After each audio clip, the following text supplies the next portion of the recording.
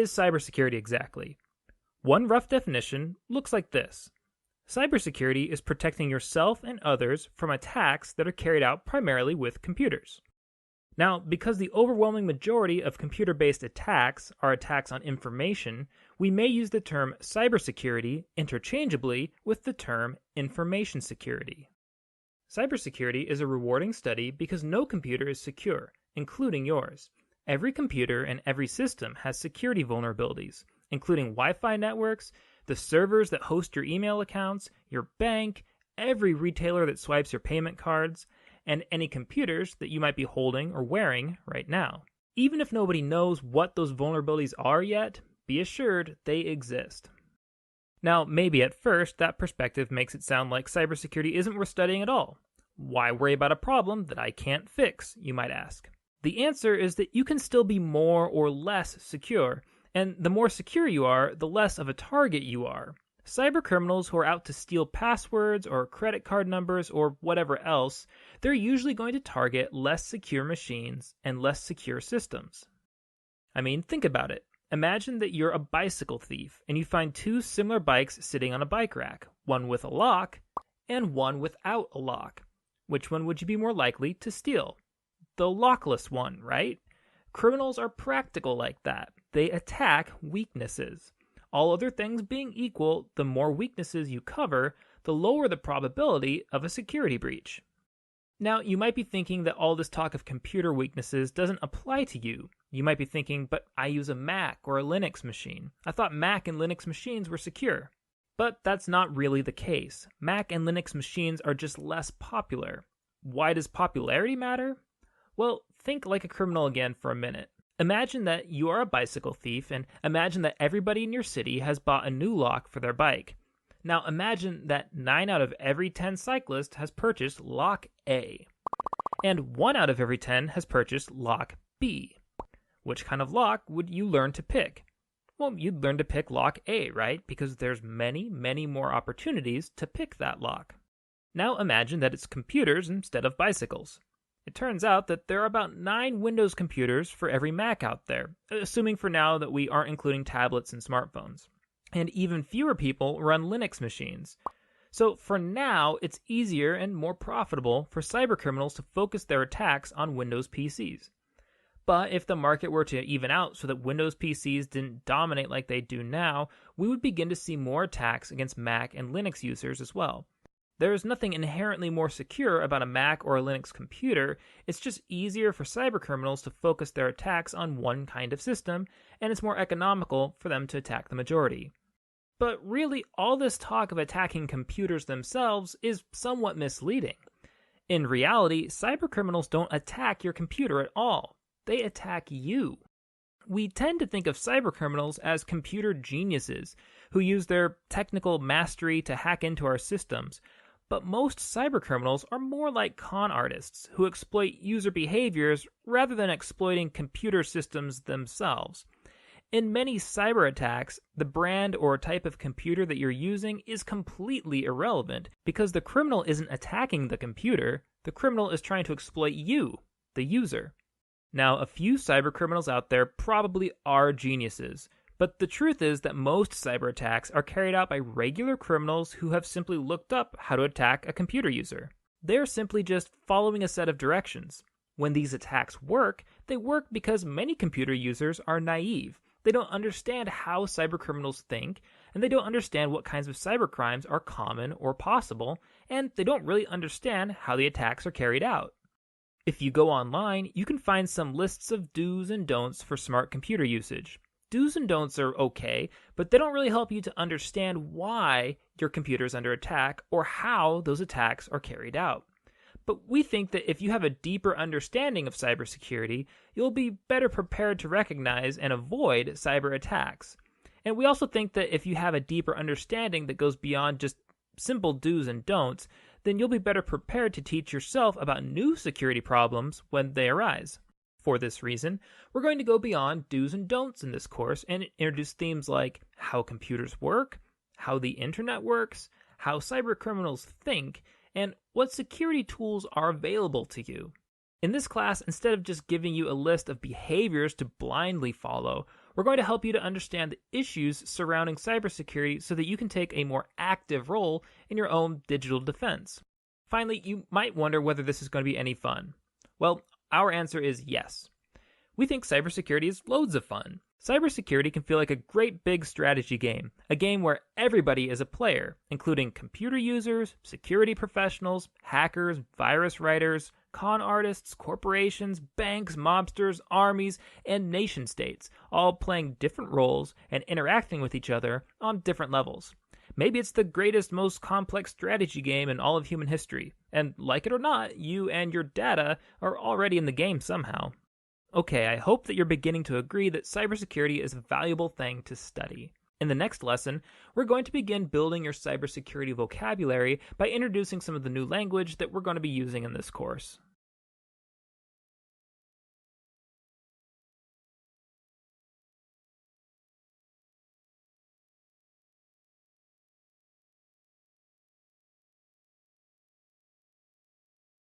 Welcome to this course, Introduction to Cybersecurity Literacy.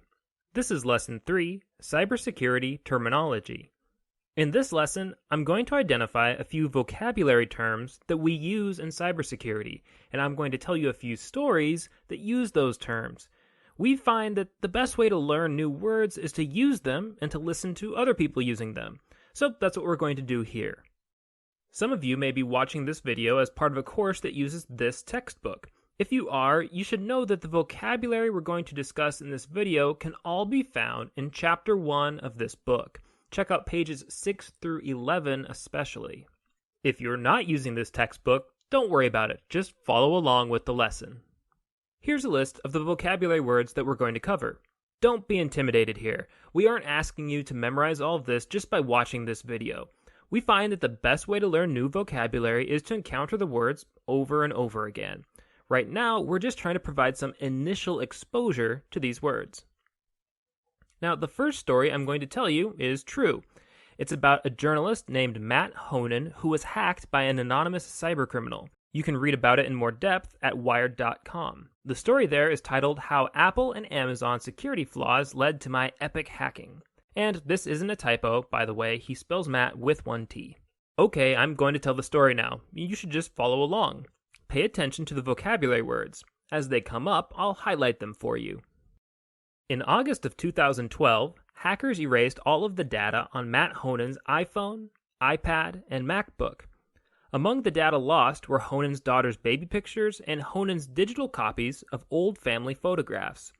The hackers also accessed Honan's Twitter account and tweeted a number of inflammatory, homophobic, and racist messages. They also deleted Honan's Google account, including 8 years' worth of messages from his Gmail inbox.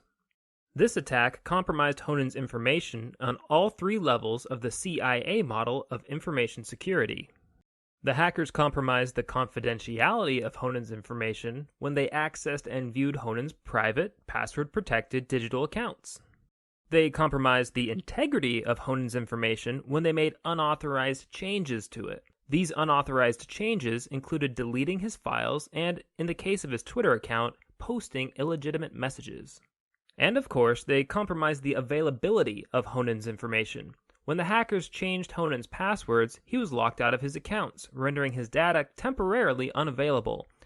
Even worse, when the hackers deleted Honan's data, they made it permanently unavailable. Or at least they attempted to do so.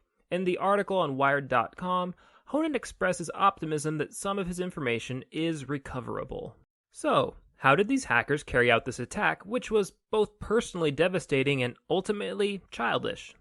Some of you may find this surprising, but these attacks were carried out without writing a single line of attack code. They required no special computer programs, nor did they require any particularly impressive technical skills.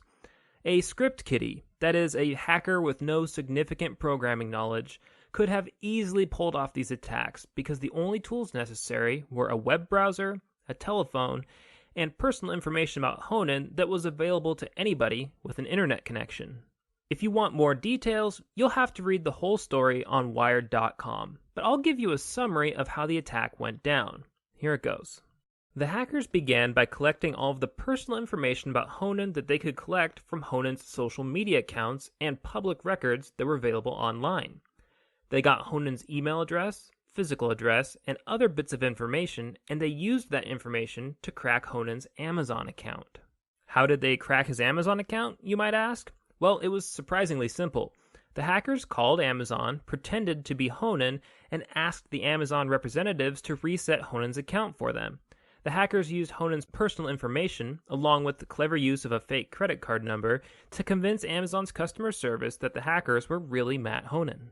With access to Honen's Amazon account, the hackers were able to collect even more personal information about him. Most significantly, Amazon gave them the last 4 digits of Honen's credit card number. They used this information to crack Honen's Apple ID, which gave them access to Honen's Apple devices. How did they crack his Apple ID, you might ask? They used the same basic trick as before. They called customer service at Apple and used Honen's personal information to convince them to reset his Apple ID password for them. Once they had access to his Apple ID, they had enough information and enough access to his accounts that they could run a password reset on his Google account. So they reset his Google password and logged into his Google account. They used his Google account to collect the information they needed to log into his Twitter account. And finally, they used his Twitter account to post offensive and embarrassing messages. To cover their tracks, the hackers deleted Honen's Google account and they used his Apple ID to request a remote data wipe of his MacBook, iPhone, and iPad data. Ironically, this remote wipe service from Apple is intended to protect users from cybercriminals. It allows a user to remotely request that their data be deleted in the event that one's laptop, tablet, or phone are stolen. The hackers in this story took advantage of several security vulnerabilities. While some of these vulnerabilities were beyond Honen's control, one of the primary vulnerabilities was Honen's own fault. He had linked several of his online accounts together in such a way that access to one account could grant a hacker access to all of them. Honen admits that the attack would not have worked if he had taken care of the vulnerabilities that were under his control. Honen wrote an article about his experience for Wired.com. In the course of writing the article, he was able to make anonymous contact with one of the perpetrators, who explained the method that they had used to attack Honen's accounts. In cybersecurity terms, this method of attack is called an exploit. Once Honen knew this exploit, he and his peers at Wired.com tested to see if they could recreate the attacks in a controlled setting. They were successful several times, and if they had wanted to, they could have mounted malicious attacks of their own. Since then, Amazon and Apple have insisted that they have updated their customer identification protocols to eliminate the vulnerabilities on their end of the problem. So we can hope that these exploits are no longer effective.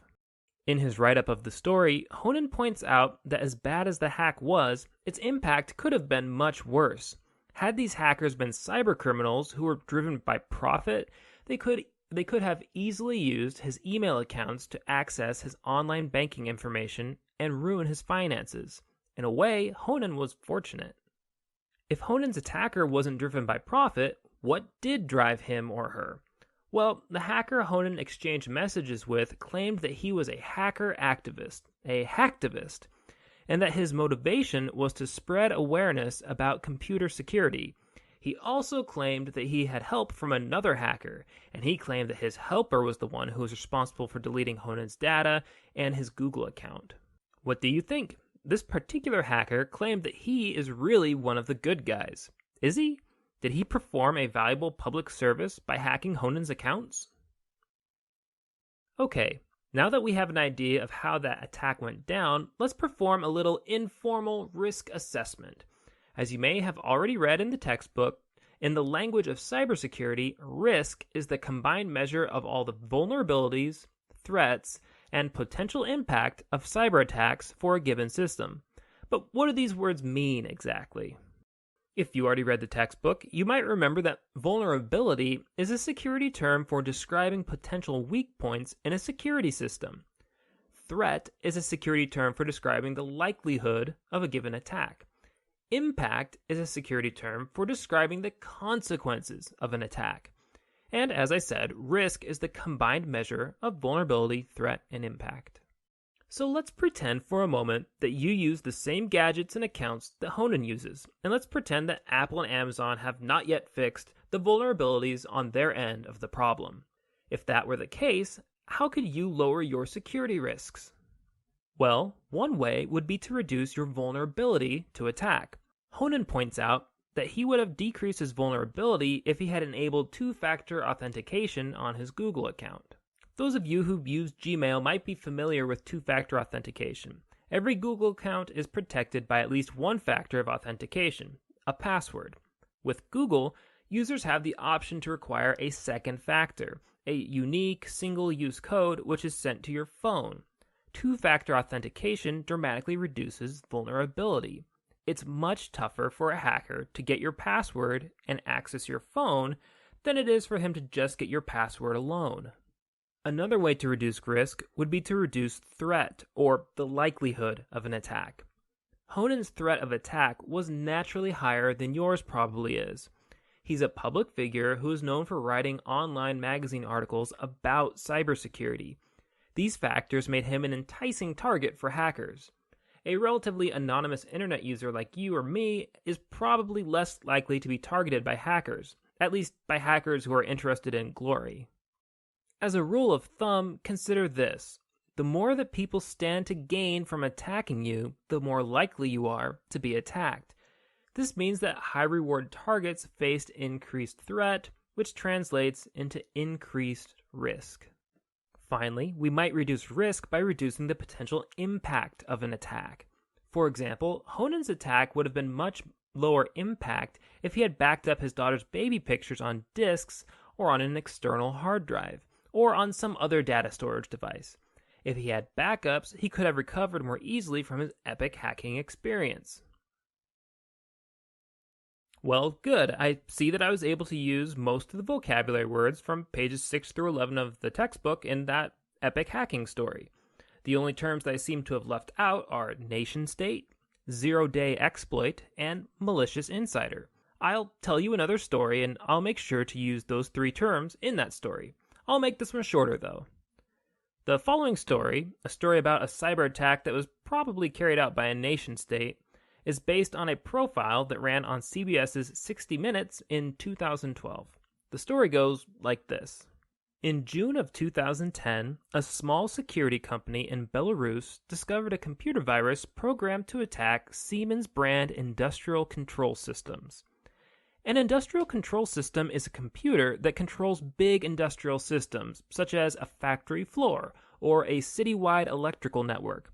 Industrial control systems are relatively small in size, but they do a lot of work. They direct most of the equipment in large facilities. Most factories, power plants, and other such facilities that you know of probably use some kind of industrial control system. This particular virus became known as Stuxnet. As security professionals analyzed Stuxnet, they made a surprising discovery. Though Stuxnet would infect many Siemens brand industrial control systems, it would only attack one of them. That's not to say that it would only attack one kind of Siemens system, mind you, but it would literally only attack one particular computer in the entire world. The only computer in the world that Stuxnet was programmed to attack was the industrial control system at a particular uranium enrichment facility in Iran. Stuxnet infected many systems, but it would only attack this particular facility. The remarkably specific nature of Stuxnet, combined with its jaw-droppingly complex attack code, has led many pundits to speculate that no ordinary hacker is responsible for Stuxnet.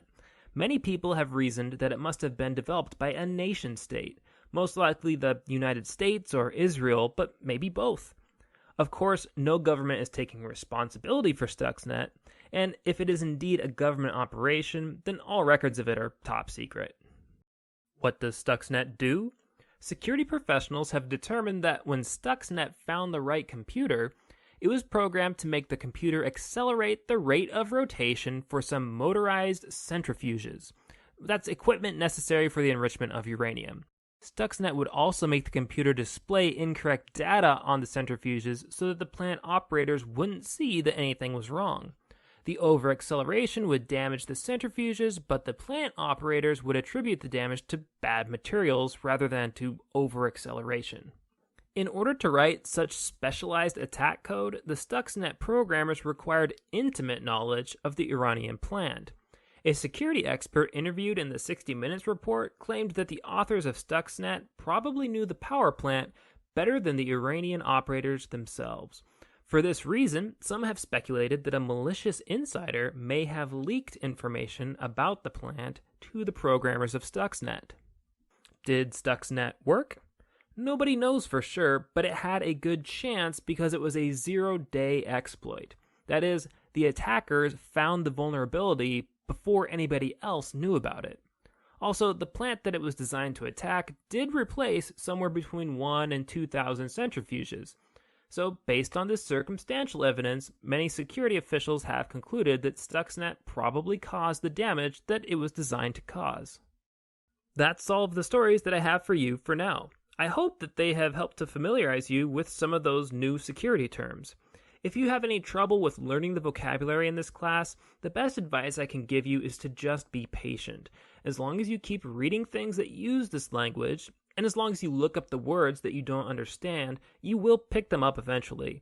You just have to use them to learn them. In the next video, we're going to begin exploring the inner workings of a computer system. Now, we obviously cannot go into too much detail about such things. You could spend a whole lifetime studying computer science, so we'll keep things pretty basic. But if you understand some of the basics about how a computer works, you'll be better able to understand how cyber attacks work, and therefore you'll be better able to understand how to defend yourselves against them.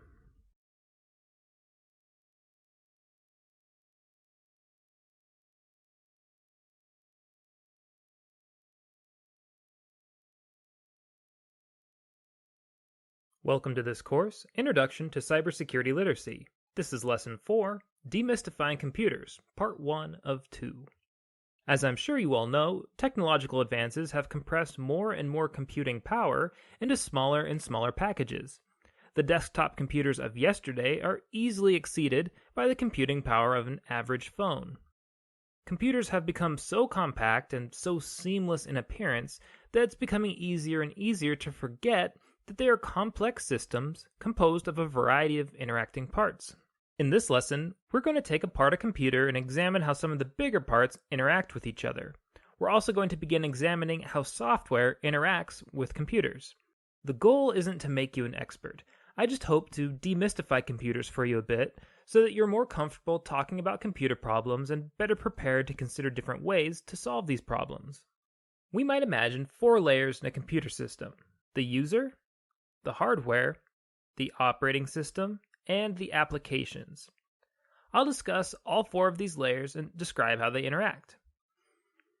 Layer 1 is the user, and that's easy enough to describe. The user is you.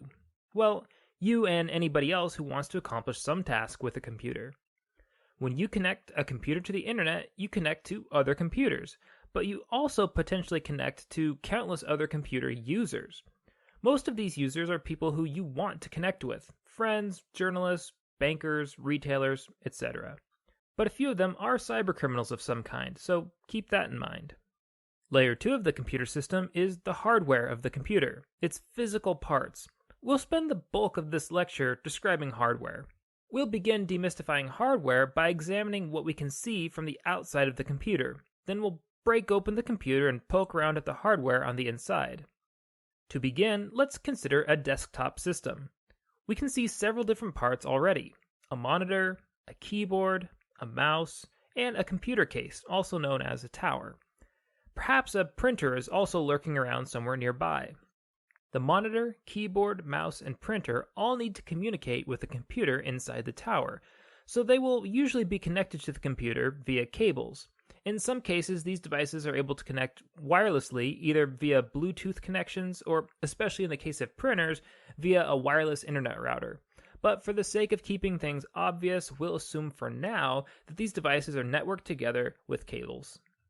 The devices that draw the most electricity, so the computer inside the tower, the monitor, and the printer, will all need a power cable. We didn't include power cables in this illustration, but you can imagine where they would go. Smaller devices, like the keyboard and the mouse, normally don't require a direct connection to a power outlet.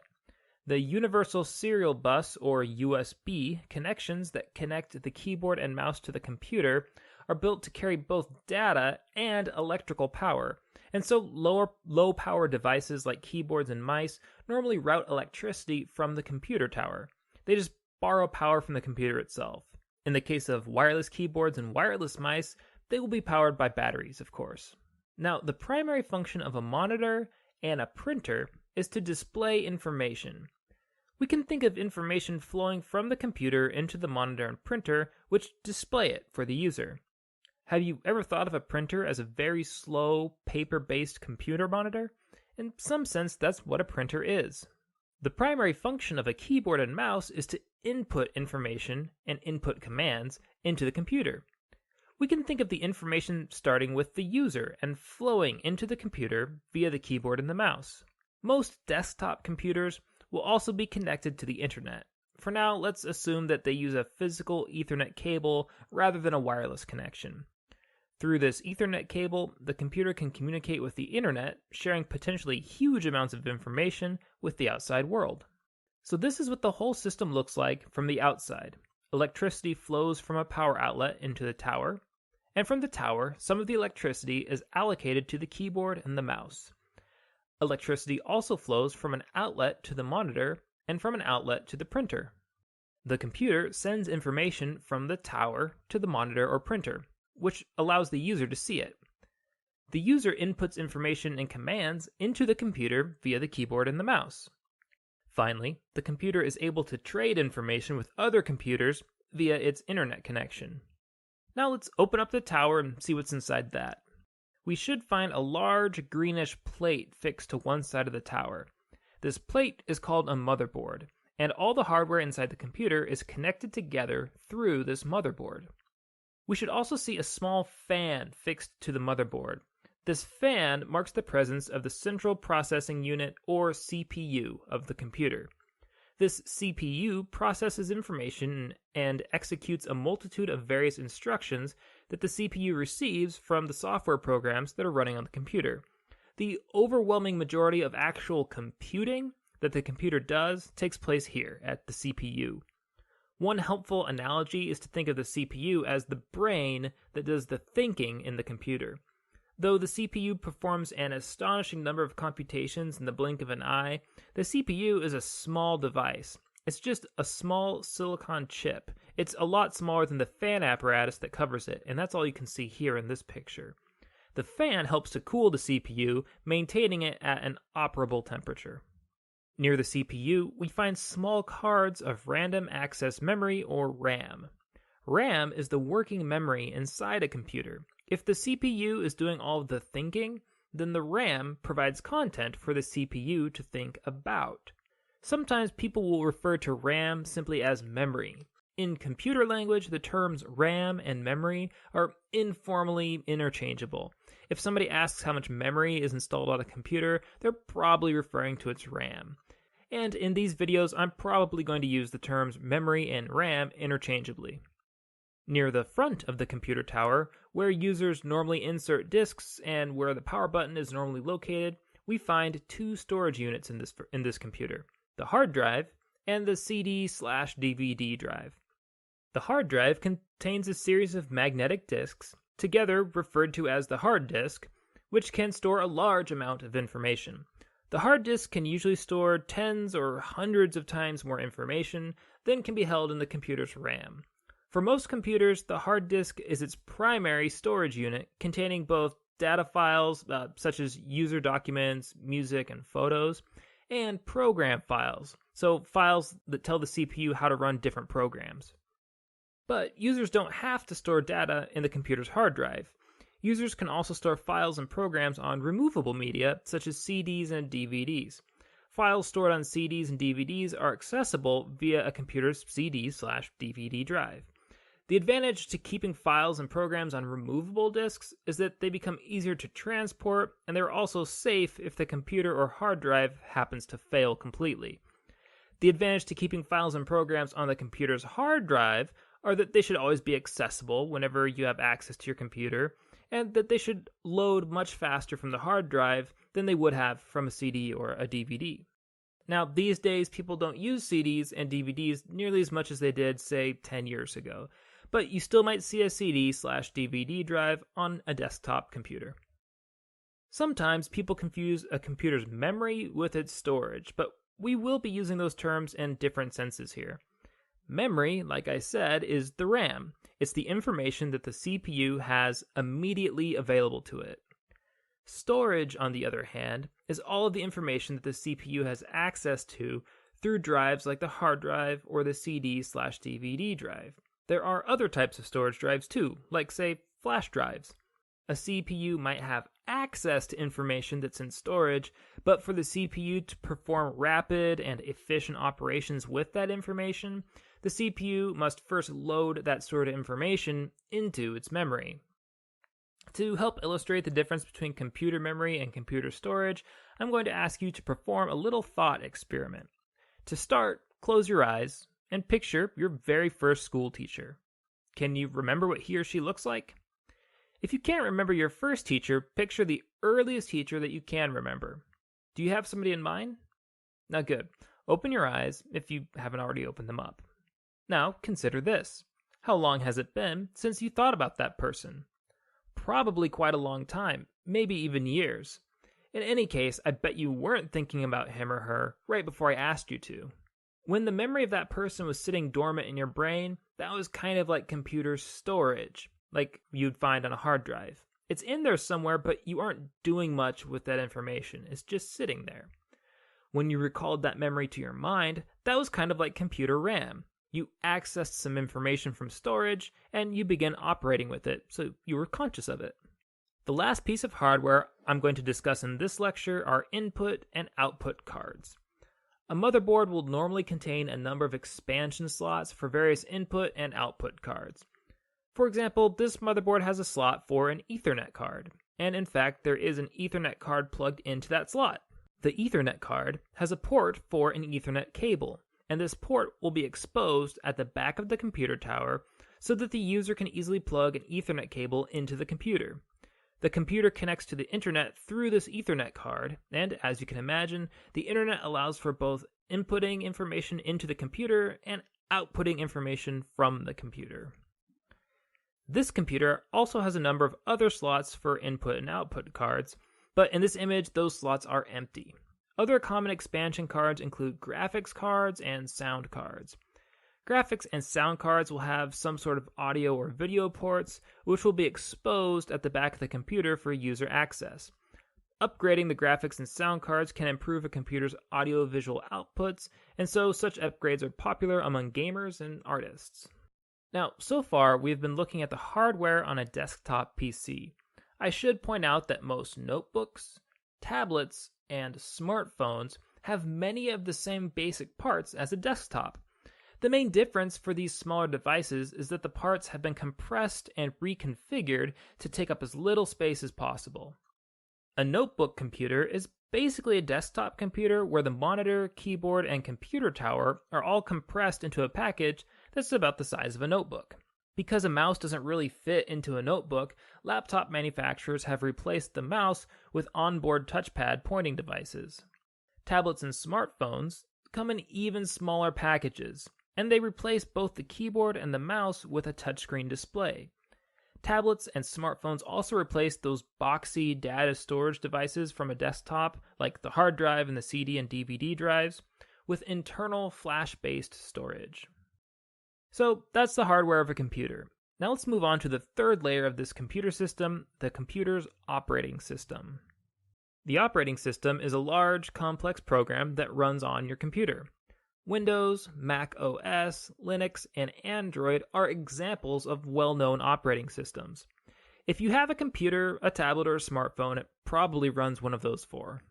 An operating system coordinates and facilitates the interactions between users, hardware, and software applications. Operating systems display the files that are available to the user.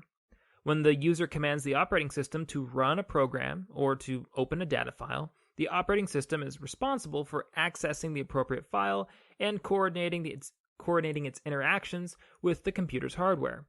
Pretty much every interaction that you have with a computer is mediated through the computer's operating system. The fourth and final layer that we're going to discuss in this lecture is the layer of computer applications. Applications are programs that are designed to perform specific tasks for the user. For example, most operating systems come with a calculator application that's pre-installed. Your web browser, such as Firefox, Chrome, or Safari, is another example of an application. The operating system displays which applications are available to the user, and when the user selects an application, the operating system opens the application and coordinates its interactions with the computer's hardware. Applications are normally stored on the hard disk of a computer, though it's possible to store them in other places as well, perhaps on a CD or DVD, or on a thumb drive. Okay, in this lesson I introduced you to 4 layers in a computer system: the users, the hardware, the operating system, and the applications. That will be all for now on Demystifying Computers. In part 2 of this lesson, we will continue to demystify computers by discussing what happens when you turn a computer on and when you run an application.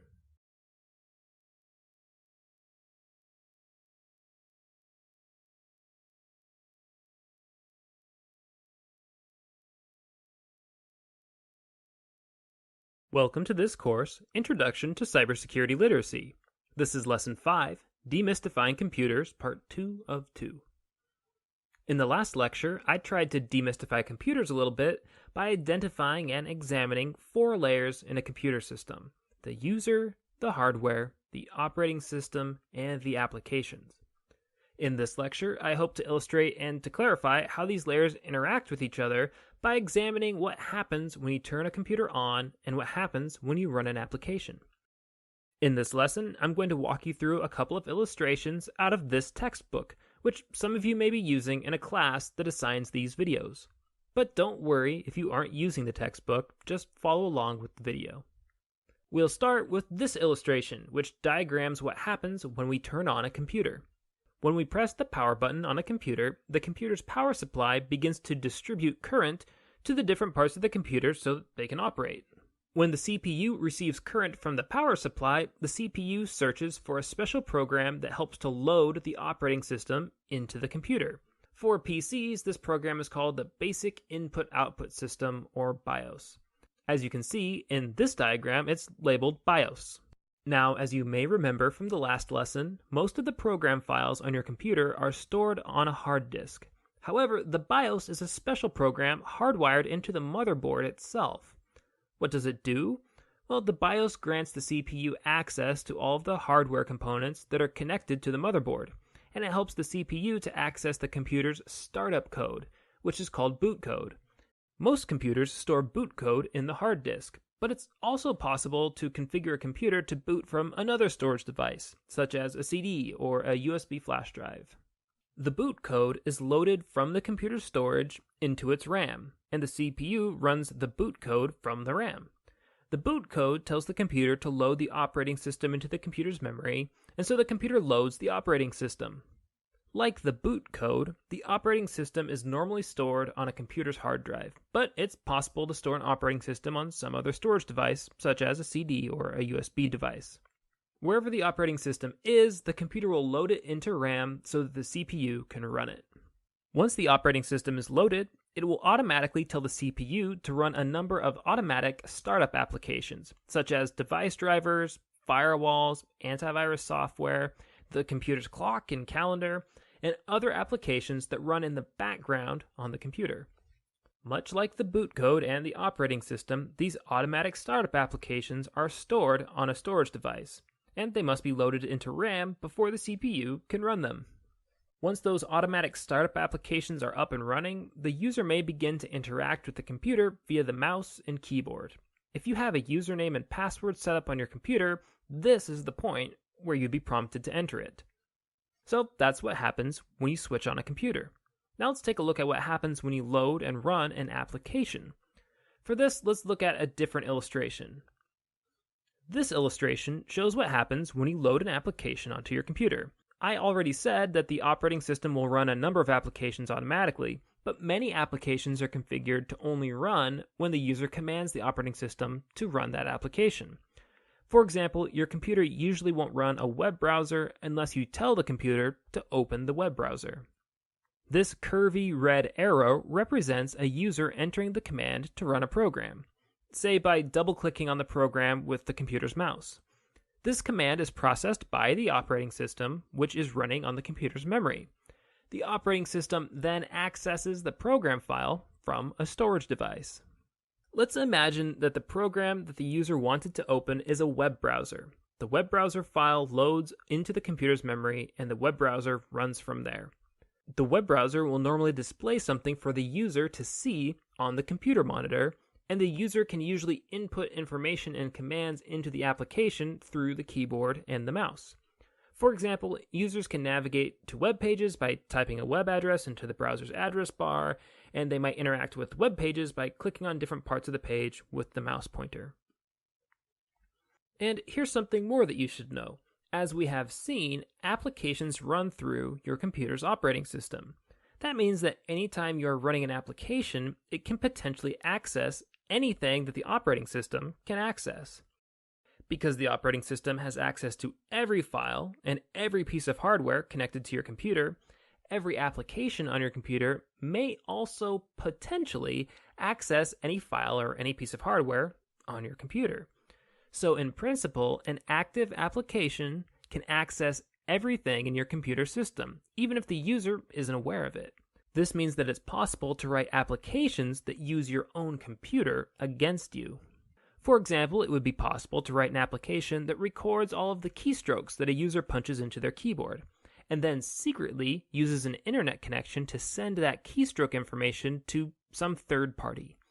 And then that third party could mine your keystrokes for sensitive information, like usernames and passwords or bank account numbers. In fact, many such applications already exist. They are called keylogging programs, and cybercriminals would be delighted to install one on your computer. Okay, that's all for now on these two illustrations. Obviously, there is much more to learn. I just wanted to give you an overview so that you could get an idea of how your computer system is tied together. Understanding how the different parts of the system are connected together should eventually help you to understand what kinds of weaknesses the bad guys like to attack. In the next video, we're going to continue laying the groundwork for basic understanding of computer science. And remember, we're doing this so that you'll be better prepared to understand how cybercriminals use the wonders of computing against you. These past couple lessons, we've been discussing individual computers, but now we're going to move on to a vast network of computers that are all connected together, and that is the Internet.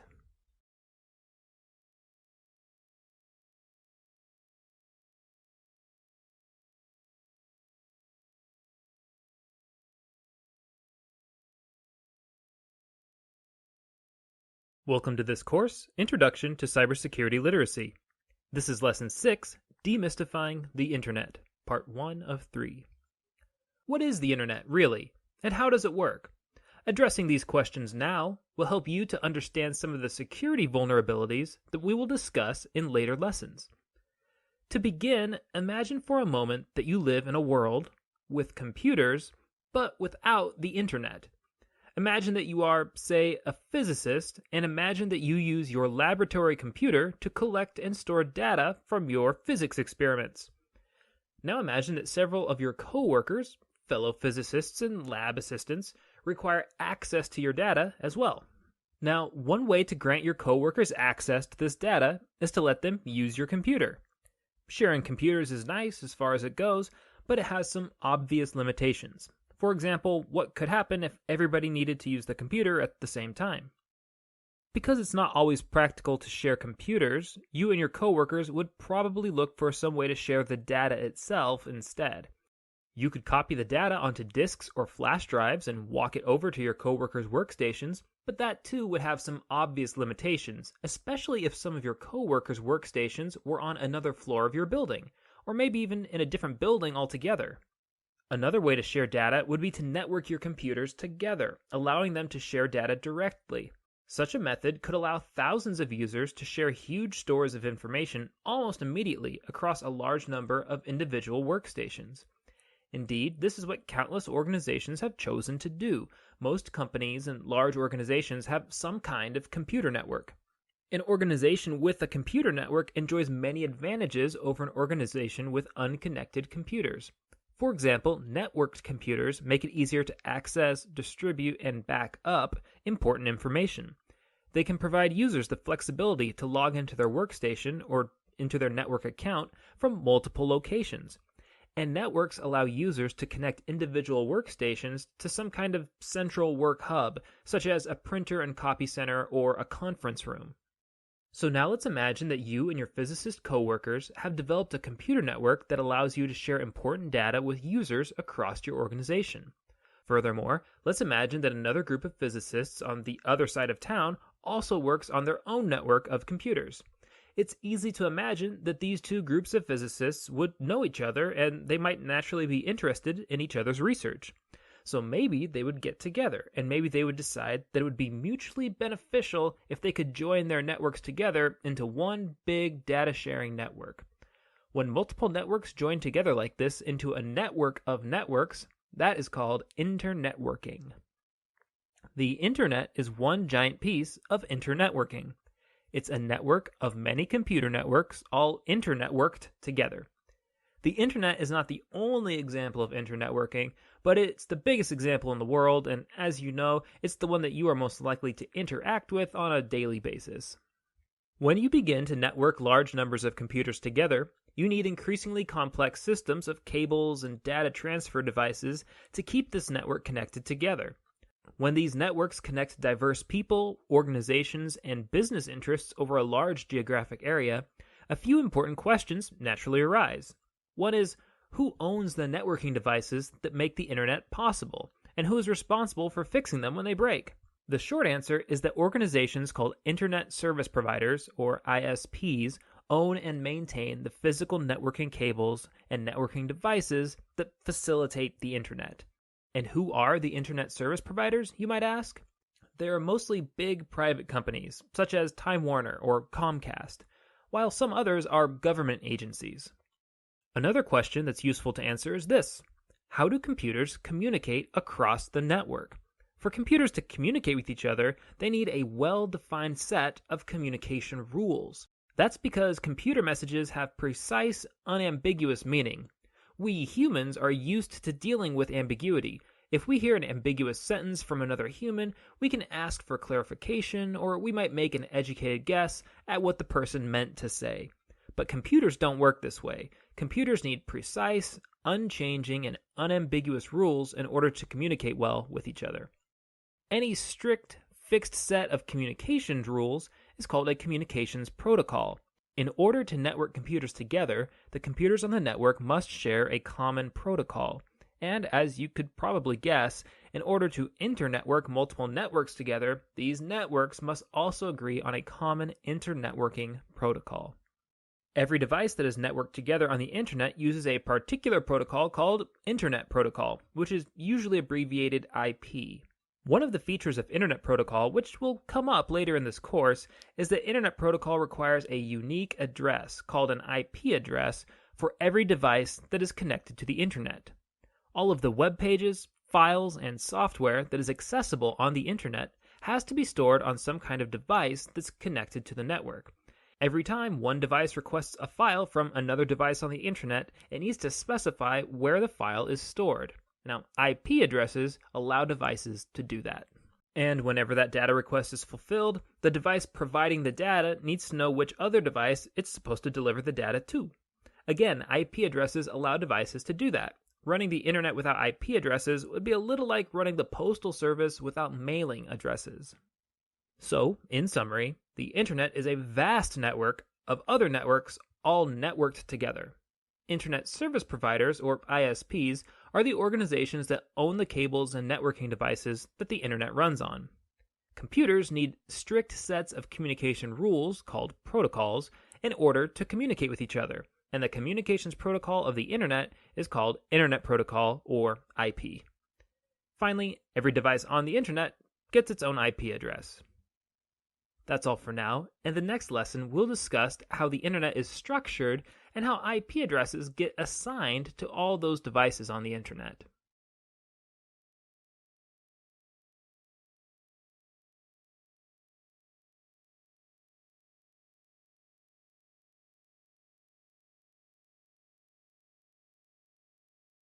Welcome to this course, Introduction to Cybersecurity Literacy. This is Lesson 7, Demystifying the Internet, Part 2 of 3. In this lesson, we will examine some illustrations that will help us to see the Internet in greater detail. Some of you may be watching this video as part of a course that uses this textbook. If you are, you should know that the illustrations in this video are from Chapter 2 of the book. If you aren't using this book, don't worry about it, just follow along with the video. This first illustration models the mysterious cloud view of the Internet. Casual users see information go into and come out of the Internet, and they understand what kinds of information and services are available. Email services, web pages, online retailers, banking institutions, and more. But they may not understand how that information is networked together. Let's take a closer look at the structure of the Internet so that the cloud is not so mysterious. This next illustration begins to show how the Internet is networked together in a little more detail. It shows how the Internet is arranged loosely into a hierarchy. At the top of the hierarchy is what is referred to as the backbone of the Internet. The backbone of the Internet consists of the largest set of Internet service providers, or ISPs as they're called. An ISP is an organization that owns, controls, and maintains a large number of the computer networking cables and networking devices that make the Internet possible. These largest ISPs include corporations, governments, and in some cases large academic organizations. The connections linking the biggest ISPs together are modeled by red arrows in this illustration. These arrows represent the network cables that carry the most information. Most Internet traffic must travel through one of these backbone connections at some point as it travels across the net. As we work our way down the hierarchy, we see that there is a tier of medium-sized ISPs. These medium-sized ISPs are responsible for considerably less Internet traffic and considerably fewer cables and networking devices than the backbone ISPs are. But they are still responsible for a huge amount of traffic. In this illustration, the blue arrows represent the Internet traffic between these medium ISPs and the backbone ISPs above them. The green arrows represent the connection between the medium ISPs and an organization further down the hierarchy. As we can see in the illustration, a business with its own private internal network might connect its many users directly to one of these blue medium-sized ISPs. However, a residential user might connect to the medium ISPs through an even smaller local ISP. These small, local ISPs that connect residents to the Internet are often controlled by a local cable company or a local phone company. The connection between the smallest tier of ISPs and an individual residence is represented here by a purple arrow. The connection represented by the purple arrow might carry a lot of information, streaming video, file downloads, or maybe online games. But that quantity of information is just nothing compared to the quantity represented by the arrows higher up on the hierarchy. So there it is. This illustration shows us how Internet service providers are organized into a hierarchy, with the ISPs on the top handling the most data and the ISPs and residents on the bottom handling the least data. This next illustration shows something else. As you may already know, every device that is connected to the Internet has a unique address called an IP address. This illustration shows a couple different ways that IP addresses get assigned to devices. This diagram includes three fictional networks: the XYZ Office Network, the ABC Office Network, and the Joe's Coffee Shop Network. To keep the diagram relatively simple, the rest of the Internet has been condensed down into a cloud in the middle of the illustration. First, let's take a look at the XYZ Office Network on the left side of the illustration. Those red numbers are the IP addresses for the whole network. Every IP address is numerical like that. They are always written as 4 sets of digits, each separated by a period. Each of these 4 sets of digits can be any number from 0 to 255. So take a look at the IP address of the XYZ network. It's 197.12.15.0. All of the devices connected to the XYZ network will be assigned IP addresses that begin with the first 3 sets of digits, 197.12.15. Device IP addresses ending in 0 are restricted, and device IP addresses ending in 255 are also reserved, so in practice, the range of possible IP addresses for devices on this network are 0.1 to 0.254. As we can see in the illustration, the router at the XYZ office network has been assigned the IP address ending in .254. Meanwhile, Carol's desktop computer has been assigned the IP address ending in .10. There are 252 IP addresses remaining in the available range for this network. The XYZ office network uses static IP address assignments. Static IP addresses are unchanging. That means that for the foreseeable future, Carol's desktop has been permanently assigned this particular IP address. 197.12.15.10 is permanently reserved for her computer. The opposite of static IP address assignment is dynamic IP address assignment. For an example of dynamic IP address assignment, let's take a look at the ABC office network over on the right side of the illustration. The ABC office network is at the IP address 207.10.2.0. Just like in the case of the XYZ office network, devices connecting to the network can use any IP address starting with those first three numbers and ending with any number from 1 to 254. For example, on this network, the router took the IP address ending in 254, Bob's computer took the address ending in 15, and Alice's computer took the address ending in 5. But unlike the XYZ network, the ABC office network uses dynamic IP addresses instead of static IP addresses. This means that some of these IP addresses are subject to change. You see, the ABC office network has a special piece of hardware called a Dynamic Host Configuration Protocol Server, or a DHCP server, as it's often abbreviated. The Dynamic Host Configuration Protocol Server assigns a device one of the 254 possible network IP addresses each time a device begins a new internet session.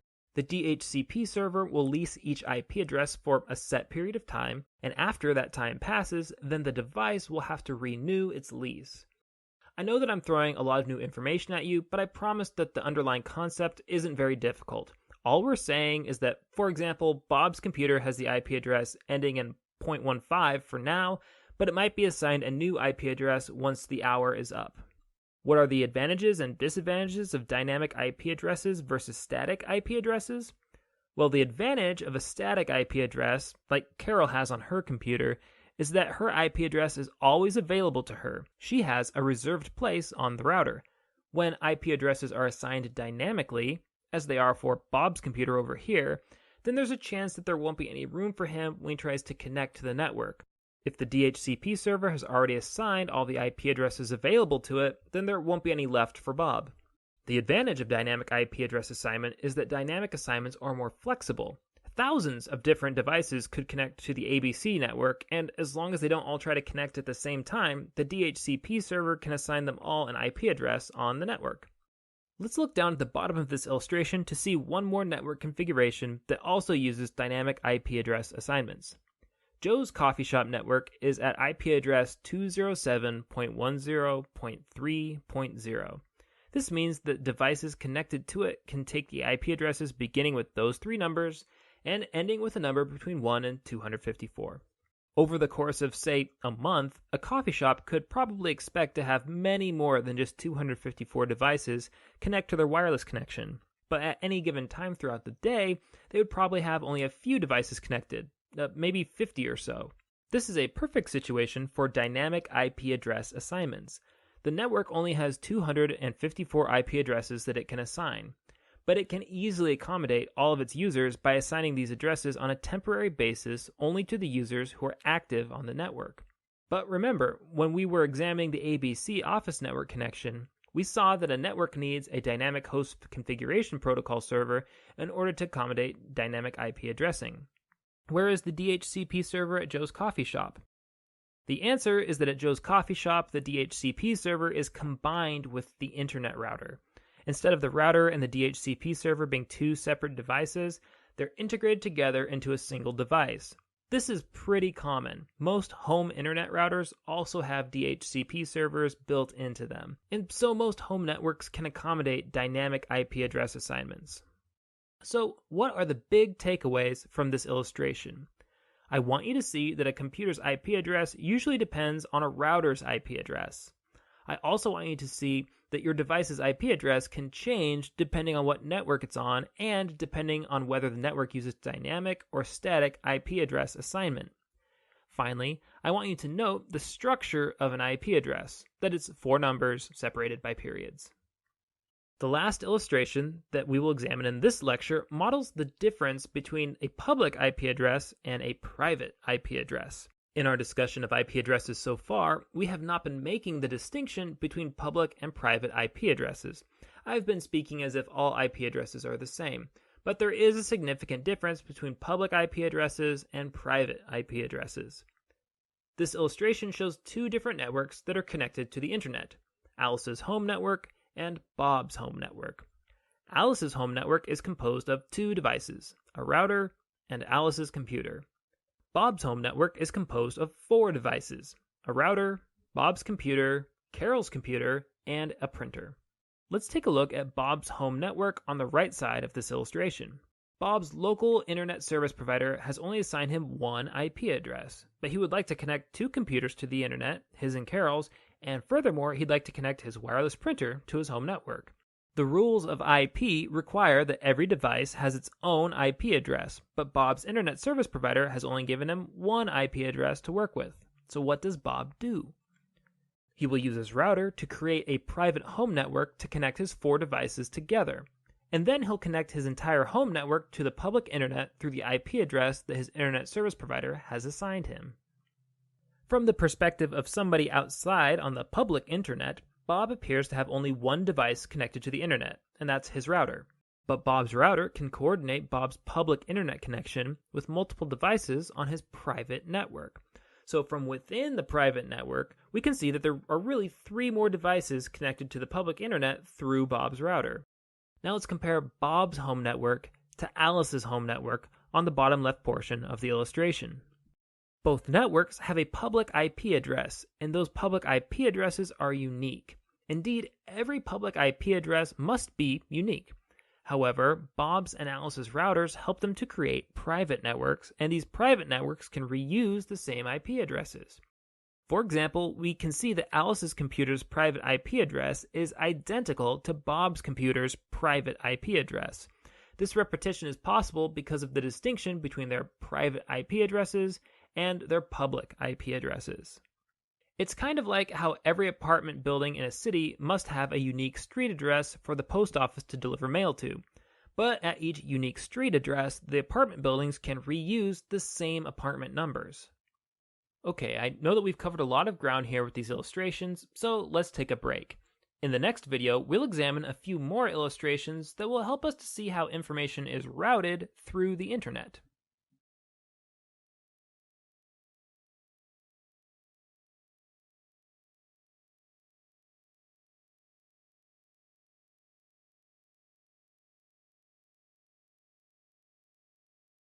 Welcome to this course, Introduction to Cybersecurity Literacy. This is Lesson 8, Demystifying the Internet, Part 3 of 3.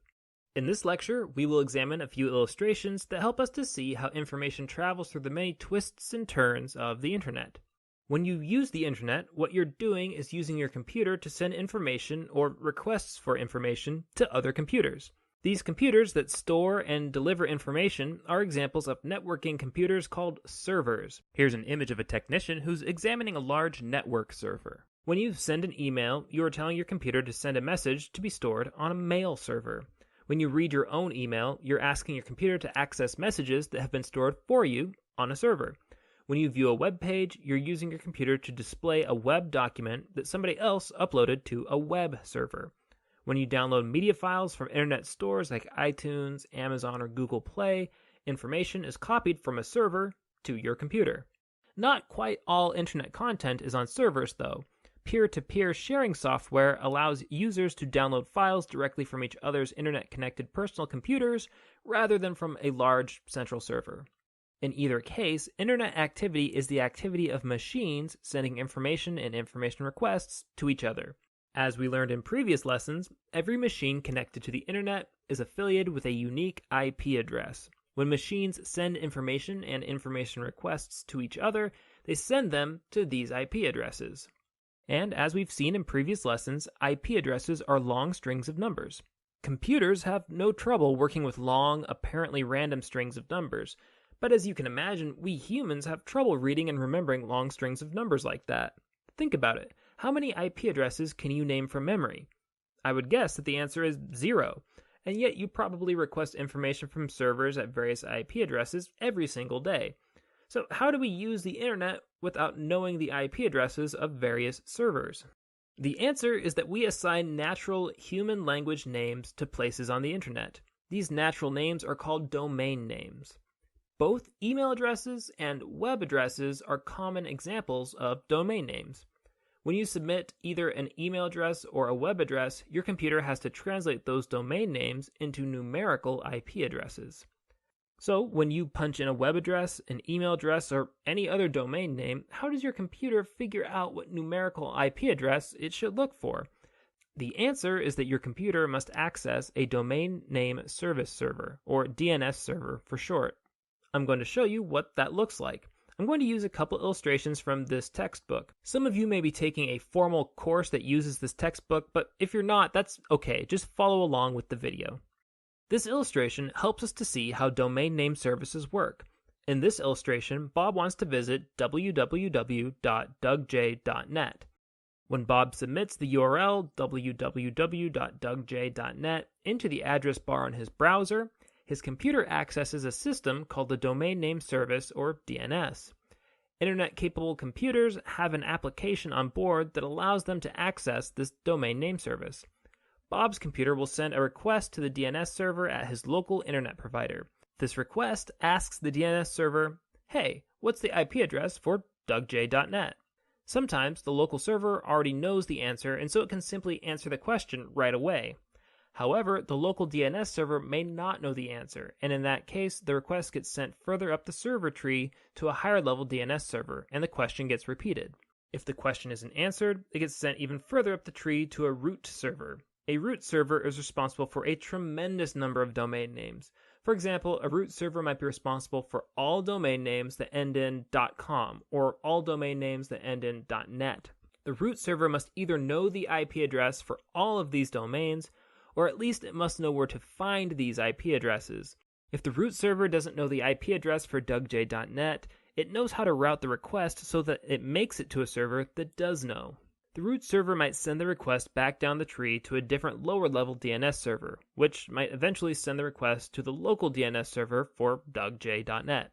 If this domain name exists, then the local DNS server will definitely know its IP address. In this case, the requested IP address is 129.186.105.24.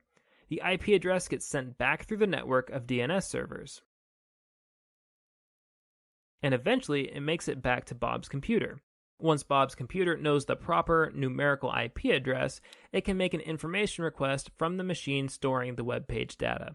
Bob's computer might now store the IP address for later use. Although it takes a while to explain the process of accessing an IP address from a DNS server, the computers involved carry out this operation so rapidly that we normally don't even realize that anything has happened.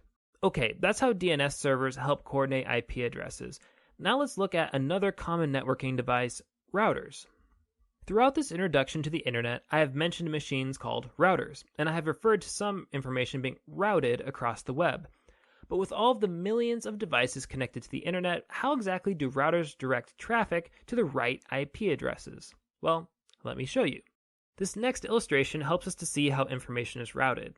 In this illustration, we have two networks, Network 1 and Network 2. You might notice that router 1 is connected to both networks, and so it has two different IP addresses. When you're looking at router 1 as a member of Network 1, then its IP address is 192.168.1.1. But when you're looking at router 1 as a member of Network 2, then its IP address is 207.20.15.1. So those two IP addresses don't refer to different devices, they just refer to the same device from different perspectives on different networks. Network 1 consists of 3 devices: Alice's computer, Bob's computer, and router 1. Network 2 also consists of 3 devices: Carol's computer, router 1, and router 2.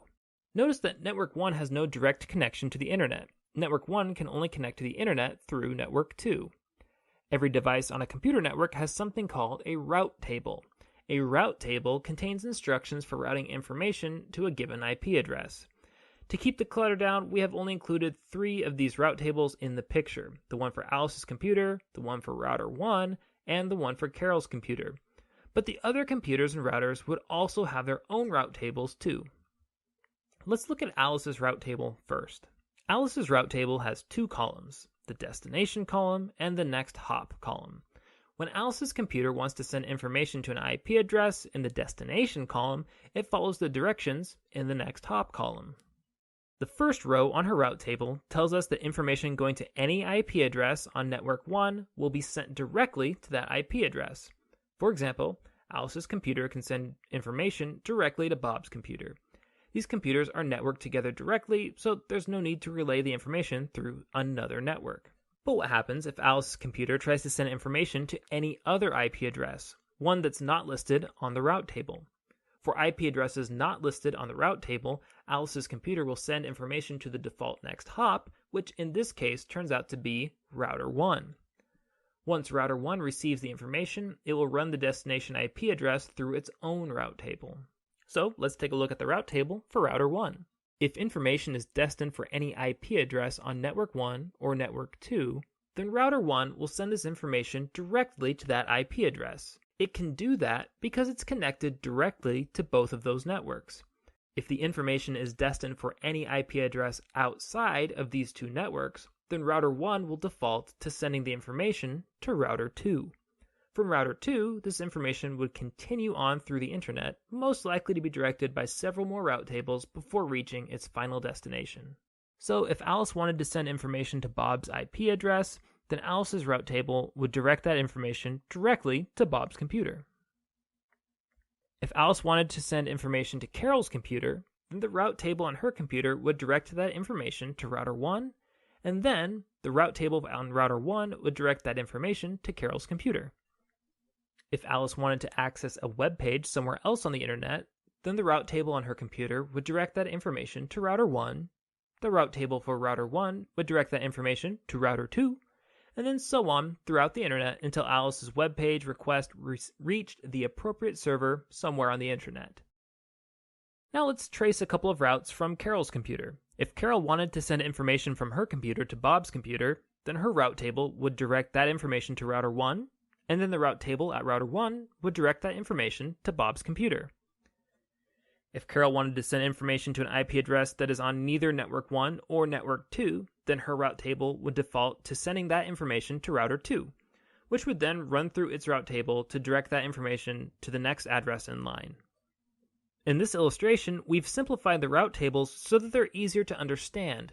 Real route tables have more lines of instructions than the route tables in this illustration, but I hope that you can see how complex networks can run on relatively short route tables. Indeed, the route table on your computer is probably much less than a page long, and yet it allows you to connect to potentially billions of IP addresses. Now, so far, we've examined how computers use domain name service or DNS servers to translate domain names that are easy for people to read into IP addresses that are easy for computers to read.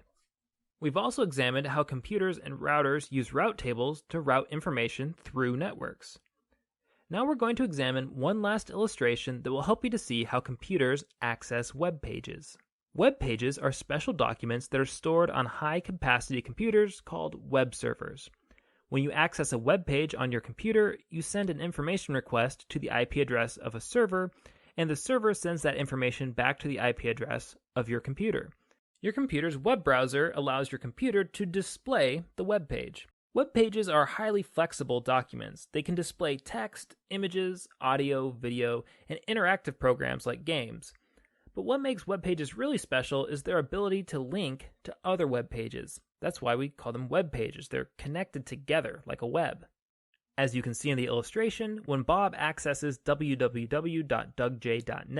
his computer accesses the web server that hosts that website. The website, dougj.net, consists of a cluster of files that are stored on that computer. Each file contains all or part of a web page, which Bob can view in his web browser. The first page that comes up when Bob navigates to dougj.net will be the home page. Because of the interconnected nature of the web, this homepage can link to several other web pages. Furthermore, any of these web pages could link to any other page on the web. So a link at dougj.net could make Bob's computer request the homepage for www.anothersite.net. And then Bob might begin exploring the various web pages associated with anothersite.net. In all probability, the web document files for anothersite.net would be located on a completely different server than the files associated with dougj.net. Indeed, these servers could be on opposite sides of the globe. But if Bob has a good internet connection, he can browse through those web documents stored on servers thousands of miles apart more quickly than he could browse through a book on the other side of his office. This is all thanks to the lightning quickness of electric signals and the shrewd networking techniques that we've been describing in these lessons. Okay, that's all for now on the internet. I hope that it's a little less mysterious now than it was before.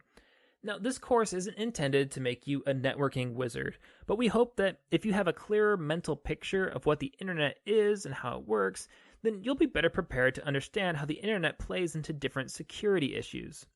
In the next lesson, we're going to begin learning about passwords, which are very important for cybersecurity.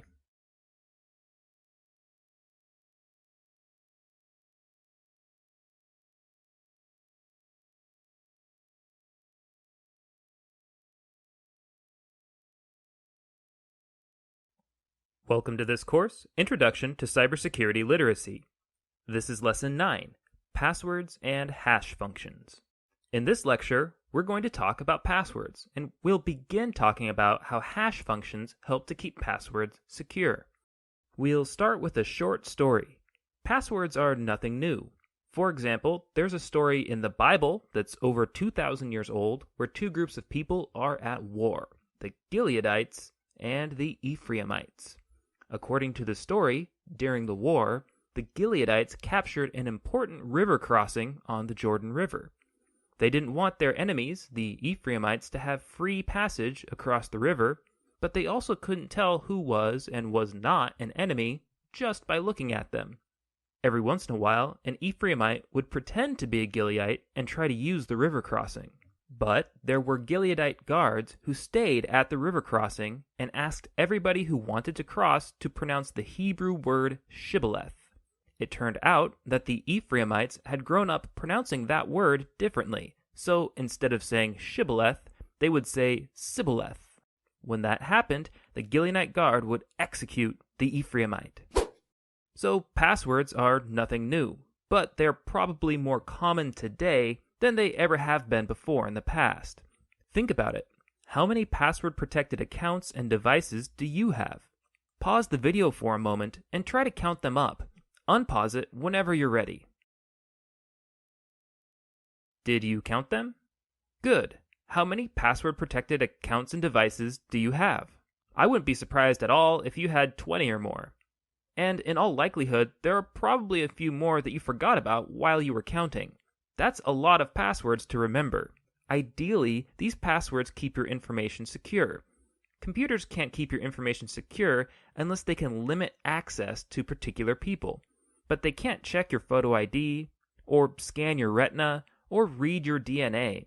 So passwords are the preferred means of proving that you are who you say you are. And really, passwords are much simpler and more convenient than trying to use photo IDs or retina scans or DNA evidence to prove your identity. Of course, for a password to be useful, both you and the service that you're logging into have to have a copy of it. Let's say you want to log into an online banking account. When you log into your online account, you normally submit a username and password. The bank will check your username and passwords against a list of usernames and passwords in one of its servers. If the username and password that you have submitted matches the one stored on the server, then they let you in. As you can imagine, those servers full of password files are tempting targets for cybercriminals. Imagine just one hack that could provide access to thousands of bank accounts or millions of email accounts. To help keep passwords secure, companies like your bank use a special mathematical function called a hash function to encrypt passwords before storing them on their servers. A hash function converts a string of letters, numbers, and symbols into a completely different string called a hash value. As you can see from this illustration, a hash value looks nothing like the original password. It uses completely different symbols, and it converts passwords of all lengths into one standard length, so that the length of the hash value can't be used to guess the length of the original password. Even similar looking passwords will result in completely different looking hash values. In this example, we just added the number 1 to the end of Alice's password, but the resulting hash value is completely different. Even if a hacker breaks into the password files at your bank and steals the hashed passwords, and even if they know the mathematical formula for the hash function, hash values are of little use to them because the hacker can't translate the hash values back into the passwords. The hash function only works one way. It can only scramble the passwords, not de-scramble them. So hash functions are, for all practical purposes, irreversible, even for people who understand how the function works. The person who originally wrote the hash function would be just as unable to reverse it as any hacker would be. That might seem a little counterintuitive at first. How can a mathematical function only go one way? To show you how a function could be irreversible, I'm going to refer to some mathematical terms. If you have a little trouble following along, don't sweat it. You won't be quizzed on the math parts of this lecture, at least not by me. I'm just including some math because I think many of you will find it interesting, and also because I think a mathematical illustration can help to make sense of the counterintuitive idea that a hash function could be totally irreversible. First, let's consider two prime numbers. You're going to time yourself as you multiply them together. For this example, let's use 13 and 41. In a moment, I'd like you to pause the video, and I'd like you to check how long it takes you to multiply these two numbers together. Ideally, you should use pencil and paper for this exercise, but you can use a calculator if you want to. Time yourself to see how long it takes to finish the problem. After you find the solution, unpause the video and continue on. Are you ready to pause? Good. Pause it now. Are you finished? About how long did it take to multiply the numbers together?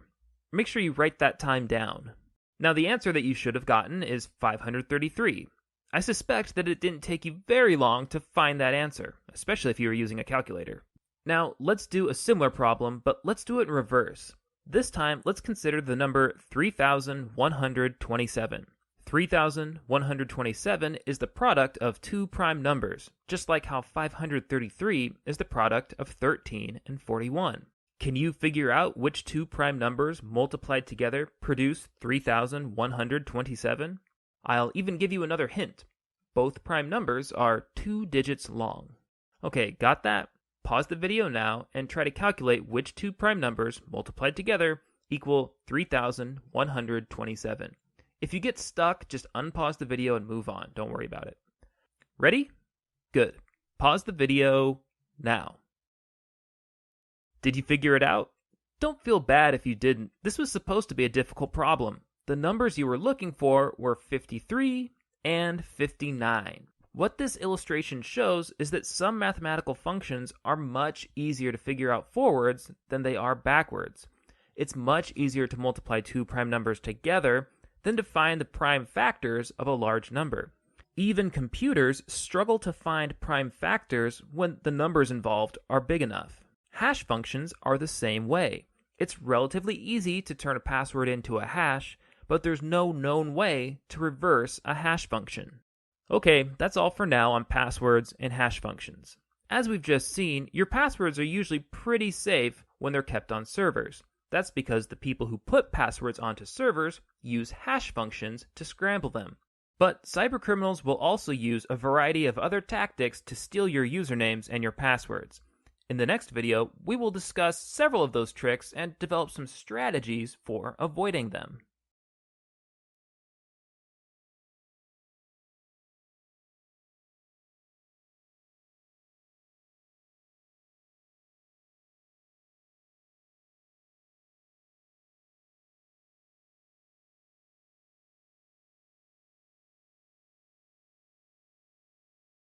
Welcome to this course, Introduction to Cybersecurity Literacy.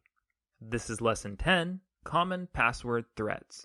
In the last lesson, I introduced passwords, and I explained how businesses use encryption formulas called hash functions to help keep your passwords a secret. It would be nice if that were the final word on the matter. That is, if hash functions would ensure that passwords would remain secure always and forever. But of course, that's not the world we live in. In the real world, our passwords remain vulnerable. In this lecture, I'll introduce you to 10 common threats to your passwords: user disclosure, social engineering, phishing, keylogging, wireless sniffing, brute force guessing, dictionary attacks, unencrypted password files, exposed passwords with known hash values, and security questions. Throughout this video, I'll suggest ways in which you can minimize these threats. As you will see, it's important to have a strong password, but it's even more important to handle your password wisely. Password threat 1 is user disclosure. Now, this might seem obvious, but you shouldn't tell other people your passwords. You can never tell for certain who is and who is not trustworthy. You might respond, "Oh, I trust this person. I know that she's not a cyber criminal." And there's a good chance that you're right. However, are you sure that you trust all of the people that this other person trusts? What if she discloses your password to a criminal somehow? And even if you don't believe that this trusted person would intentionally disclose your password, are you really sure that she wouldn't do so accidentally? If you let your mind wander for a moment, it's easy to think of dozens of scenarios in which a trusted person could accidentally lose or disclose your private password. The bottom line is that as soon as you share your password, you lose control over how that password is shared by others. Why take such an unnecessary risk? Just keep them to yourself. You should especially avoid emailing or messaging your password to other people.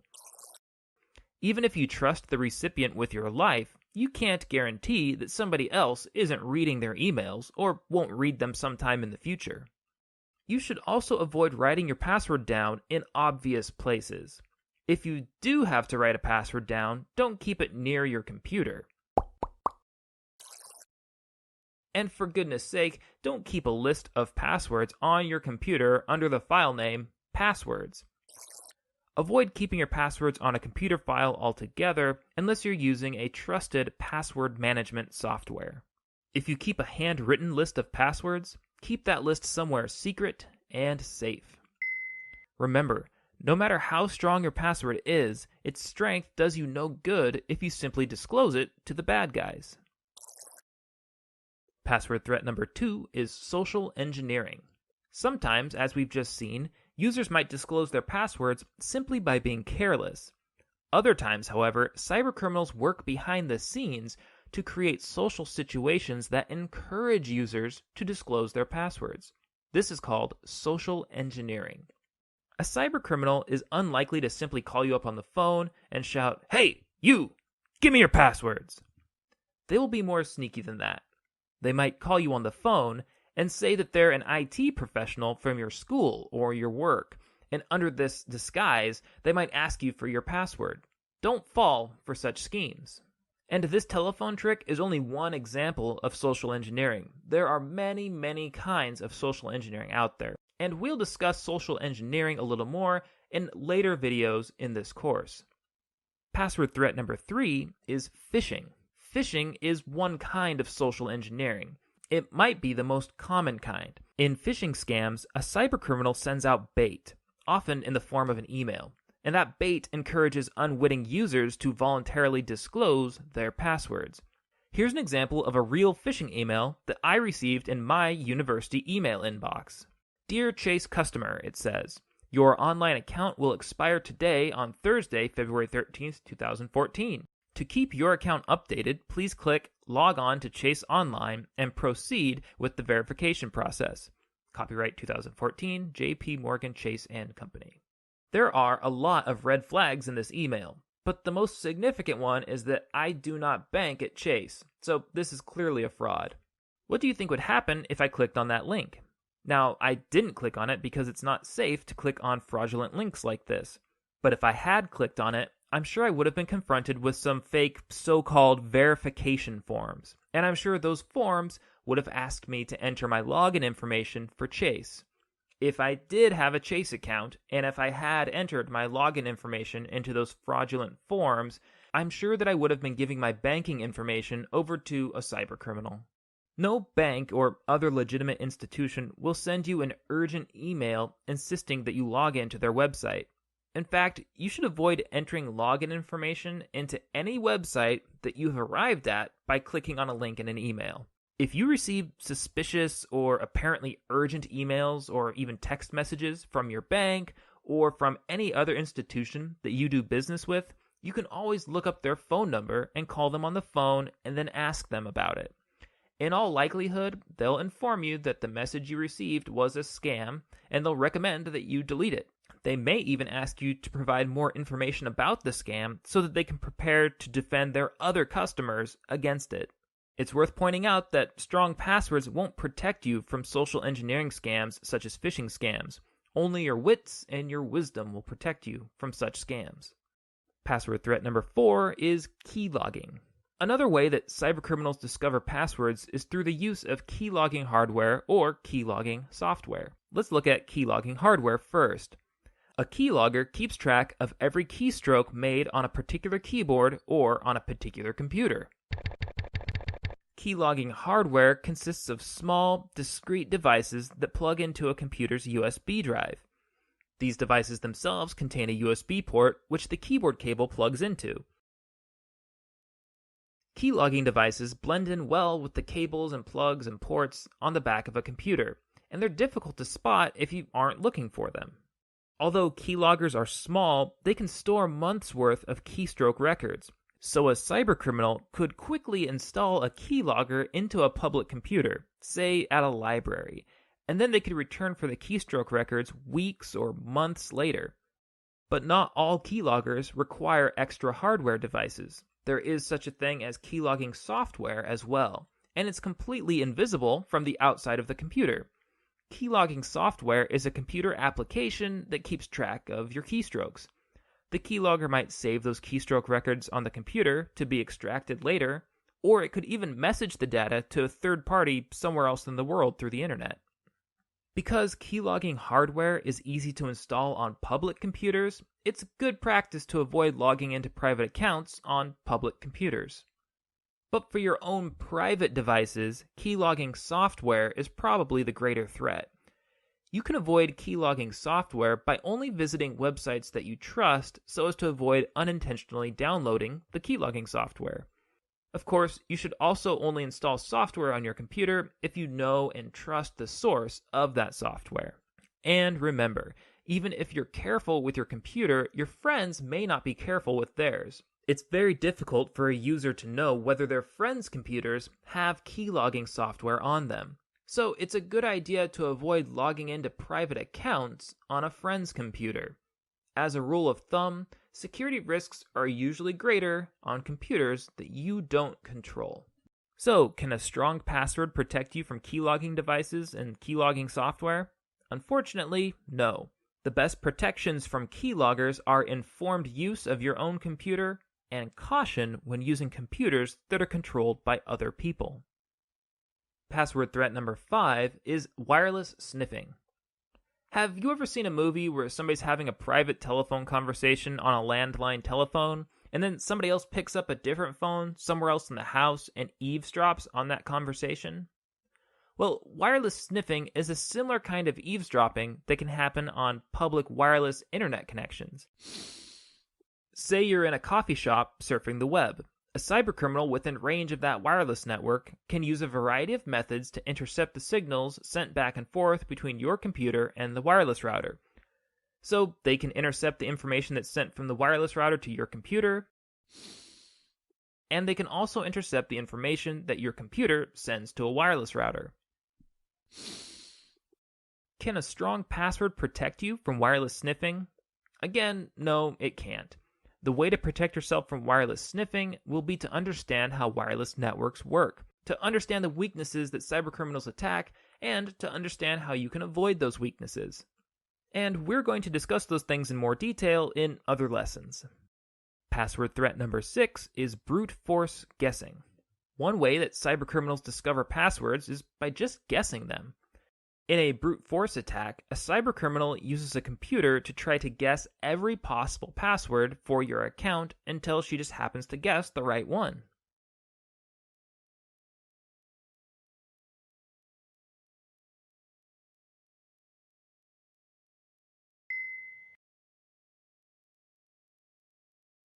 Can a strong password protect you from brute force guessing?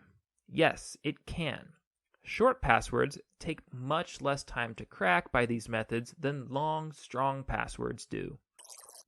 Every character that you add to your password makes your password exponentially more difficult to randomly guess.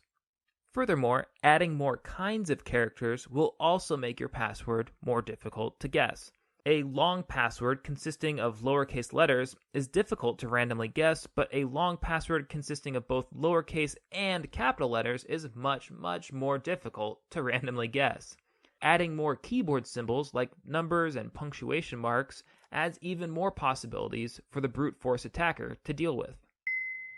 Websites will also help to protect you from brute force attackers by requiring users to complete a completely automated public Turing test to tell computers and humans apart, or a CAPTCHA as it's commonly abbreviated. A CAPTCHA presents symbols on the screen that are difficult for computers to interpret, but easy for humans. If the user can't interpret the CAPTCHA, then the website denies their login request. This way, even if a computerized attack does guess your password, the CAPTCHA helps to prevent the computer from automatically logging into your account. Password threat number 7 is dictionary attacks. Because there are practically innumerable possible passwords and cybercriminals don't have infinite time to spend trying to crack them, brute force guessing is often pretty impractical. However, in reality, users don't usually choose literally random strings of characters as their passwords, because literally random strings of characters are difficult to remember. Users follow patterns when they create passwords, and many of them tend to follow the same patterns.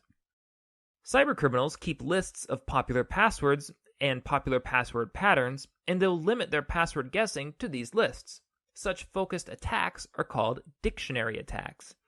Some dictionary attack lists will contain millions of potential passwords. That's a lot of passwords, and it's more than a person could work through on their own. But with the help of a computer, a cybercriminal can potentially work through such a list relatively quickly. Therefore, dictionary attacks are much more practical than brute force guessing attacks.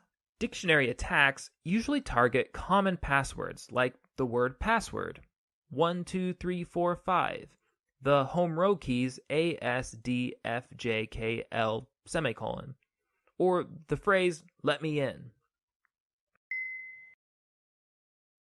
They might also target public information about a user. For example, sometimes people will incorporate their own name, address, or phone number into their password.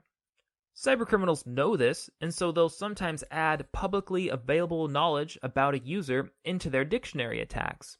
Publicly available knowledge includes things like your name and telephone number, which might be available in a telephone directory. It also includes whatever information the public can see about you on your social networking sites like Facebook or Twitter. If you tweet about your cat, then a cybercriminal might decide to incorporate your cat's name into a dictionary attack. Can a strong password protect you from dictionary attacks? Yes, it can. A strong password avoids common keywords and patterns that cybercriminals exploit in dictionary attacks. Password threat number 8 is password files that aren't encrypted. In a previous lesson, I discussed the encryption of password files. In order to keep lists of user passwords safe, companies will normally encrypt them using an irreversible algorithm called a hash function. However, it turns out that not all companies hashed their passwords. In 2009, hackers broke into a social media service called RockYou and stole their password files. The passwords had not been encrypted, so the hackers obtained a list that displayed 32 million usernames and passwords in just plain old, ordinary, unencrypted text. Now, there isn't much that you can do to protect yourself from such an attack. You just don't have very much control over whether or not a company encrypts your passwords. But the RockU attack has some instructive potential for us. The password list at RockU went public, and so we can use that list to determine some common user-chosen passwords. Since the bad guys have this list too, we know to avoid common passwords such as those at the very top of the RockU list. It's worth noticing that the top 3 passwords at RockU were 123456, 12345, and 123456789. A strong password won't protect your password from being stolen off of a company server. However, these attacks at least help us to understand which passwords we should avoid in the first place. Password security threat number 9 is exposed passwords with known hash values. Sometimes cybercriminals will steal a list of encrypted password files even though they don't have the means to break the encryption. So how is this useful to them? Well, it turns out that cybercriminals can often get access to the same algorithms that the good guys use to encrypt passwords. So there really isn't anything to stop a cybercriminal from taking a known password, running it through the algorithm, and seeing what value it spits out. Here, we can see that the word password gets converted into a long string of numbers and letters starting with 5F4. It's possible, and relatively easy, for cybercriminals to obtain long lists of common passwords and then to determine the hash values for all of them. Now, if a cybercriminal steals a company's list of encrypted passwords, they can search the encrypted passwords for hash values that match the list that they've made themselves. In this example, the username Gadget has an encrypted password that matches the encrypted value that was obtained by encrypting the word password. So that means that Gadget's password must also be the word password. So if hackers steal a list of encrypted passwords from a company that you do business with, they can sometimes figure out your password. They'll compare the stolen encrypted passwords to passwords that they have encrypted for themselves. However, a strong password will help to protect you from this kind of attack. The stronger your password is, the less likely it is to appear on a list of passwords that cybercriminals have encrypted for themselves. Password threat number 10 is security questions. What happens if you forget your own password? Many online businesses offer a password retrieval service so that losing your password doesn't necessarily mean that you'll lose your account altogether. Many password retrieval systems rely on security questions. To retrieve your password, you must answer a supposedly secret question correctly. If you get the question right, the service will email you your password or perhaps email you a link to a password reset service. The problem with this system is that security questions are often much easier to guess than the passwords themselves. Common security questions are, what is your mother's maiden name? Who was your childhood best friend? And what is your favorite pet's name? Sometimes it's really easy to obtain the answers to those questions. The answers might be posted on somebody's Facebook page, or maybe they'll be revealed in a tweet or an Instagram photo.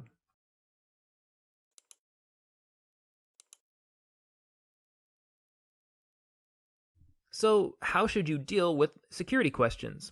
One good practice is to simply lie.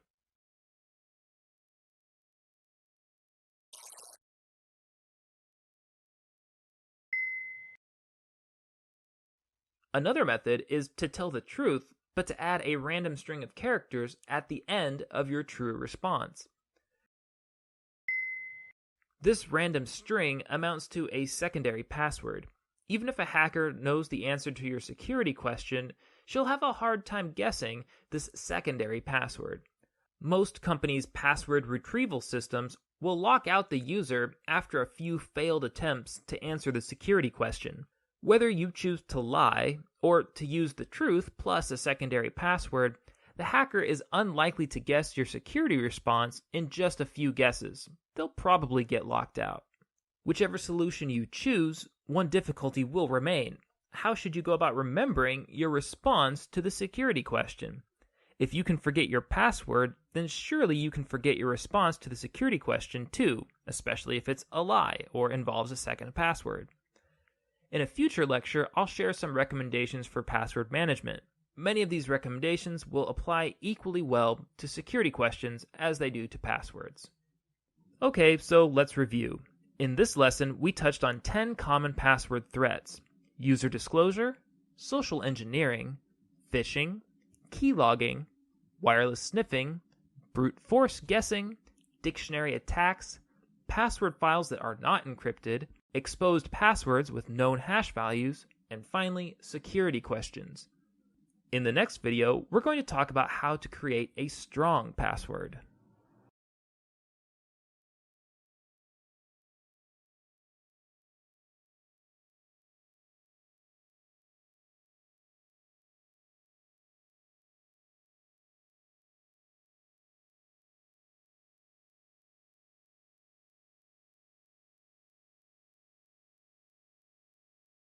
Welcome to this course, Introduction to Cybersecurity Literacy. This is Lesson 11, Creating Strong Passwords. In this video, I will show you a few strategies for turning a weak password into a strong one. Let's say that you have just set up a new online account and you need to choose a password. Naturally, you want something that will be easy to remember, so you type the first thing that comes to mind, the name of your beloved Persian cat, Muffin.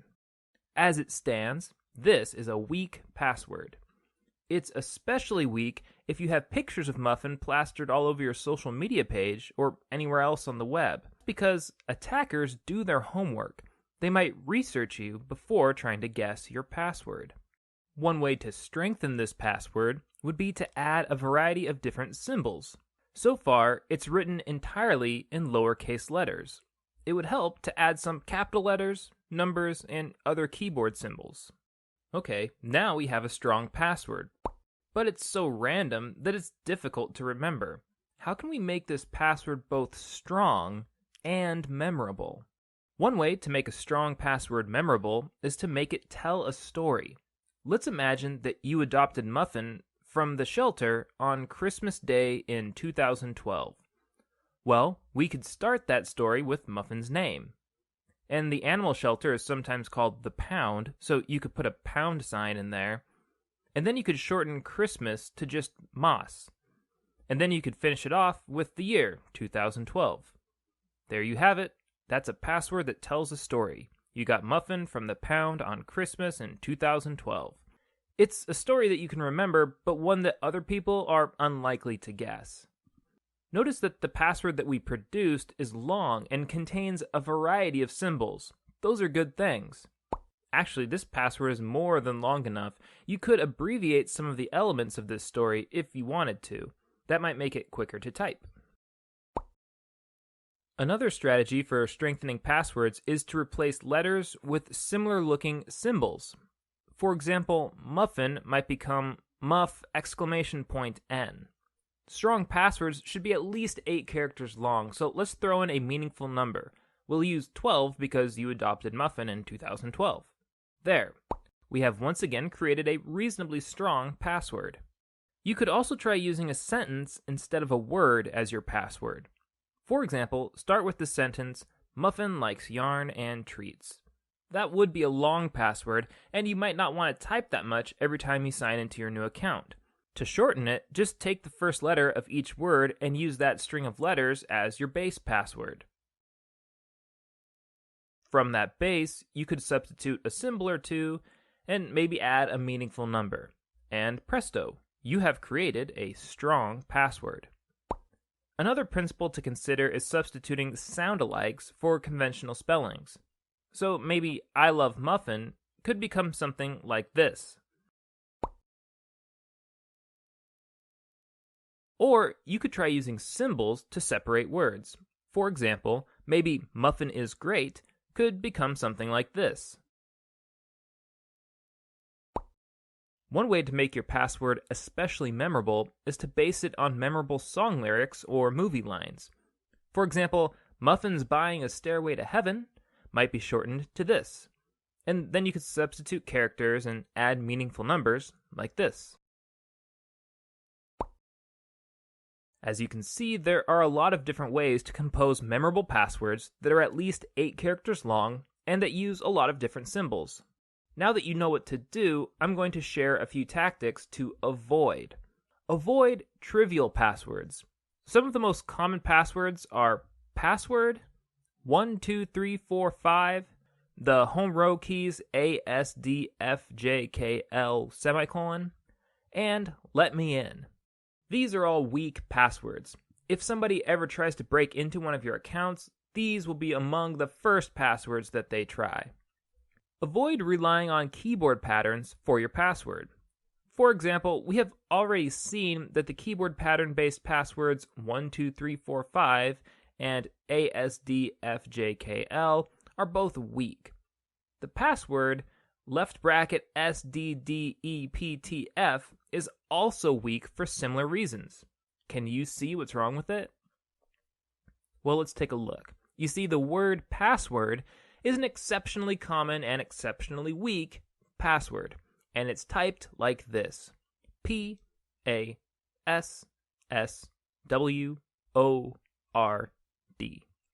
Now, some people think it's clever to shift their hands one key to the right and then to move their fingers as if they're typing the word password. Left bracket SDDEPTF.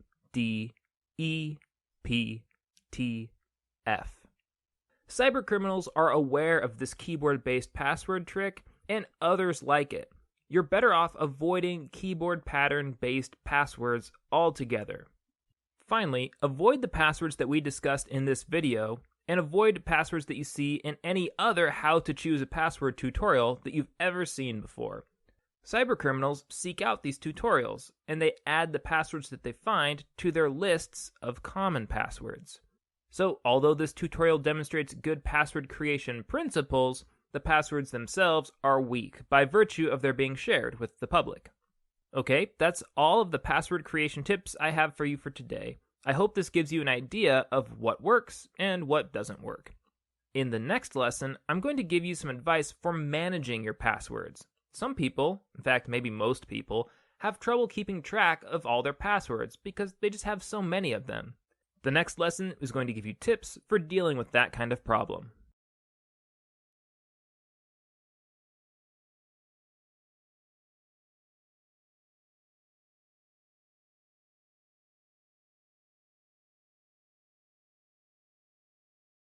Welcome to this course, Introduction to Cybersecurity Literacy.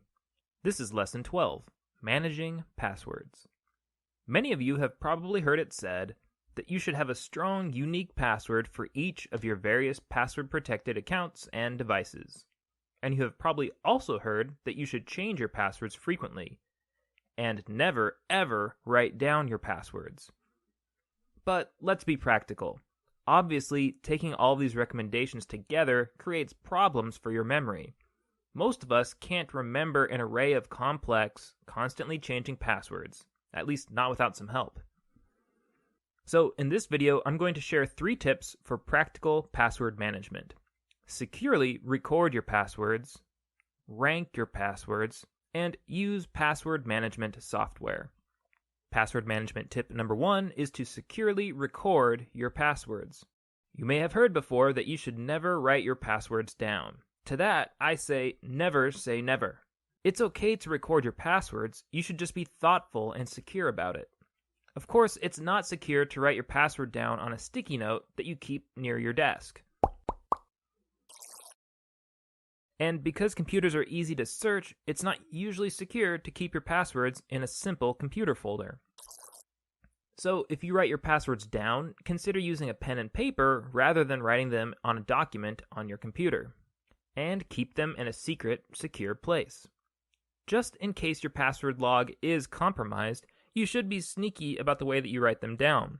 Don't label them as passwords. And don't clearly label which passwords go to which accounts. Whenever possible, use some kind of keyword or code that only you will understand. In this example, I've embedded password clues into a phony and somewhat confusing guest list for a party.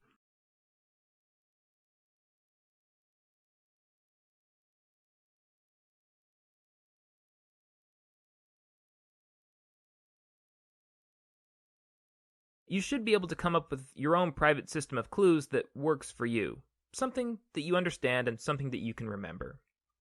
Password management tip number 2 is to rank your passwords. One way to cut down on the number of passwords that you have to remember is to rank your accounts into 3 tiers and to treat your passwords differently depending on which tier it falls into. In the first tier are the accounts where you have the most at stake. For example, your primary email account and your financial accounts would be tier 1 accounts. For these accounts, you should choose a strong, unique password for each account and make a standing appointment with yourself to change these passwords every 6 months. In the second tier are the accounts where you have a medium amount at stake. For example, with Facebook, Twitter, and Instagram accounts, you probably have a medium amount at stake. These accounts are full of private information, but they can't normally be used to defraud you directly. People can't steal from you using Facebook, at least not yet. For these accounts, you should choose strong, unique passwords and make a standing appointment with yourself to change them once a year. For these accounts, instead of composing whole new passwords for every account, it might make sense to simply cycle through your passwords. For example, maybe you make your old Facebook password become your new Twitter password, and maybe your old Twitter password becomes your new Instagram password, and so on. In the third tier are accounts where you have little at stake. For accounts where you feel like you have little at stake, for example, maybe the login information that you use for an online newspaper, you should choose a strong password and just reuse it across several accounts. It's not really necessary to change the passwords on these lowest security accounts unless you have reason to believe that one of them has been compromised. If you think that an account has been compromised, you should change the password and also change the answers to any of your security questions that are associated with that account. If the account isn't particularly important to you anyway, then you might consider just deleting it altogether and starting over with a new account. Password management tip number 3 is to use password management software. Web browsers provide the option of remembering passwords for you, and this can be helpful. If your web browser remembers your passwords for you, then you're unlikely to forget your passwords. Also, the web browser will probably automatically fill in the passwords for you, which means you don't have to type your password quite so frequently. Typing your password less frequently makes you less vulnerable to, say, a keylogging attack, which is a kind of attack where cybercriminals use special hardware or special software to record the keystrokes on your computer. Of course, relying on your web browser to remember your passwords has its trade-offs.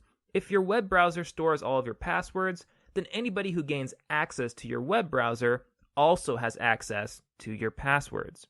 For this reason, if you're going to allow your web browser to remember your passwords for you, then it's a good idea to password protect your web browser itself. Most web browsers have security settings that allow you to set up a password protected account for the browser itself. You may also consider using another kind of password management software. For example, the Firefox add-on LastPass will generate strong passwords and remember them for you. But once again, using such software does have trade-offs. The management software itself becomes a single point of failure. Whether you're using a web browser or a web browser add-on to manage your passwords, these management programs are usually accessible by one single master password. If that master password to become lost, stolen, or shared, then all of your accounts could be compromised. Many security experts recommend that people use password management software, and so it is a good idea, but you still have to be very careful with your master password.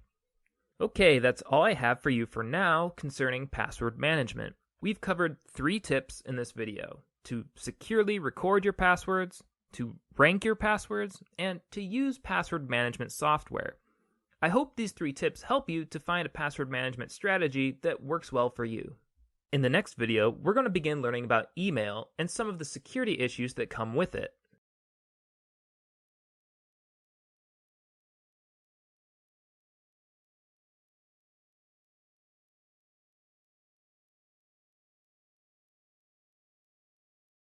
Welcome to this course, Introduction to Cybersecurity Literacy.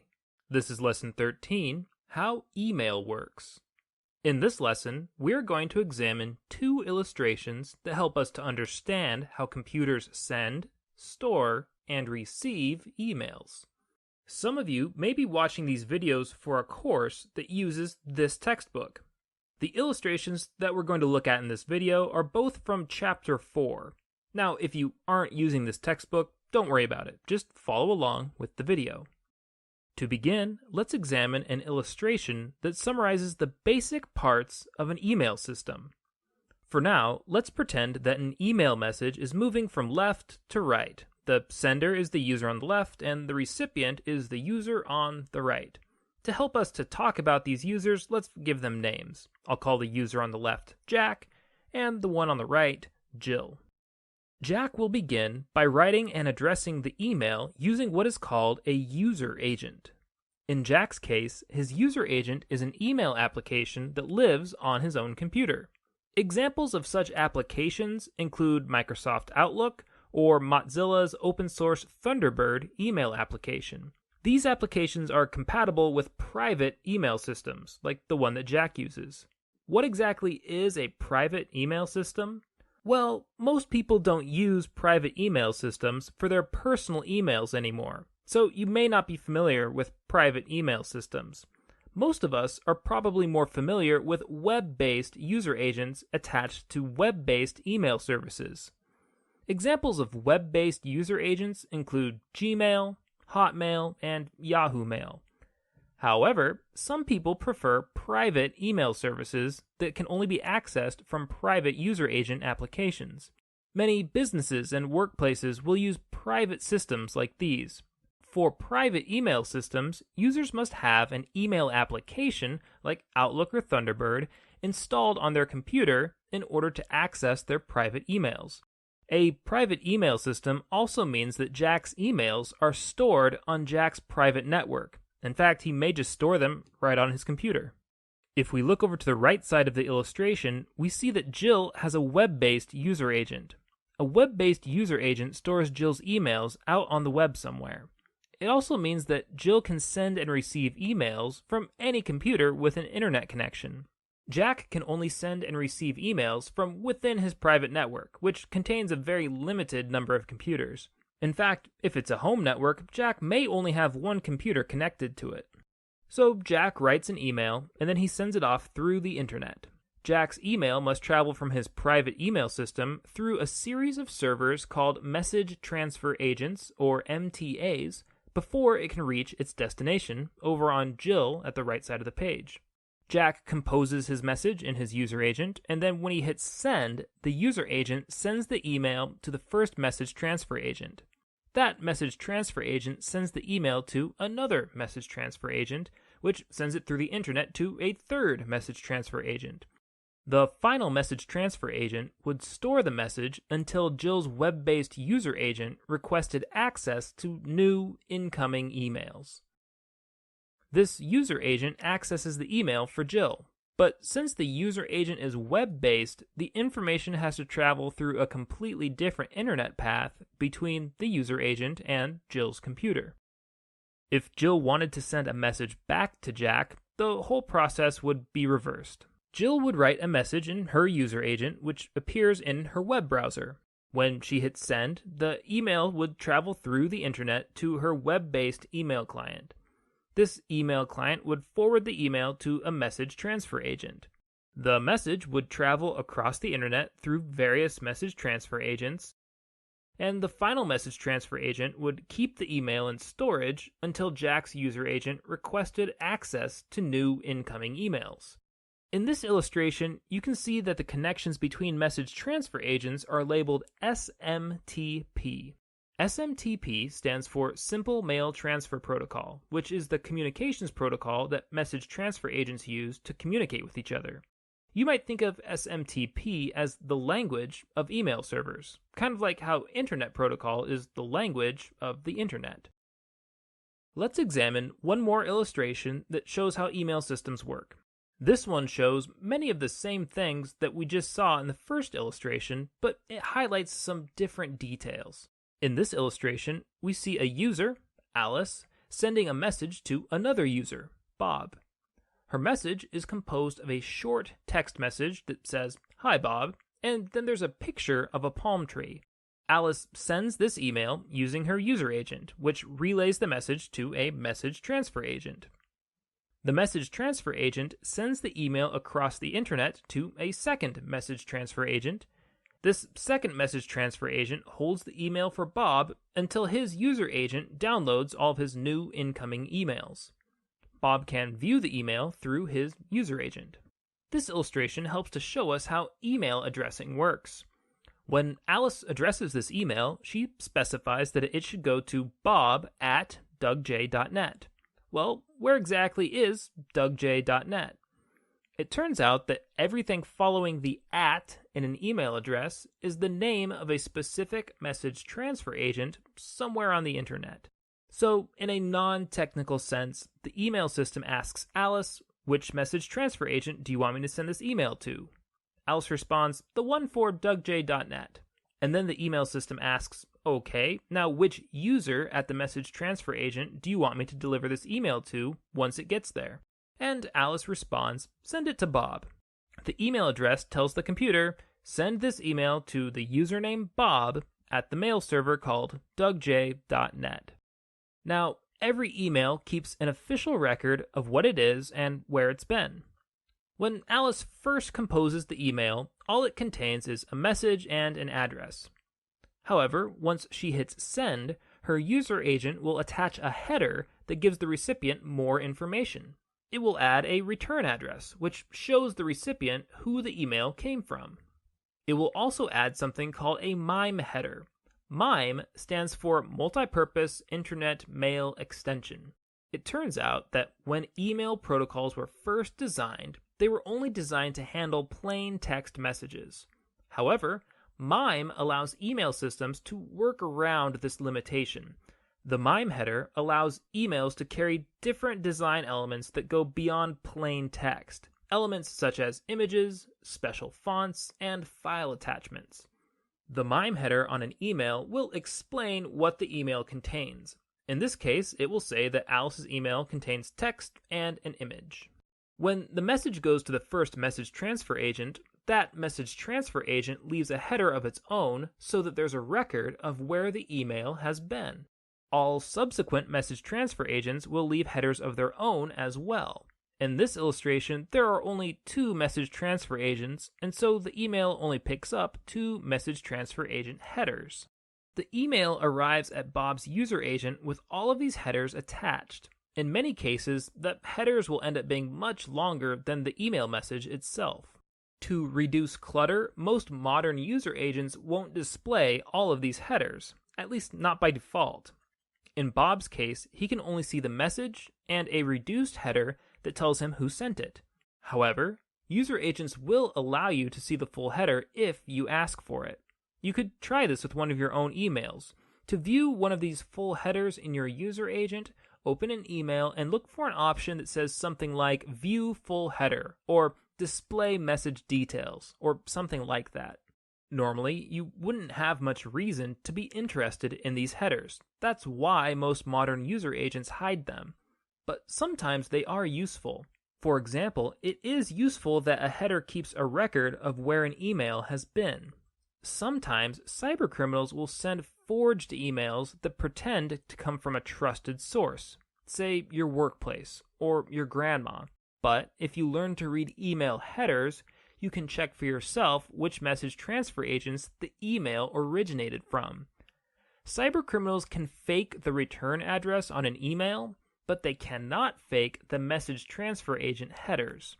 If you receive a suspicious email that claims to be from your grandma, it's possible to check the detailed header of the email to determine whether it really came from the same message transfer agent as your grandma's other emails. Okay, that's all for now about email systems. Of course, there is much more to learn about how email works, but if you followed along with this lecture, then you probably already know more than most casual users do. In the next video, we'll talk about security threats that come through email, and we'll identify some ways to avoid, or at least to minimize, these threats.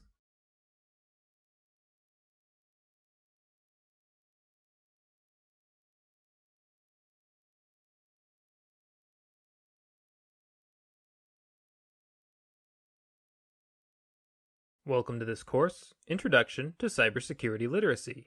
This is Lesson 14, Email Security. In this lecture, we'll touch on 6 common email threats: eavesdropping, spamming and phishing, spoofing, malicious email attachments, replying and forwarding issues, and carbon copy and blind carbon copy issues. Email threat number 1 is eavesdropping. Eavesdropping is when other people observe your internet traffic without you knowing it. There are two primary eavesdropping threats. The first is the threat of somebody eavesdropping by simply observing you without your knowing it. Sometimes people will just look over your shoulder and watch what you're doing. They could observe things like your passwords, or they could read your emails if they're open on your screen. Another kind of eavesdropping is called sniffing. Sniffing is when an eavesdropper uses a computer to intercept the radio signals traveling between your computer and a wireless router. They might intercept your username and password when you log into your email account, and they might intercept the emails themselves as they're sent to and from your web browser for your viewing. If your email service encrypts your email traffic, then that will help to protect you from sniffing. And many web-based email services do encrypt email traffic.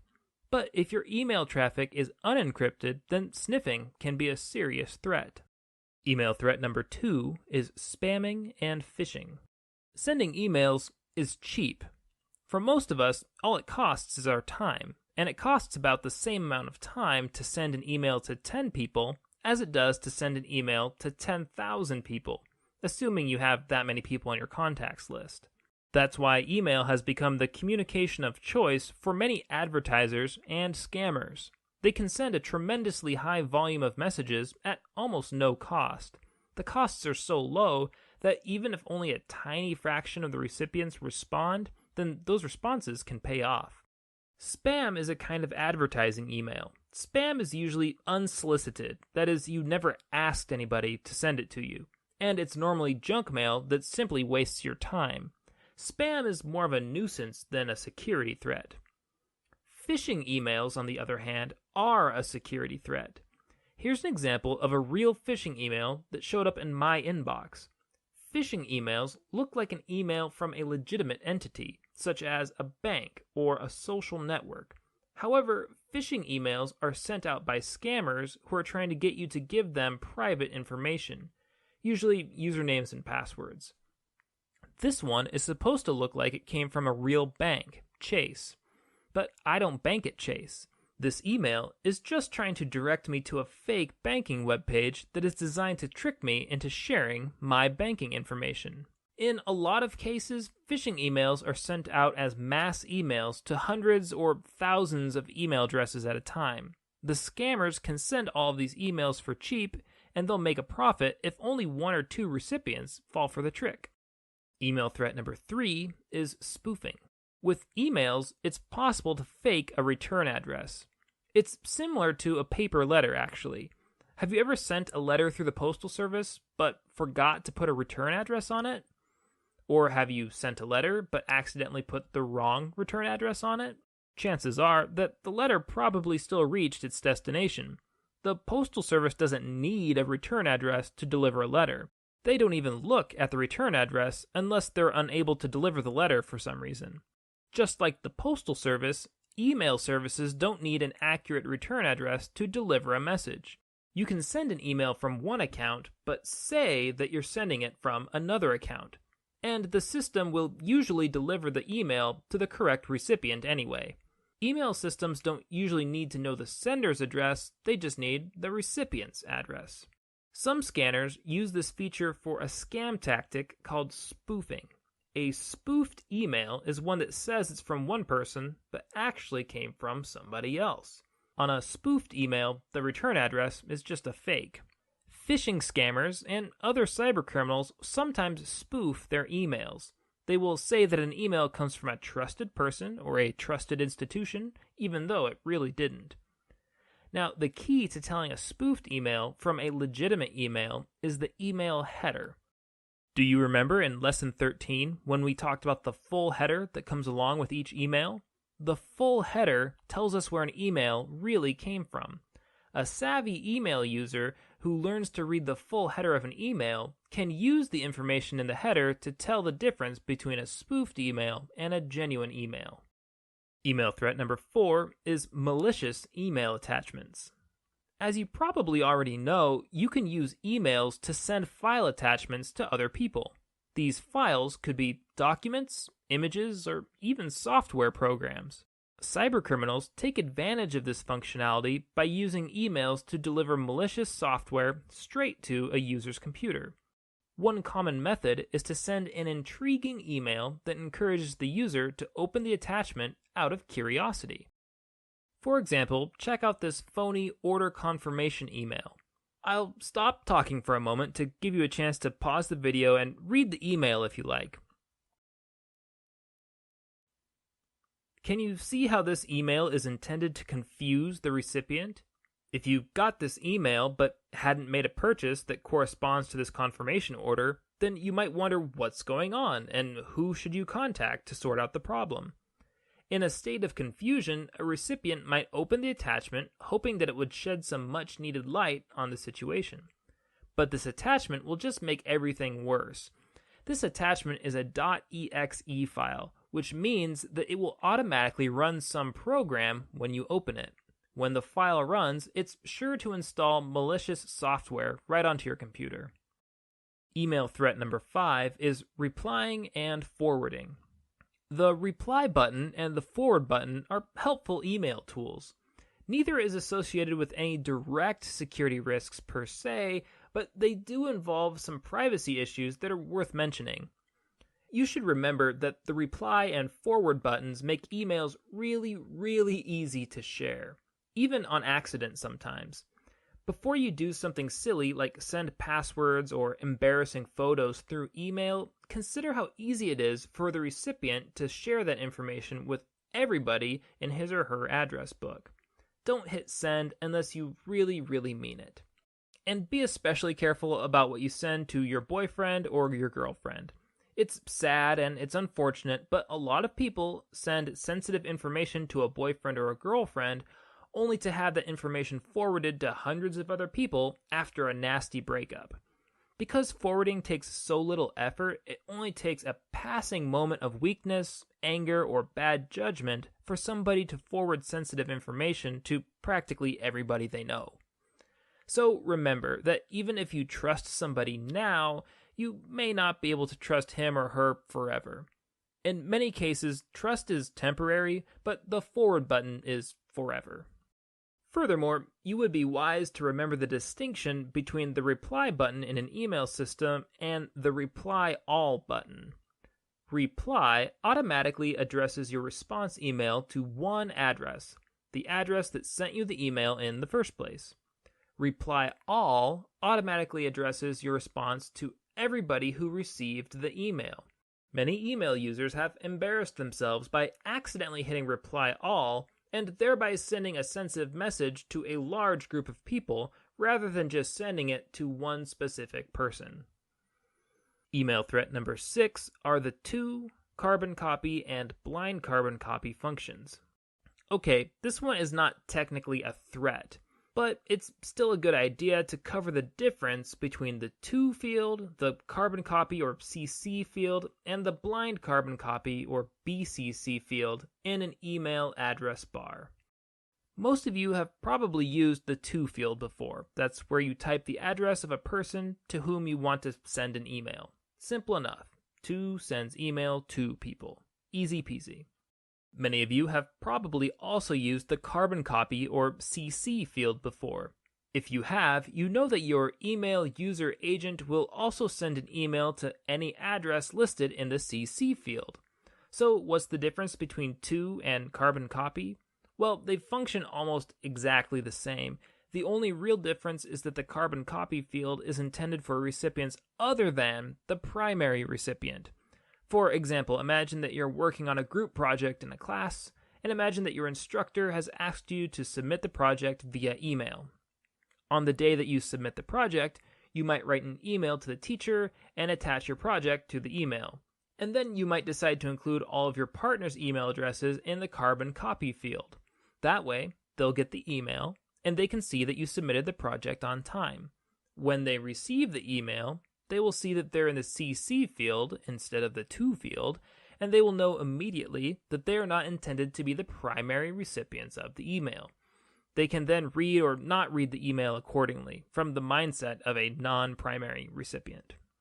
Some of you may have used the blind carbon copy or BCC field before, but I suspect that this field is unfamiliar to some of you. Blind carbon copy works just like carbon copy. It sends the email to non-primary recipients, but with one important difference. Blind carbon copy keeps these extra recipients a secret. When you CC people on an email, everybody who receives that email can see who has been CC'd on it. When you list addresses in the blind carbon copy field of an email, only the sender and the BCC'd receiver can see who is BCC'd in the email. So imagine that you're planning a surprise birthday party for a friend. You decide that you're going to take her out for bowling and then surprise her by having 10 of her friends waiting for her at the bowling alley. The day of the event, you might send her a confirmation to make sure that she's going to come out for the party, and you could list all of the surprise guests in the blind carbon copy field of the email. This way, everybody receives the confirmation email, but the primary recipient can't see that there are surprise guests who also received the confirmation. Blind carbon copy allows you to send the same email to multiple people, but it also gives you better control over who can and cannot see who else received the email. Okay, that's all for now about email security. In this lesson, we covered 6 email threats: eavesdropping, spamming and phishing, spoofing, malicious email attachments, replying and forwarding issues, and carbon copy and blind carbon copy issues. In the next lesson, we're going to start learning about malicious software, or malware. Computer viruses are one example of malware, but as you're about to see, viruses aren't the only kind of malware that can infect your computer.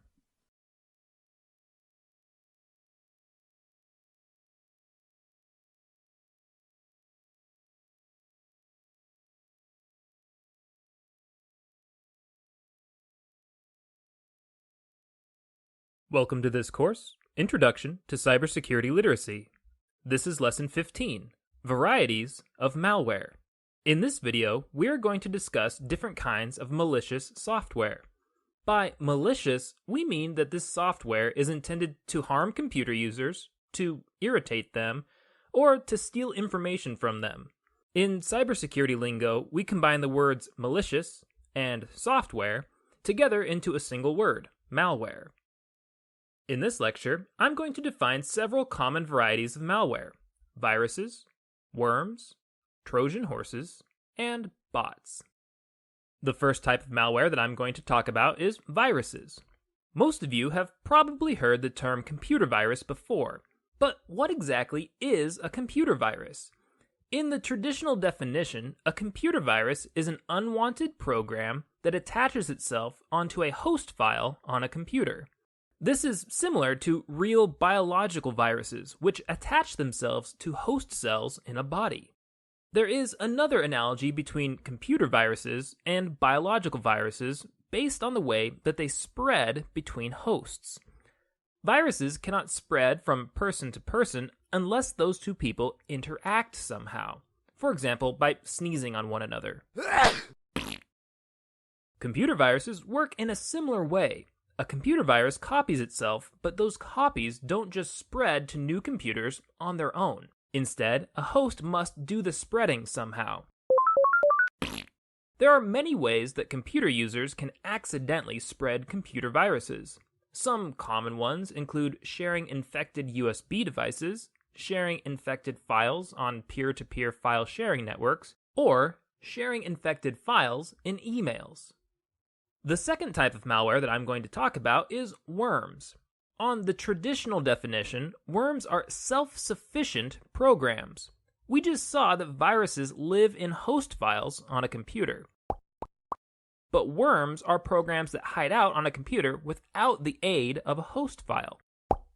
A virus is just a string of malicious code that can't function without a host, but a worm is its own separate program.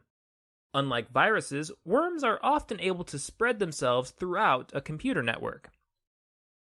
When a worm becomes attached to a computer, it normally tries to spread to all the other computers on the same network as the original host computer. It doesn't matter if it's a wired network or a wireless network. A worm can spread itself using either kind. In fact, the network itself is often the target of a worm. The idea is that by infecting all or many of the computers on a network, a worm can slow down the network itself, rendering the network useless. The third type of malware that I'm going to talk about here is Trojan horses. Trojan horses are like worms in that they are normally independent programs that run on your computer. They don't need to attach themselves to a host file in the same way that viruses do. But Trojan horses don't necessarily spread like worms do. What makes Trojan horses unique is that they spread by tricking computer users into voluntarily downloading them. A Trojan horse will appear to be some kind of valuable computer file, but when users download that file, they receive malware that they weren't expecting. Just as the Trojan horse of Greek mythology appeared to be a gift, but was actually filled with menacing Greek raiders, Trojan horse software will appear to be an enticing download, but it will be full of menacing malware. The fourth type of malware that I'm going to talk about here is bots. Bot is short for robot. Most of the time, when we think of robots, we think of physical machines that can perform tasks that are normally performed by human beings. The term bot in cybersecurity lingo is similar. A bot is a malicious program that automatically performs functions on your computer that are normally performed by the user.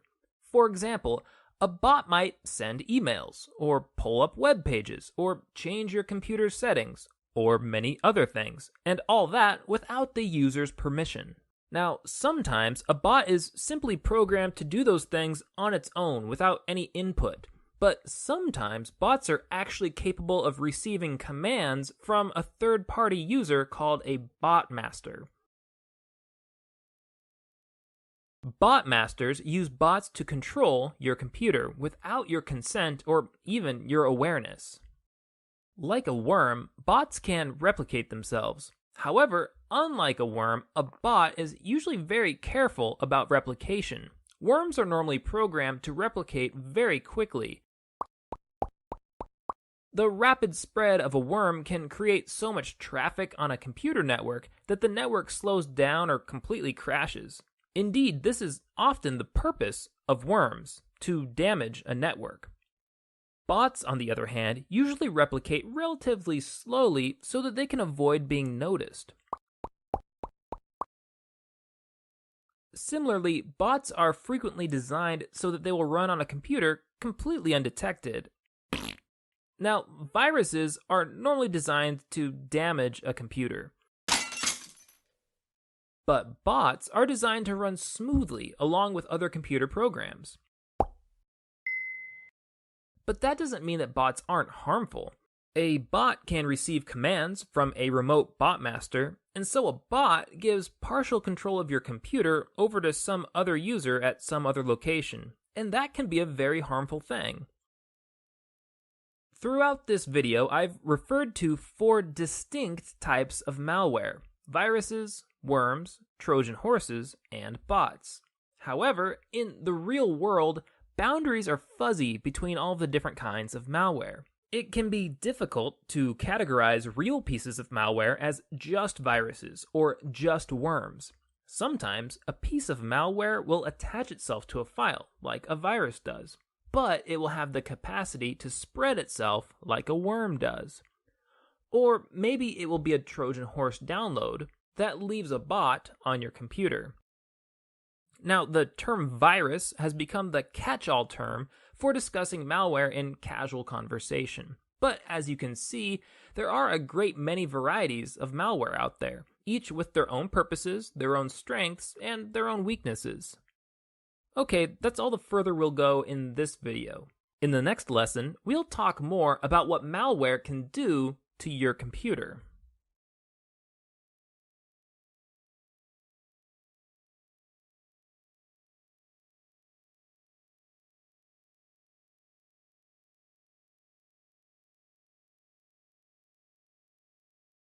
Welcome to this course, Introduction to Cybersecurity Literacy. This is Lesson 16, Functions of Malware. In the previous video, I described 4 common kinds of malware: viruses, worms, Trojan horses, and bots. In this video, we're going to explore 7 common functions of malware, so we'll see some of the things that malware can do. Malware can have a practically infinite variety of negative effects on a computer or a network. The only limits to what malware can do are the creativity and the ill will of the malware programmers. But we'll stick to just these 7 functions for now. These 7 functions are overwhelming system resources, running malicious adware, running spyware, running ransomware, creating backdoors, disabling security functions, and creating botnets. Malware function number 1 is overwhelming system resources. Some pieces of malware, especially worms, are programmed to reproduce and spread as quickly as possible. Malware like this can often overwhelm computer or network resources. The spreading worm might use up so much of the network's bandwidth that there just isn't enough left over to perform legitimate functions on the network. Some malware creates innumerable files on a computer, clogging up its storage drives and eventually slowing the computer's performance. Other malware might use up so much of the computer's computing power or its working memory that the computer is unable to run legitimate programs effectively. The common thread connecting these examples is that malware somehow overwhelms the system that it attacks, rendering the system sluggish or even useless until somebody removes the malware. This particular kind of malware attack is relatively less common today than it used to be in the past. Today's malware programmers are usually trying to make money, and there is generally not much money to be made from obviously compromising a system like this. When something is obviously wrong, users quickly figure out that they have a problem and they do something about it. Most malware today is more sneaky. It operates quietly in the background, preferring to remain unnoticed by the user. That's not to say that the malware doesn't still affect computer performance, but today's malware is less likely to affect it so quickly and so dramatically that users are likely to notice that something is wrong right away. Malware function number 2 is running malicious adware. All of you have probably seen adware before. Any software that displays advertisements is technically adware. The web is obviously packed with adware because most of the free websites that we use are funded, at least in part, by advertising revenues. Much of the adware that we encounter runs on a web browser, which simply displays the ads. Common everyday adware might be a nuisance, and in some cases people argue that it breaches user privacy, but in general, the costs of adware are the price that we choose to pay for the free websites that we use. However, some malware programs install mean, nasty, malicious adware onto computers themselves without the user's consent. Rather than just displaying the paid advertisements that support websites, these malware programs can display ads that have no legitimate connection to the user or to the websites that the user visits. Malicious adware might display unwanted pop-up ads at inappropriate times, or it might install an unwanted toolbar on your browser window. Furthermore, malicious adware sometimes presents ads that most users find distasteful or offensive. Malware function number 3 is running spyware. Spyware is malware that spies on your computer activity. One example of spyware is keylogging software that secretly records the keystrokes that you make on your keyboard and then sends that data to some third party. Other kinds of spyware might secretly monitor your internet activity and use your browsing information to target you with malicious advertisements. Spyware programmers want their spyware to remain hidden on your computer for as long as possible. You normally will not notice a spyware program until you're looking for it, and even then, they're programmed to be difficult to find and easy to overlook.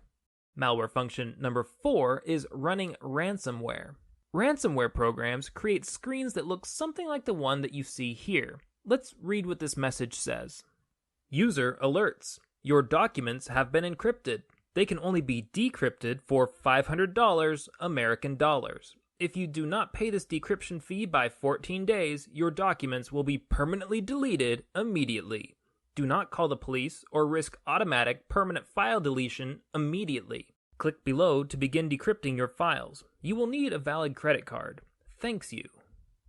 Sometimes ransomware is a total lie. Cybercriminals will write programs that will display messages like this one, even if your files are completely unaffected. And sometimes ransomware really does encrypt your files. In either case, you shouldn't play along with a scheme like this. Even if your files are really encrypted, there's no guarantee that the cybercriminal will unencrypt them for you if you pay the ransom. And if you do pay the ransom, some cybercriminals will use your payment information to steal your identity or to suck you deeper and deeper into an even more expensive scam. If you fall victim to ransomware, you are much better off restoring your system from backup files than you would be if you paid the ransom. If you diligently back up your system, then ransomware should be a nuisance for you, but it shouldn't be a catastrophic loss. Malware function number 5 is creating backdoors. Many legitimate programs create links between your computer and another computer system so that your computer can receive important updates. For example, Microsoft releases security updates on the second Tuesday of every month, and computers running Windows will download and sometimes install these updates by default.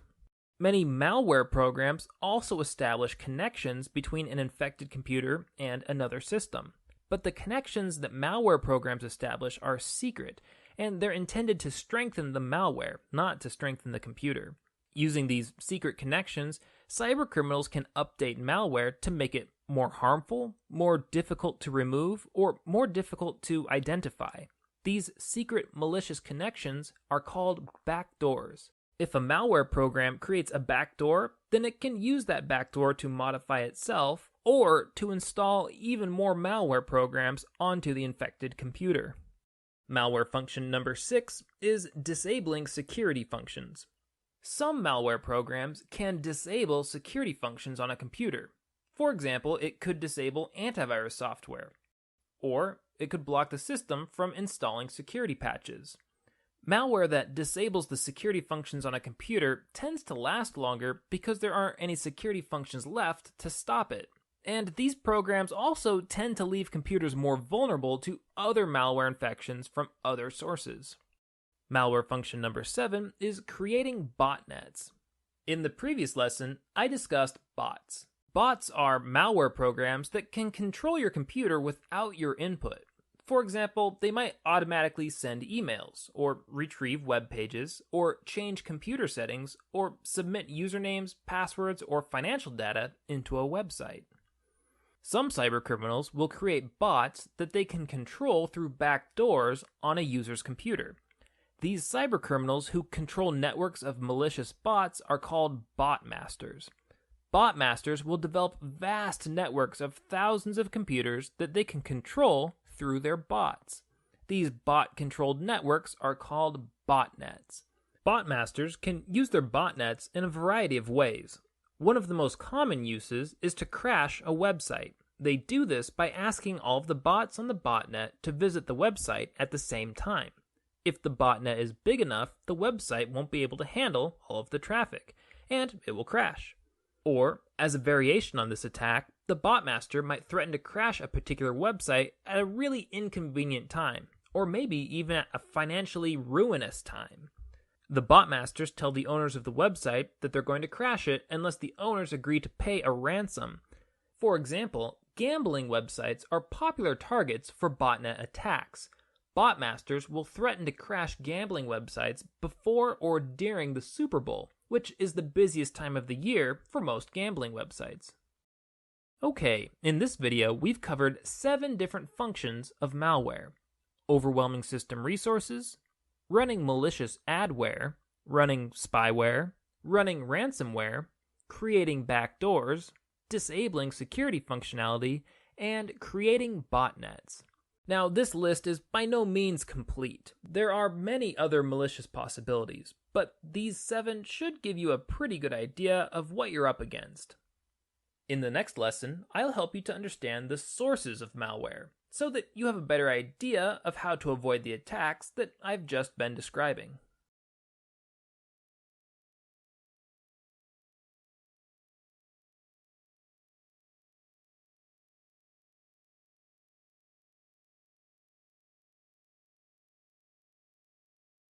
Welcome to this course, Introduction to Cybersecurity Literacy. This is Lesson 17, Sources of Malware. In this lecture, I'm going to describe 8 common sources of malware: removable media, documents and executables, internet downloads, network connections, email attachments, drive-by downloads, pop-ups, and malicious advertisements. Malware source number 1 is removable media. The very first computer virus, way back in 1982, was called the Elk Cloner virus. Elk Cloner targeted Apple II computers, and its effect was that every 50th time users booted up an infected computer, the computer would display something called the Elk Cloner poem. The poem went like this: Elk Cloner, the program with personality. It will get on all your disks. It will infiltrate your chips. Yes, it's Cloner. It will stick to you like glue. It will modify RAM too. Send in the Cloner. Here's how Elk Cloner spread. Back then, computers stored practically everything on floppy disks. Every time a floppy disk was inserted into the computer would run code stored on the disk to load or boot the disk onto the computer. Elk Cloner would start out attached to the boot code of a floppy disk. When an infected disk was inserted into an Apple II computer, Elk Cloner would copy itself onto that computer. Once the computer was infected, it would copy Elk Cloner back onto any uninfected disks that were inserted into the computer at a later time. As you can imagine, since everything ran on floppy disks back then, a user's disk library could easily become infected all the way through. If a user ever shared an infected disk with a friend, which of course many users frequently did, then they would spread Elk Cloner to their friend's computer, and that would likely infect most of their friends' floppy disks as well. Elk Cloner was what is called a boot sector virus, living and propagating in the boot code on removable media devices. We don't use floppy disks anymore, but we still use removable media that automatically loads when plugged into a computer. These removable media devices can still carry boot sector viruses today. USB flash drives are popular carriers for boot sector viruses. One tactic for spreading boot sector viruses via USB drives is simply to leave infected USB drives on the ground in public places. Curious people will find the USB drives, and frequently they'll plug them into their own computers. These people are often good Samaritans who are just looking for information that will help them to return the USB drive to its rightful owner. If you find a flash drive in a public place, never plug it into a computer. Just leave it alone. If you feel compelled to be a good Samaritan, you could take it to the nearest lost and found and hope that the owner checks in on it.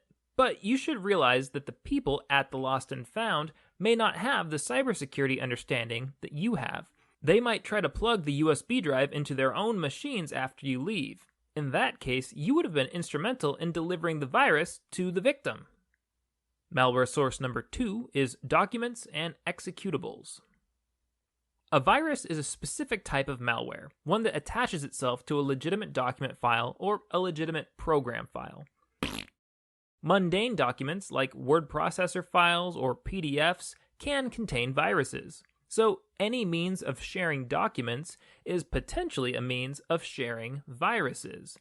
The good news is that viruses that are attached to a document or an executable file cannot infect your computer unless you interact with them. That is, you have to actually open the document or run the executable file for the virus to take hold. What do we do if many of the file types that we use every day can potentially contain computer viruses?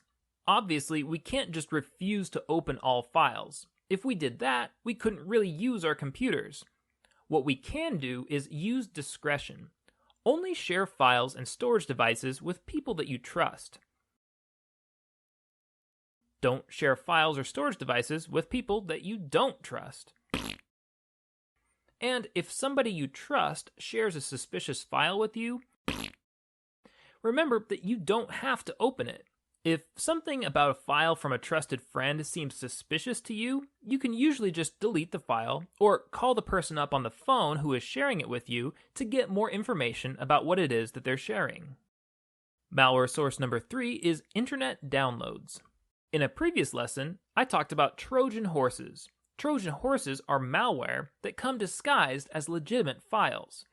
Trojan horses often originate in internet downloads. For example, a website might offer free downloadable games, but when you download the game files, they could install games and malware onto your computer, or perhaps just the malware and no game at all. Because of the danger of Trojan horses, it's important to know the sources that you download from. You should only download known files from people that you know personally or from vendors that you trust. When you see good deals on downloadable products online, you should always approach those deals with skepticism. If you do not trust the vendor, don't download the product. If you don't recognize the vendor, then the safest thing to do is to ignore the offer. If you don't know the vendor, but you feel like you can't ignore the offer, then you should at least research the vendor on a couple of trusted review websites before downloading anything from them. Malware source number 4 is network connections. Some malware don't even need human assistance to reproduce and to infect new computers. These malware, usually called worms, distribute themselves across networks without victims having to interact with them at all. Anytime you're connected to a network, either to a private network or to the public internet, it's at least possible that your computer could contract a worm from another computer on the network. It doesn't matter whether it's a wired internet connection or a wireless connection either. Worms can spread across either. Some worms spread across the world, infecting millions of internet-connected devices in a matter of days or hours. Of course, most of us connect to the internet every day, and some of us never disconnect from it. So how is it that we aren't constantly contracting worms? Well, worms can only spread if they can exploit some known security weakness in a system. When weaknesses become known, software companies usually send out remedies for these weaknesses. These remedies are called patches. Patches modify legitimate software to make them more resistant to security breaches. If you install patches for your software as soon as they become available, then your computer is much less likely to contract a worm. Another security measure that helps computers to resist worms is the use of firewalls. A firewall is a tool that controls the flow of information between your computer and other network devices. In this illustration, we see a firewall between a computer and a cloud, which represents the internet. The firewall will prevent unrequested internet traffic, like worms, from accessing your computer. It's a good idea to always run a firewall on your computer. Malware source number 5 is email attachments. One way that cybercriminals spread malware is through social engineering. Social engineering is the practice of setting up social situations that encourage computer users to let down their guard, to compromise their own cyber defenses. One common method of social engineering is to attach malware-infected files to emails. The email might claim to come from a known source, and the body of the email will usually say something that piques the reader's interest or makes them feel concerned. One example of a malicious attachment is the infamous love bug worm. The love bug spread itself through email attachments, and it would send itself to all of the addresses stored on a user's computer. It would arrive in a victim's inbox packaged as an attachment with the file name loveletterforyou.txt.vbs. Can you see how the file name attempts to hide the real file type of this email? The file type is really .vbs, but the title tries to make the reader think that it's a .txt file. If you already know a little something about file types, you know that .txt files are usually safe, but that .vbs files can contain malware. Many recipients were curious to see what this supposed love letter was all about, and so they opened the file, assuming that it was just a harmless note. Back in the year 2000, the love bug infected more than 500 million computers in just 1 week. Email attachments are incredibly useful, but it's important that you only open attachments that you can trust. Malware source number 6 is drive-by downloads. Many computer users realize that they can contract malware by downloading files from a malicious website. But what many users don't realize is that you can contract malware infections simply by visiting a malicious website. Whenever your computer pulls up a website, your computer is downloading and running code from a computer somewhere else on the internet. The web code that runs on your computer when you visit a website can contain malware. When simply visiting a website causes your computer to download malware, this is called a drive-by download. Because of the lurking threat of drive-by downloads, it pays to be aware of which pages you visit on the web. Avoid hyperlinks that take you to unfamiliar or untrusted web pages. Malware source number 7 is pop-ups. Some web pages allow advertisers to display pop-up advertisements, which are advertisements that appear on your monitor in a separate browser window. Many of these pop-ups are just annoying, but some of them are legitimate security threats. Some malware distributors will use pop-up ads to direct users to a page that contains a drive-by download. Other times, pop-up ads will contain buttons, and sometimes clicking on those buttons will result in a malware download.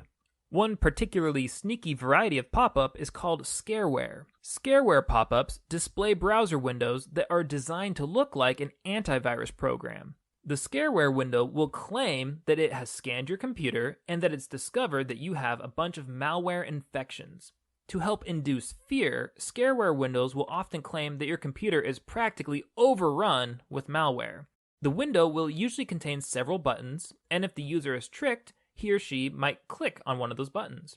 Clicking on scareware windows is a bad idea. If you click on them, they will normally direct you to a malicious website where you're likely to contract malware infections like the ones that the scareware window claimed that you had in the first place. Malware source number 8 is malicious advertisements. Malicious advertisements are difficult to distinguish from regular advertisements. Malware distributors will sometimes pay for advertising space on legitimate websites. Unlike regular advertisements, if you click on a malicious advertisement, it will take you to a malicious web page, which may contain drive-by downloads, Trojan horses, or links to other web pages that contain some kind of malware. Now, to be clear, I'm not trying to imply that any of the advertisements on this particular page are malicious. In all likelihood, they are perfectly safe. However, you should understand that it's always possible for malware distributors to buy ad space. Of course, you can avoid malicious advertisements simply by refraining from clicking on advertisements altogether. You might find it helpful to download ad blocking software for your web browser, such as AdBlock Plus for Firefox. This program will prevent most ads from displaying on your web browser in the first place. Okay, let's review.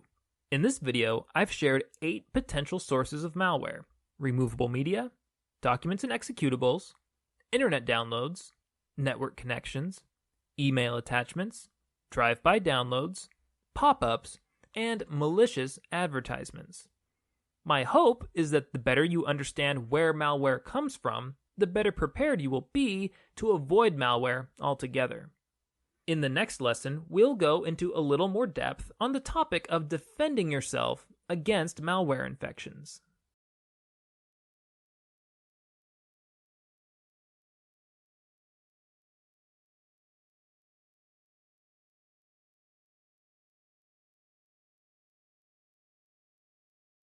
Welcome to this course, Introduction to Cybersecurity Literacy. This is Lesson 18, Layers of Defense Against Malware. In this video, I'm going to introduce you to the layers of defense that will help to protect you from a malware attack. We will introduce 5 layers of defense: backing up data, using a firewall, installing software patches, using antivirus software, and user education. None of these layers is particularly powerful by itself, but taken together, they constitute a firm defense. As long as you use a computer, you will always be at some risk of malware attack.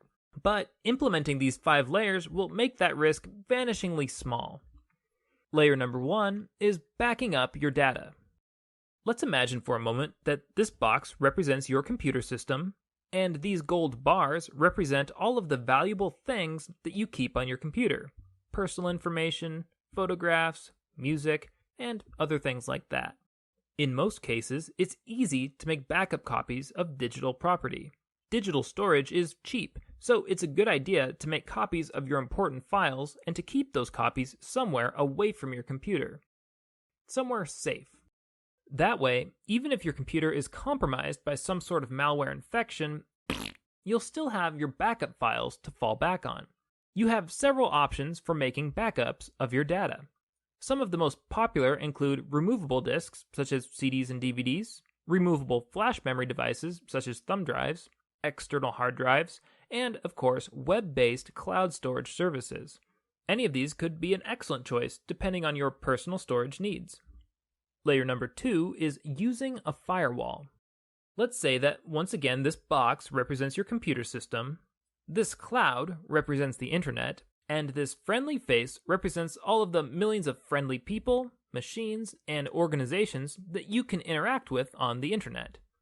Normally, you send your information or your requests for information out to these friendly entities, and they send back information or web pages of their own. This is normally a benign transaction. But not everybody on the internet is friendly. Some of them are out to attack other users. This skull will represent those attackers who wish to place malware onto other people's computers. Now, this situation raises an important question. If we can send information to other computers on the internet, and if other people can send information back to our computers, what's to stop the bad guys from sending malicious information straight into our computers and leaving us with a nasty malware infection? The answer is that there's a layer of defense between your computer and the internet. This layer is called a firewall. Firewalls may be either hardware devices, software programs, or both. In either case, firewalls are responsible for screening the information that comes and goes from your computer. Firewalls block information coming into your computer from the outside. When you send out a request for information, the firewall keeps track of where you sent that request. When you get a response from that entity, the firewall lets the information back through to your computer. But if somebody tries to send unrequested information directly into your computer, the firewall will block it. You should be aware of two important limitations inherent in firewalls. First, a firewall cannot help you if you request information from a malicious source. If you initiate contact with a malware attacker, then your firewall might let a piece of malware right back onto your computer. The second limitation is that firewalls are never perfectly foolproof. It's relatively uncommon for attackers to send unrequested malware through or around firewalls, but it does happen every now and again. Despite these limitations, firewalls are an indispensable cybersecurity tool. You should be sure that you're running a firewall whenever your computer is connected to the internet. Layer 3 is installing software patches. When malware programmers design malware to attack your computer, they're generally attacking the software that runs on your computer. All software has security weaknesses, even if we don't know what they are yet. That's why we're using a dotted line to represent the boundary around your computer, to emphasize that there are gaps. Malware attacks must exploit one of these software weaknesses in order to succeed. Many malware attacks are unsuccessful. We may never even know that they occurred because they failed to exploit a weakness. For example, malware that is written for PCs will be ineffective against users who use Mac computers because Macs and PCs have different weaknesses. But malware programmers are constantly searching for security weaknesses in popular software. When they find them, they write new malware that exploits those weaknesses. But legitimate software developers are also constantly searching for security weaknesses in their products. When they find them, they release security updates called patches. Patches cover the known weaknesses in a program so that attackers can't exploit them. This is why it's important to install software updates for your computer whenever they become available. Layer 4 is using antivirus software. In the world of cybersecurity, antivirus software functions kind of like a guard dog. A dog can learn to detect people and to distinguish between people based on the way that they smell. Similarly, antivirus software can detect and distinguish between good and bad software based on the lines of code present in that software. When antivirus software detects a line of code associated with a known malware threat, it takes action. Antivirus software can alert you to the presence of malware, sometimes before your computer is even infected. It's kind of like a guard dog who begins barking when intruders approach its territory. Antivirus software can also recognize malware attacks and block them, kind of like a guard dog that attacks an intruder before he enters the house.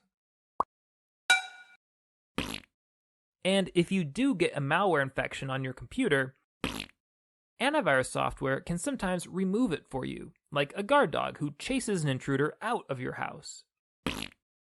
Of course, antivirus programs aren't perfect. There will always be a few strains of malware that they're unable to detect, and many people find that certain antivirus programs slow down their computers. But we still recommend that you run an antivirus program on your computer and make sure that the program is up to date so that it can smell the most recent malware threats.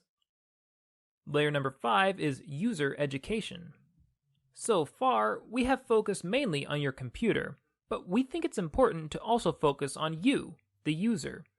You are, after all, the person who is under attack, and we'd like to discourage the idea that you're just a passive participant in cybersecurity. It's better to think of yourself as an active participant, and the more you learn about cybersecurity, the more purposefully you can act. Furthermore, the better you understand cybersecurity, the better you will be at distinguishing friend from foe in the first place, and the better you will be at recognizing the tactics that malware attackers will use to get malware onto your computer. So that's our 5th level of defense. Users should arm themselves with knowledge. If you're watching these videos, then you're on the right track. Okay, that's all I have for you for now on malware defense. To review, we covered 5 layers of defense: backing up data, using a firewall, installing software patches, using antivirus software, and user education. None of these layers is very effective on its own, but taken together, they constitute a strong cyber defense strategy. In the next video, we'll begin discussing web browsing, and we'll talk about some of the security issues that users face when they're surfing the web.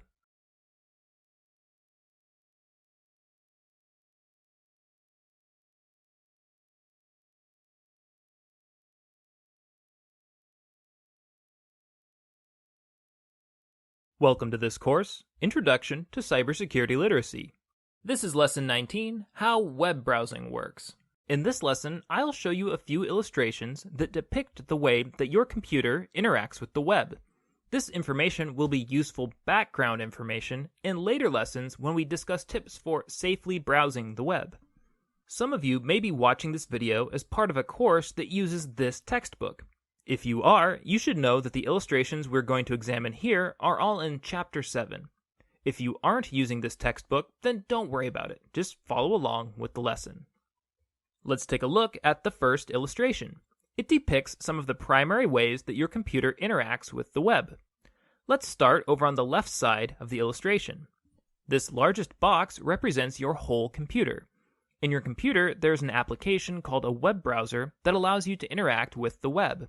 Popular web browsers include Firefox, Chrome, Safari, and Internet Explorer, but there's other options out there as well. One of the primary functions of a web browser is to request and display web pages for the user. That function is represented by the green box that says HTML Viewer.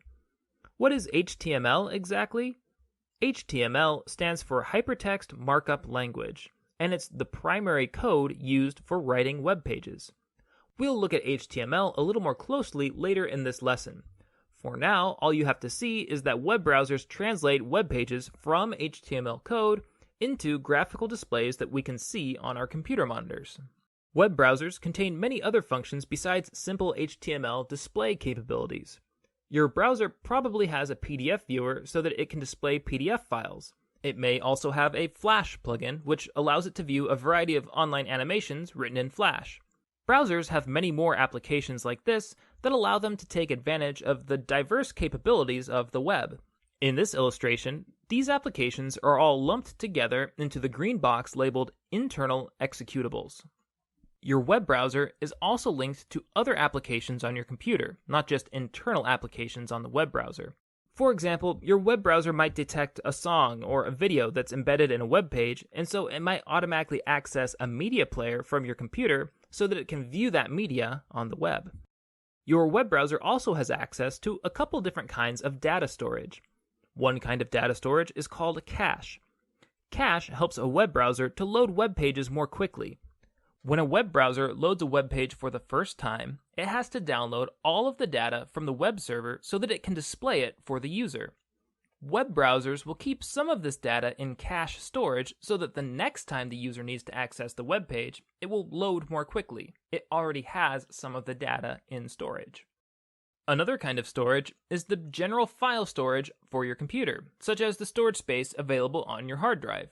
Your web browser can download documents and applications from the web, and it can store those documents and applications in the storage space on your computer. And then you can open or execute those files later without being connected to the internet or even having your web browser open. Now let's start working our way over to the right. There's a red arrow connecting the web browser to the web server. This arrow is labeled HTTP. HTTP stands for Hypertext Transfer Protocol. HTTP is the communications protocol, that is, the communications rules used for communicating HTML code. Now, you may remember, in an earlier lesson I said that computers communicate across the internet using a set of rules called Internet Protocol, or IP. Now, you might be wondering, well, which is it, IP or HTTP? Technically, the answer is that computers need to use both IP and HTTP in order to access web pages. IP is necessary for communicating anything at all across the internet, whether it be a web page or something else. But HTTP is an additional protocol that's only necessary to communicate web pages. As you can see in the illustration, the HTTP arrow runs both ways. HTTP defines the rules for your web browser to communicate with the web servers, and it also defines the rules for the web servers to communicate back with your web browser. Moving further to the right, this diagram includes a web server. The web server is a storage computer that's located somewhere else on the internet. It's a remote computer containing a document called a web page, and your web browser is the application that allows you to access the web page from your computer. In this illustration, it kind of looks like your computer has a direct connection to the web server, but remember that that's not really the case. Between your computer and the web server is the whole internet, a vast system of networking devices. The web server contains web pages, and web pages contain two different kinds of content: static content and dynamic content. What's the difference between static content and dynamic content? The main difference between the two is how interactive they are. Static content is less interactive. It stays the same every time you access it, regardless of what you do with it. Text and photos are examples of static content. Text and photos are often meant to stay the same for every user who accesses them. Dynamic content, on the other hand, is interactive. It's usually some kind of interactive program embedded in the web page. Because it's interactive, dynamic content is potentially different each time you access it. A good example of dynamic content is a restaurant's web page that lets you build and order your own burrito online. Okay, that illustration gives you an idea of how your web browser interacts with web pages. Now let's take a closer look at the HTML code that web pages are written in. Here on the left, we have a simple web page. And over on the right, that's the source HTML code for this web page. That source code is what gets stored in the web server. Your web browser accesses that code, and it interprets and displays the code for you in a page resembling the one here on the left. For this particular web page, the first 6 lines of code are setup code that gives the browser information about the web page. There isn't much in these first 6 lines that's particularly important for us right now. I will briefly mention 2 things though.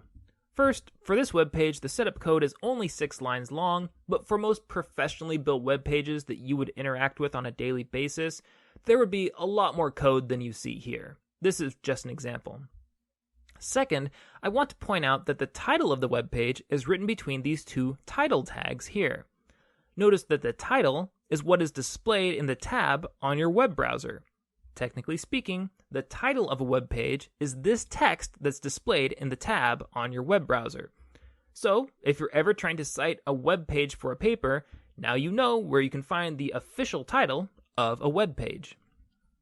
Let's move down to the code contained between these two body tags. The code between these two tags defines what the bulk of the web page looks like. We can see a heading at the top of the web page that reads Sample Web Page, and if we look over at the code, we see that the heading corresponds to the information between these H3 tags. Everything else on the web page is contained between a series of P tags. In web coding, P tags like this define paragraphs. A new P tag tells the browser to skip down a line and begin displaying a new paragraph of content. As we can see, each P tag here corresponds in order with another line of content over on the web page.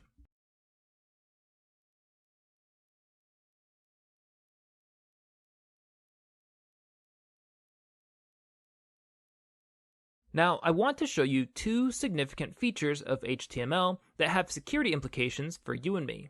The first is the difference between local images and remote images. You see, if you build a web page in HTML, one option is for you to upload your own images for the web page onto the same server where you're uploading all of the other HTML code. These are called local images. This first picture of a fish is a local image. The person who built this web page uploaded this image to the web himself or herself. However, HTML also has the ability to display images from other web pages in your web page. This isn't always legal, depending on how you use other people's images, but in principle, it's very easy to define a remote image from another web page as the image to be displayed on your web page. This second picture of a fish happens to be a remote image. Somebody else uploaded it to a different web page, but whoever built the web page that we're looking at has written the code so that it will take this image from somewhere else on the web and display it here. If you look over at the HTML code for this web page, you can see the web address where this picture is being hosted. If you are just looking at the web page, you can't tell whether an image is local or remote. You have to view the source code to make that distinction. So how is the distinction between local and remote images significant for cybersecurity? Well, some cybercriminals will build fake web pages that are intended to look like web pages from your bank or another trusted institution. They may use remote images from the trusted institution's web page to make their counterfeit web page look exactly like the original. You can't really tell that an image is from a remote source if you just look at the page itself, but if you learn some basics of HTML, it's not very difficult to check if a suspicious web page is relying on remote images like this one. All web browsers will allow you to view a web page's source code, so in theory, you could check for remote images on any web page. Let's look at one more feature of HTML that is relevant to cybersecurity. In HTML, it's extremely easy to lie about the destination of hyperlinks. Here, you can see the title of a hyperlink in black. That's the part that gets displayed on the web page. Over here in blue, you can see the actual web destination of each hyperlink. So this particular link is labeled dishonestly. It claims to navigate to CNN.com, but really it takes you to www.dougj.net. Criminal web pages and also scam emails will frequently contain misleading hyperlinks like this. They're designed to trick you into visiting malicious web pages that you wouldn't normally visit. The good news is that web browsers will tell you where a hyperlink really navigates to. All you have to do is hover the mouse button over the hyperlink without clicking on it. A small box should pop up somewhere on the browser window, and it will tell you where the link will really take you. Okay, that's all for now. In the next lesson, we'll continue discussing security topics that are relevant to web browsing.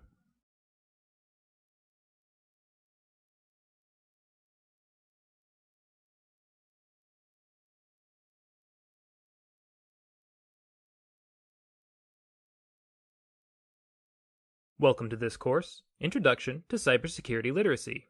This is Lesson 20, Safely Navigating the Web.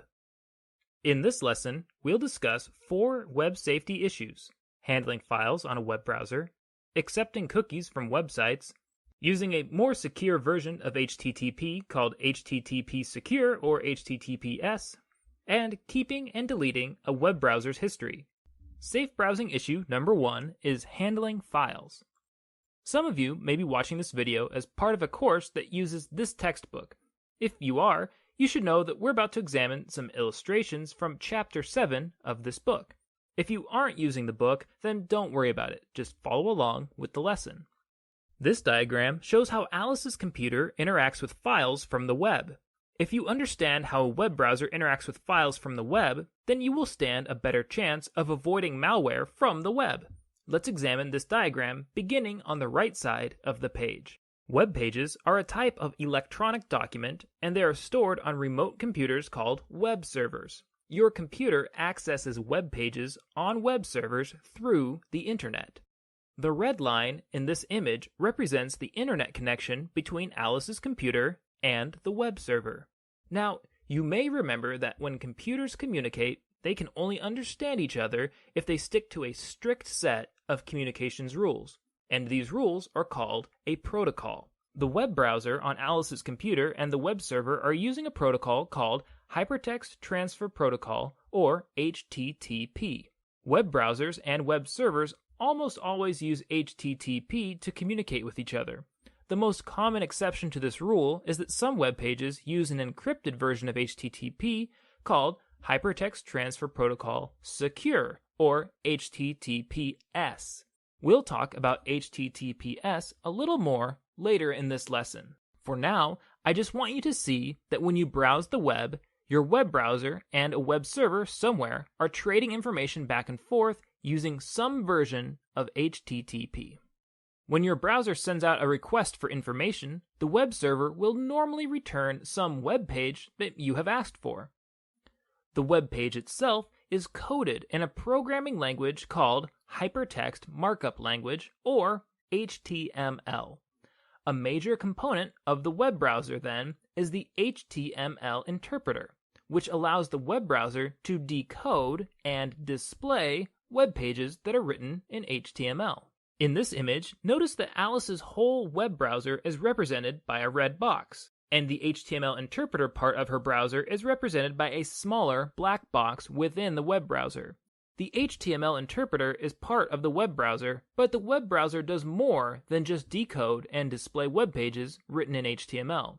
When the HTML interpreter reads through the lines of code for the web page, it will occasionally find non-HTML files embedded into the HTML code.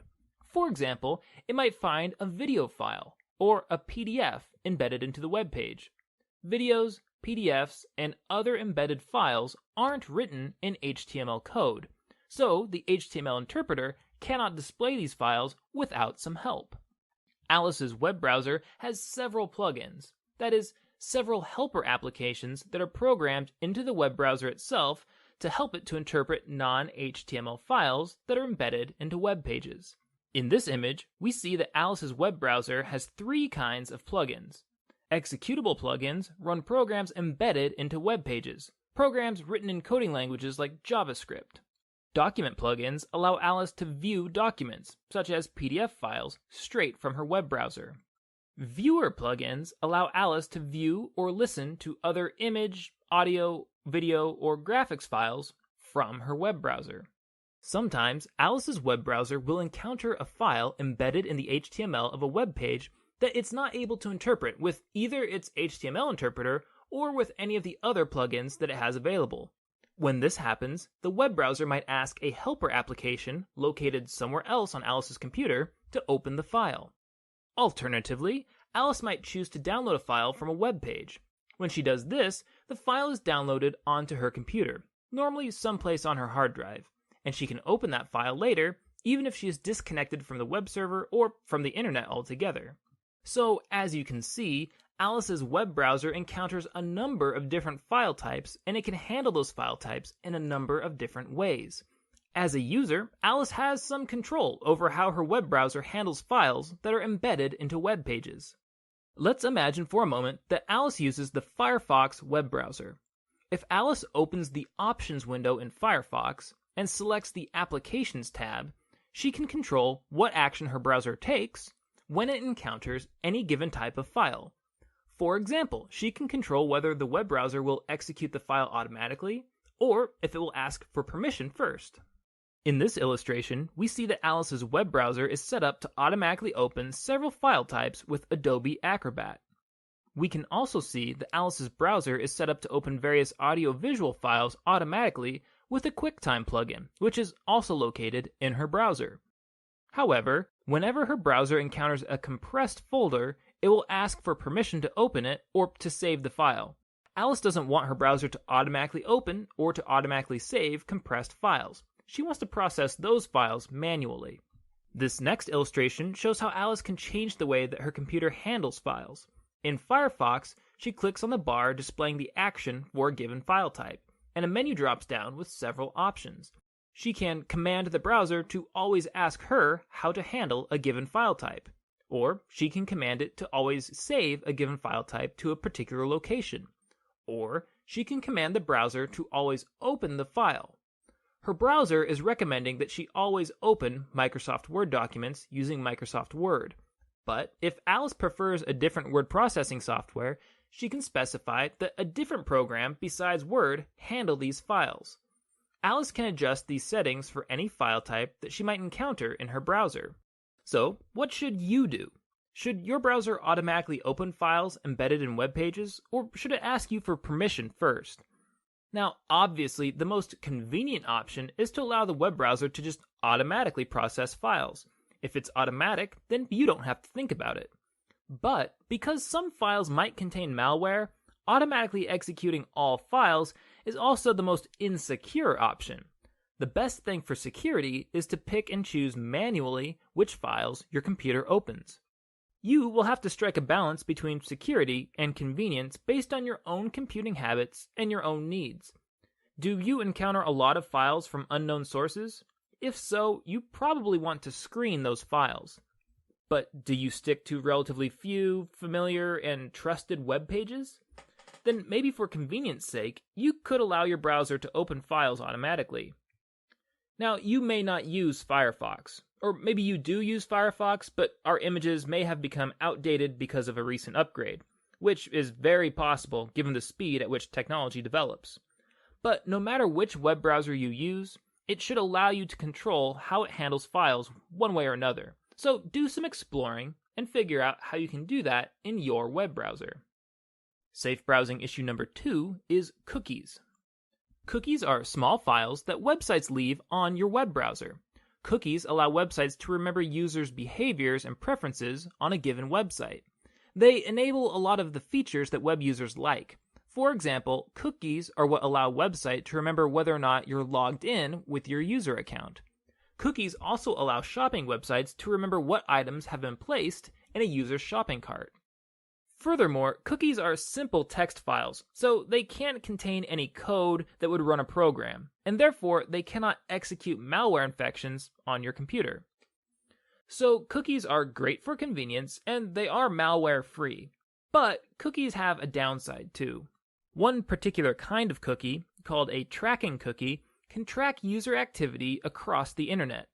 Many users feel like tracking cookies are a violation of privacy. For example, if you shop for baseballs on baseballgear.com on Monday afternoon, you might notice that a new website starts showing you ads for baseball bats and gloves on Monday evening. These targeted ads imply that your behaviors are being observed and shared between websites and between different companies. This is made possible by tracking cookies. Tracking cookies are ultimately all about advertising. As you can imagine, advertisements are much more valuable if they're tailored towards your personal interests. The more targeted the ads are to you, the more effective the ad usually is. That's why advertisers advertise toys during children's shows and beer during football games. The people who are interested in children's TV shows are statistically more likely to be interested in toys, and the same people who are interested in football games are statistically more likely to be interested in beer. Tracking cookie companies pay websites to run software that writes tracking cookies onto your browser. These tracking cookies can collect information about you on any website that runs the software by the tracking cookie company. Over time, the tracking cookie company builds a profile on the user behavior associated with your web browser, and it can use that profile to direct targeted ads to your browser. It reads the cookie, it observes your browsing behavior, and it says to itself something like this: I see that you've been reading about baseballs and buying baseballs. I guess I should show you these baseball bat advertisements because it seems likely that you're the kind of person who'd be interested in buying a baseball bat. Another issue with cookies is that they can allow users to stay signed in to online accounts on their browsers. Now, on the face of it, there's no major issue here. Why would it matter if you stayed logged in on your own private computer? Well, it only becomes a problem if somebody is allowed to snoop through your computer. For example, you might leave your computer in a public place. Or, more likely, you might leave your computer out at home during a party or a gathering. Or if your boyfriend or girlfriend has access to your computer, then they might have automatic access to your accounts. In any of these situations, somebody else could use your active login information to access your online accounts. So although cookies are more convenient for you, keep in mind that they're also more convenient for people who snoop through your computer. And of course, if you're using a public computer, then make sure that it does not remember the password for your online accounts. You don't want people in public to log into your private accounts. One final security issue with cookies. If you are using an unsecure wireless connection, then eavesdroppers can intercept cookies sent to and from your computer. If the cookie in question happens to be an authentication cookie that's used for logging into an online account, then the eavesdropper can save this cookie and use the information on it to log into your account later. Safe browsing issue number 3 is HTTPS. Earlier, I mentioned that web browsers communicate with web servers using a protocol called Hypertext Transfer Protocol, or HTTP. Regular HTTP is a set of rules that governs the way that code is sent back and forth between web browsers and web servers. Regular HTTP sends code back and forth in clear text. That is, the code is easily readable for anybody who has access to it. So if somebody happens to be eavesdropping on your browsing session on an unsecured wireless network, they can easily read any information that is sent through HTTP. There is another protocol called Hypertext Transfer Protocol Secure, or HTTPS, that adds another step to the HTTP protocol. Instead of sending code back and forth in clear text, HTTPS adds a step of encryption. If you navigate to a web page using HTTPS, then the website encrypts all of the code that it sends to your web browser, and it gives your web browser a unique key for decrypting that code.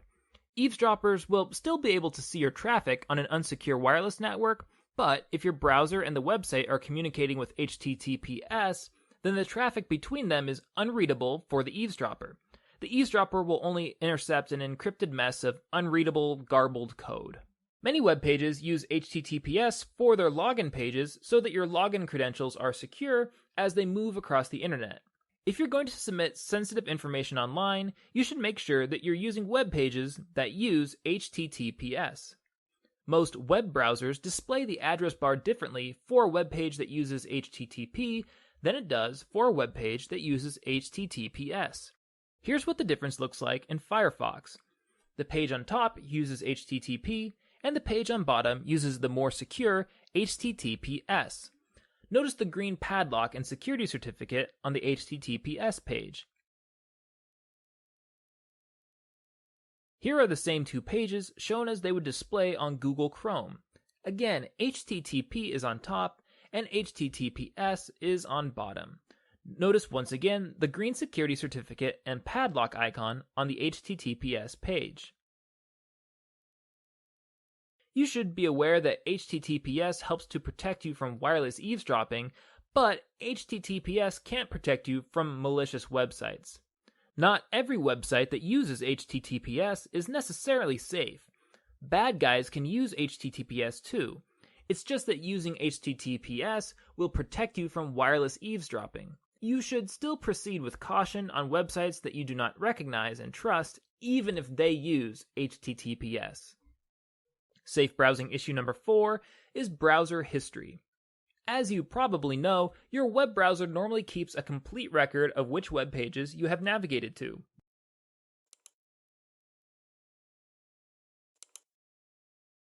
This history can be convenient. It helps you to remember things that you have read online, and it helps you to navigate to frequently accessed web pages more quickly.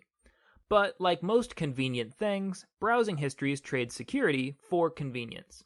Your browser won't differentiate between sensitive and non-sensitive information. It will keep a complete record of all of it.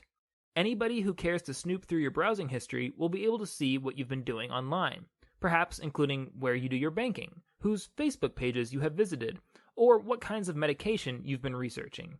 Web browsers on public computers will normally default to recording your browsing history too. If you use a public computer, say one at a library, then practically anybody can see what you were doing after you leave the computer. There are 3 primary ways to control your browsing history. The first is to delete your history. Your browser should have a delete history function, and all of the most popular browsers will give you some control over what you delete. For example, Firefox will allow you to clear your history going back different amounts of time, an hour, a week, etc. And it will allow you to clear all of your history at once, or to just focus on one specific kind of information: cookies, browsing history, data typed into online forms, etc. The second way to control your browsing history is to limit what kinds of information your computer gives, receives, and remembers.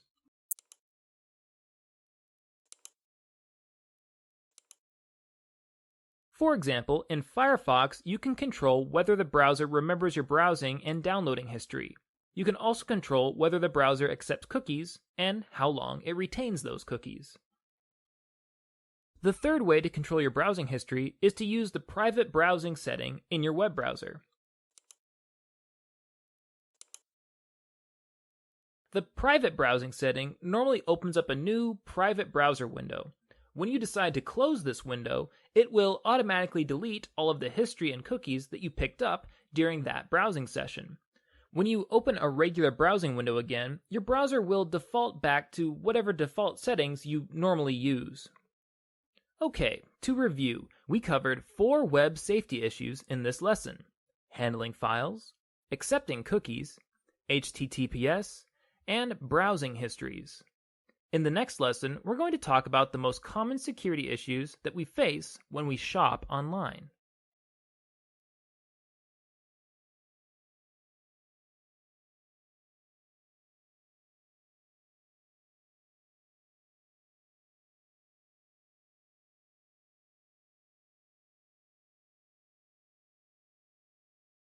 Welcome to this course, Introduction to Cybersecurity Literacy. This is Lesson 21, Online Shopping. Online shopping is big business. With so much money being exchanged, it's no surprise that many criminals target online shoppers. Many of the security issues that we have discussed previously are relevant to online shoppers. In this video, we'll address 11 online shopping security issues: avoiding malware, using strong passwords, using trusted computers, avoiding unsecure wireless networks, avoiding malicious adware, avoiding phishing websites, distinguishing legitimate retailers from illegitimate ones, using a link scanner, researching a retailer, withholding information, and finally, paying with plastic. Online shopping issue number 1 is avoiding malware. In previous lessons, we talked about how to protect yourself from a number of different kinds of malware: viruses, worms, Trojan horses, and bots. Some malware attacks are directed specifically at online shoppers. So, before you shop online, it's a good idea to make sure that you're employing the defense in-depth strategy outlined in Lesson 18 of this series. Do you remember what that strategy entails? Back up your data, run a firewall, make sure that your software patches are all up to date, run antivirus software, represented here by a guard dog that blocks viruses from getting into a computer, and be an educated user, somebody who knows the old threats, but who also keeps up with new threats as they appear in the news. I won't say much more about these layers of defense here. If you would like to review them in more detail, you can go ahead and rewatch Lesson 18 in this series, which is titled Layers of Defense Against Malware. Online shopping security issue number 2 is using strong passwords. Online shopping accounts are sensitive accounts. Many of them grant users access to your credit card information. They also usually have a shipping address on file, which would tell somebody where you live. And because they might keep a record of your purchases, these accounts also give users an idea of how much money you spend and what kinds of valuables you might have in your house. So it's important to use a strong password if you set up an online account with a retailer. Strong passwords make it more difficult for cybercriminals to compromise your shopping accounts. Lesson 11 gave you advice for creating strong passwords. Rather than rehash all of that advice here, I'm going to refer you back to that lesson.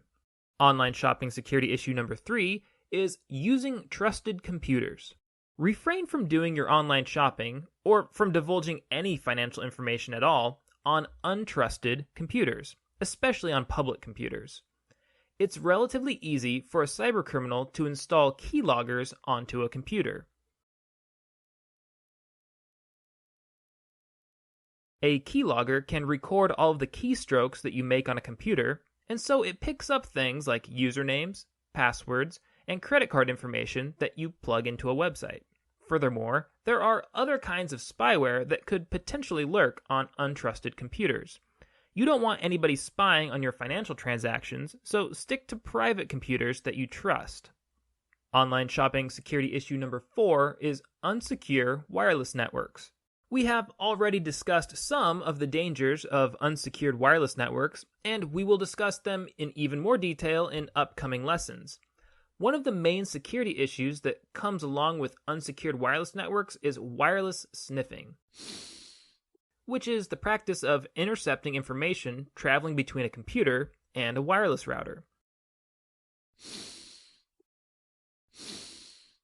Because of these dangers, it's best not to shop on unsecured wireless connections. Online shopping security issue number 5 is malicious adware. In lesson 16, we touched on the dangers of malicious adware. We explained that many advertisements are legitimate, but some advertisements aren't.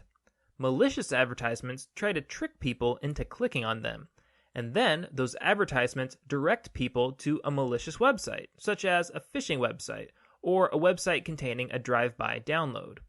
So be shrewd. If an ad presents an offer that's too good to be true, then it's probably not a legitimate offer. Before you click on any ads, always hover your mouse arrow over the link to check the URL that the link navigates to. If an advertisement says that it's taking you to, say, an Amazon or an eBay affiliated webpage, but then the URL it displays is not from Amazon.com or eBay.com, then you should not click on the advertisement. In fact, it's a good idea not to ever shop on a web page that you navigated to through clicking on a hyperlink. It's better to type the retailer's URL into the address bar for yourself. This will give you an added layer of assurance that you're shopping where you want to shop. Online shopping security issue number 6 is phishing websites. In lessons 10 and 14, we touched on the dangers of phishing. Phishing is a trick where a cybercriminal tries to convince a victim to divulge his or her sensitive information, such as usernames, passwords, or bank routing numbers. We examined a phishing email which claimed to be from Chase Bank, but which really contained links to a website that was intended to steal users' banking information. Cybercriminals will do the same trick with online retailers. They will send out emails containing links to fake retail web pages that are intended to trick you into divulging login information or banking information. Here's an example of a phishing email claiming to offer popular products at deep discounts, which are well below market value. If you get emails like this, just delete them. They are probably phishing emails. Legitimate businesses won't discount their goods 80 or 90% from market value.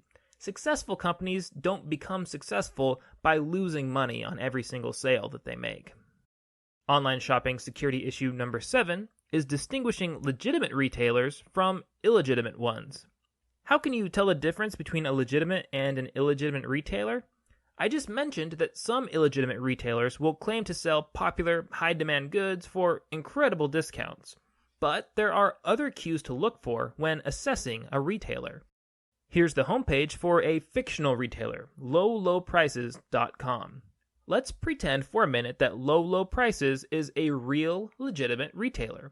How could you be sure that this is the real homepage for Low Low Prices? One obvious cue is to check the URL up in the address bar. If you wish to shop at lowlowprices.com, but the URL says something different, like lowlowprices.cn, then you should suspect that the page that you're on is a counterfeit. Another cue to look for is HTTPS. Legitimate retailers should always use HTTPS to log you into your account or to accept payments. Any website that does not use HTTPS for these functions is unsafe and probably malicious. Now, some malicious websites will go so far as to use HTTPS.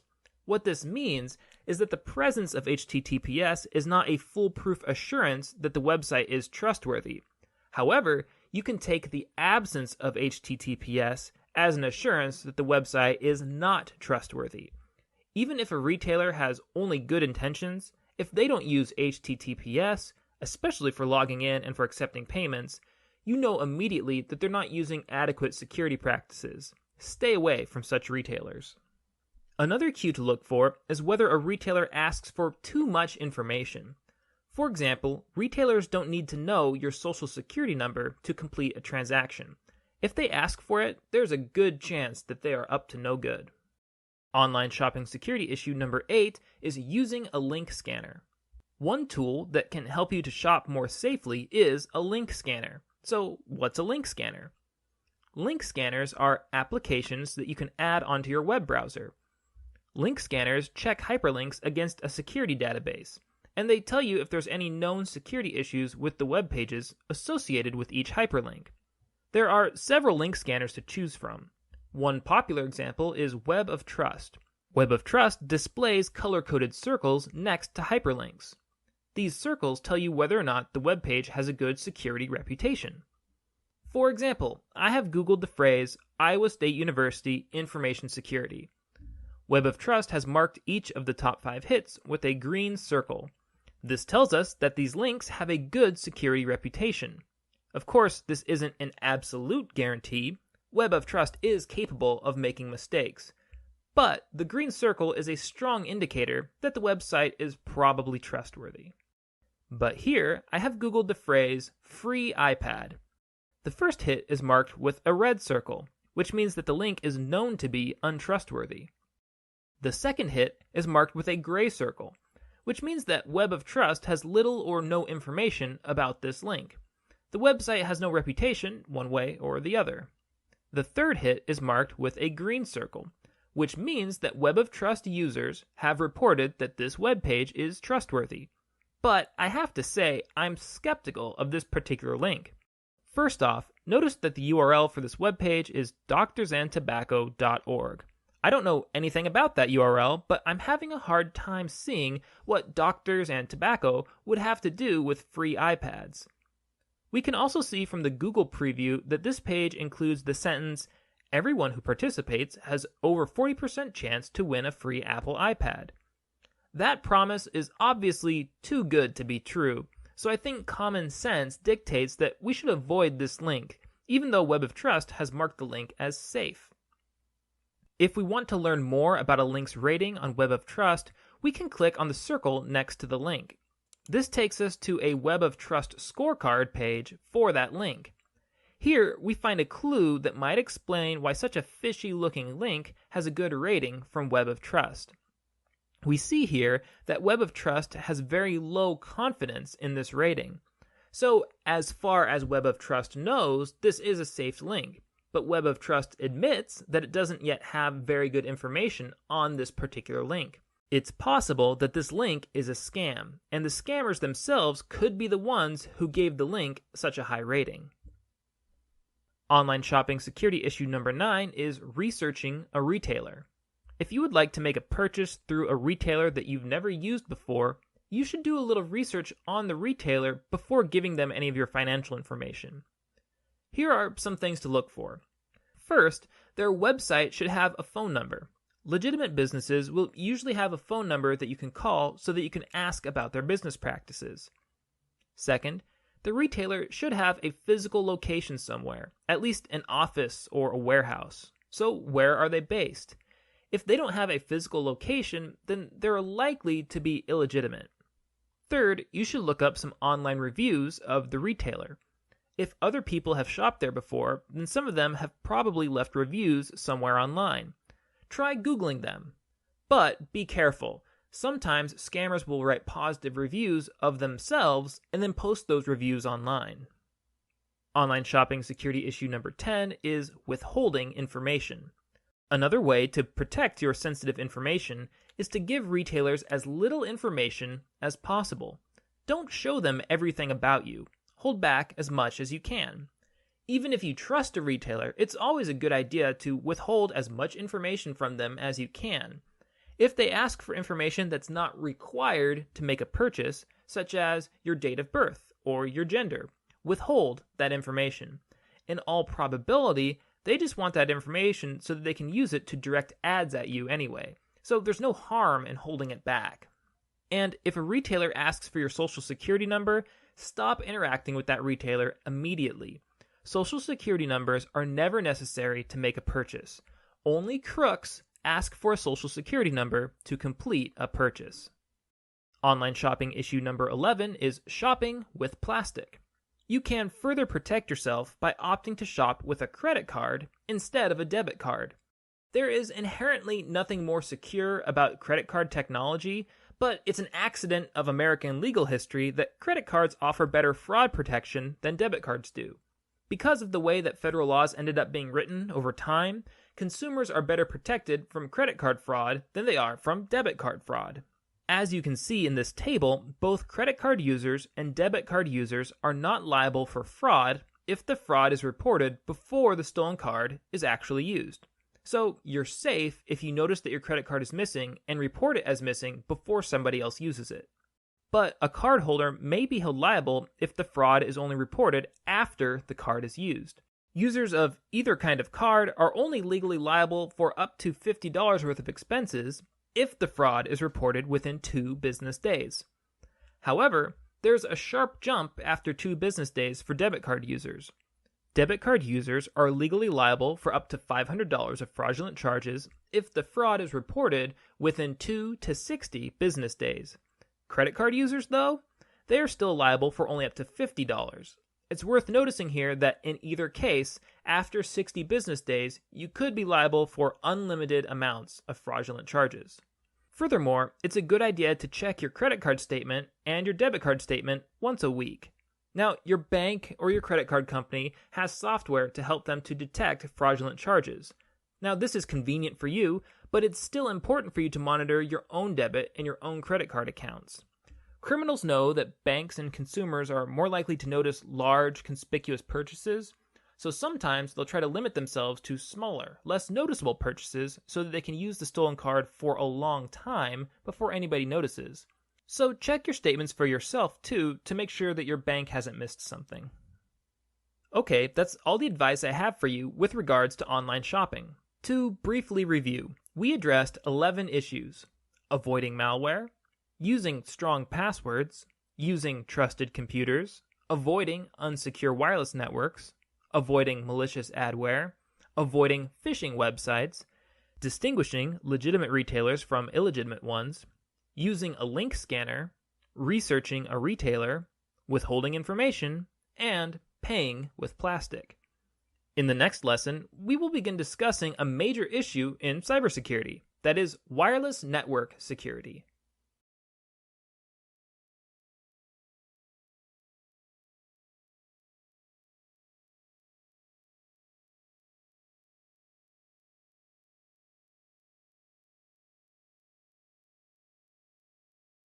Welcome to this course, Introduction to Cybersecurity Literacy. This is Lesson 22, Wireless Network Basics.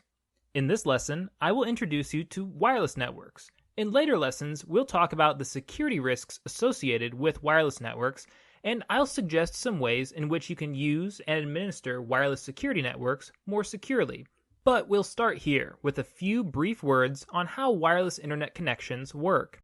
Wireless internet connections go by several names: Wi-Fi, Wireless Ethernet, and IEEE 802.11a, 802.11b, 802.11g, or 802.11n. For our purposes, all these describe the same thing: the wireless connections that allow your devices to connect with a wireless internet router, and through this router, to communicate with the whole internet. These types of connections are distinct from cellular internet connections, which do not have the same security risks as Wi-Fi connections. In this class, when we talk about wireless networks, we're going to stick to the traffic traveling between a Wi-Fi enabled device, normally a computer, a tablet, or a smartphone, and a wireless internet router. To be clear, the issues we're introducing are relevant to your phone when your phone is on Wi-Fi, but they probably aren't relevant to your phone when you're using your phone's mobile data connection. Operating systems for Wi-Fi enabled devices will have some kind of wireless connection manager program. For example, this illustration shows the Wireless Connection Manager application that runs on the Windows 7 operating system. On the left side of the window, you can see a list of Service Set Identifiers, or SSIDs. An SSID is also commonly referred to as the router's name, or the network's name. How does your computer know which wireless routers are in range at a given time? Simple. Wireless routers emit signals that broadcast their SSID. They are constantly advertising their own availability. Over on the right side of the window, we can see the signal strength for each network. Devices on Wi-Fi networks, both routers and computers, work by transmitting information through radio waves. These green bars let users know how strong the radio signal is between the router and the computer. In Windows 7, unsecure wireless networks are marked with a yellow exclamation point icon. Routers and computers have the ability to encrypt their transmissions. An encrypted signal means that even if somebody intercepts your Wi-Fi traffic, they shouldn't be able to read it. But this yellow icon tells you that transmissions to and from this network will not enjoy such encryption. Let me repeat that. This yellow icon means that the information carried by the radio waves between the computer and the router will not be automatically encrypted. Let's see what happens when a user selects one of the networks from the list. When a user selects an SSID, the application asks whether the user wants to connect to a given network, and it reminds the user whether or not the requested network is secure. If a user chooses to connect to an unsecure wireless network, the computer should make the connection automatically. If it's a secure network, then the router will ask for a security key before allowing it to connect. If you are connected to a Wi-Fi network, it's worth remembering that all of the information that travels from your computer to the router and from the router back to your computer is transmitted via radio waves. These radio waves move out in every direction from their source. And they don't stop when they reach their intended destination. They will keep radiating out for a long ways. A wireless eavesdropper does not have to be seated between you and your router to pick up your wireless transmissions. They just need to be within the range of your Wi-Fi radio. And remember, radio waves are easy to intercept. All you need is the right kind of radio, and you can detect the waves. How far do Wi-Fi signals travel? Well, they usually go about 100 to 300 feet in every direction, depending on conditions and obstructions. To put that in perspective, here's what a 100-foot broadcast radius looks like compared to a football field. For perspective, here's what a 300-foot broadcast radius looks like. It's worth mentioning that with special equipment, people can sometimes detect Wi-Fi signals from even further away, say about 1,000 feet. Remember that radio waves go out in every direction, including up and down. So people who are above you in a tall building or below you in a basement may also intercept Wi-Fi signals. Okay, that's all for now. In the next lesson, we'll cover a number of wireless internet security threats that you should be aware of and that you should learn to protect yourself against.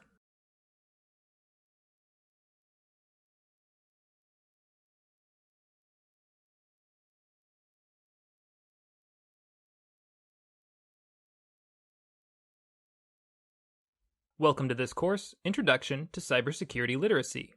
This is Lesson 23, Wireless Internet Security Threats. In this lecture, we're going to introduce some of the most common security threats that wireless users have to deal with.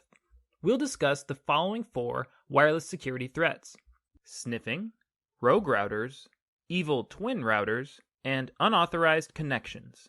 At the beginning here, I'm going to remind you that these threats apply to Wi-Fi internet, but they do not apply to mobile cellular networks, which use different technologies besides Wi-Fi. So, when you're using Wi-Fi on your phone, this lesson applies, but when you're using data on your phone, it probably doesn't. Wireless security threat number 1 is sniffing. Have you ever seen a movie where somebody is having a private telephone conversation on a landline telephone, and then somebody else picks up a different phone somewhere else in the house and eavesdrops on that conversation? Wireless sniffing is a similar kind of eavesdropping that can happen on public, wireless internet connections. If you're in, say, a coffee shop surfing the web, a cybercriminal within range of that wireless network can use a variety of methods to intercept the signals between your computer and the wireless router. They can intercept the information that is sent from the wireless router to your computer, and they can also intercept the information that your computer sends back to the wireless router. By default, computers are configured not to sniff, but there is free and legal software that can reconfigure a computer to run in what is known as promiscuous mode. A promiscuous computer sniffs all of the wireless traffic on a network. For those of you who are watching this lesson as part of a class that uses this textbook, there's a diagram in Chapter 9 that illustrates what we're talking about. We'll look at that diagram here. If you aren't using this textbook, don't worry about it, just follow along with the lesson. This illustration shows how computers normally function on a network, that is, when they're not sniffing traffic. Over on the right side of the page, we have a wireless router that has been named MSP Wireless. We also have 3 computers connected to this wireless network: User 1, User 2, and Alice's computer. The red dotted line here represents Alice's computer sending a packet of information to the router. It's requesting the homepage for CNN.com. Normally, this information goes out in all directions and is readable by every device on the network. But computers are normally configured to ignore this kind of information, so only Alice's computer and the router are actually involved in the transaction. User 1 and User 2 are configured to ignore Alice's computer's Wi-Fi traffic. Here's an illustration that shows the same situation, only one computer has been configured into promiscuous mode. When Alice submits her password, which is the word bananas, to the website that she's trying to log into, her password information is available to every device on the wireless network. User number 1 is still ignoring this information, which is what he or she is supposed to do. The router is still listening to this information, which is what it's supposed to do, but user number 2 has now turned into sniffer number 1. This user is secretly observing Alice's login credentials. Alice can prevent sniffing in several ways. One is to use a secure wireless network. On a secure wireless network, all users on the network still have access to each other's internet traffic, but this traffic is encrypted so that other users aren't able to read it. Another way to prevent sniffing is to stick to websites that use HTTPS. HTTPS is a set of communication rules that some internet-connected devices use to communicate with each other. HTTPS encrypts all traffic between users and a given web page. Again, the traffic is still sniffable on the wireless network, but it's garbled by the encryption. Finally, users may negate sniffing by using a virtual private network or VPN.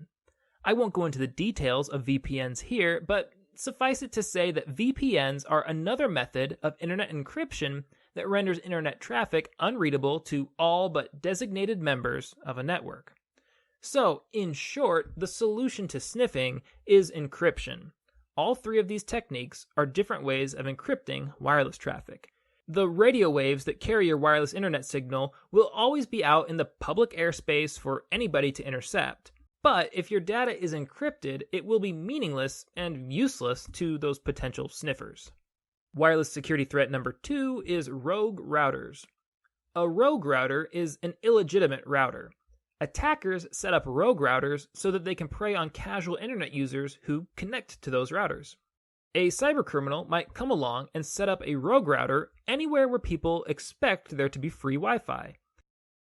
So, for example, airports are popular locations for rogue routers. Attackers will give the rogue routers plausible names like free airport Wi-Fi so that they can attract users to connect to them. But once users are connected, the attackers simply use those rogue routers to sniff the wireless traffic on them. They might even ask users to set up user accounts for the network, and in this way, the attackers try to snatch usernames, passwords, and other identification information from unwitting users. In fact, because some airports charge for Wi-Fi, some attackers will even go so far as to charge users to work on the rogue routers. Users will pay these fees because they were expecting to pay a fee anyway, so the victims are charged a fee to be cyber attacked. Rogue routers are particularly tricky at travel hubs like airports and bus stations. In those situations, travelers are vulnerable. They have little time and very few resources to spend on their own cyber defense. Furthermore, the attackers that set up routers in transportation hubs may also be travelers themselves. They might not live anywhere near the place that they're attacking, and after a couple of hours of sniffing and fishing, they might simply hop on a plane and fly to the next targeted airport. But although rogue routers are particularly nasty at travel hubs, they are by no means limited to travel hubs. Rogue routers might appear anywhere where you would expect to find a potential cluster of wireless networks. Maybe coffee shops, public squares, apartment buildings, or other places like that. So you might be thinking, gee, it sounds like any public router could be a rogue router. And it's certainly possible. Between rogue routers and unsecure networks, public Wi-Fi connections can be pretty dicey. Now, this isn't to say that you should avoid them entirely, but you should definitely proceed with caution anytime you connect to a public Wi-Fi network. Wireless security threat number 3 is evil twin routers. A close relative to the rogue router is the evil twin router. Like a rogue router, an evil twin router is a router that has been set up for the purpose of attacking users. With an evil twin router, cybercriminals take advantage of people who allow their computers to automatically connect to a public network. For example, a college or university might have a campus-wide wireless internet connection named University Wi-Fi. Routers connecting to that network are probably installed in strategic locations all across campus. Attackers will sometimes set up alternate routers with the exact same name as a known legitimate network. So if your computer is set up to automatically connect to the network named Library Wi-Fi, it will connect to whatever router it finds with that name. If there's more than one router with that name, it will connect to the one with the strongest signal. If the evil twin router happens to be the strongest connection from where you're working, your computer might automatically connect to the evil twin router without you knowing it. Once you're connected to the evil twin router, you are susceptible to all of the familiar attacks, especially wireless sniffing. Wireless security threat number 4 is unauthorized connections. So far, we have discussed wireless networks from the perspective of a user who's connecting to a publicly available network. Now, let's consider an important security issue that comes up for wireless router owners who manage their own wireless networks at home. This issue is unauthorized connections.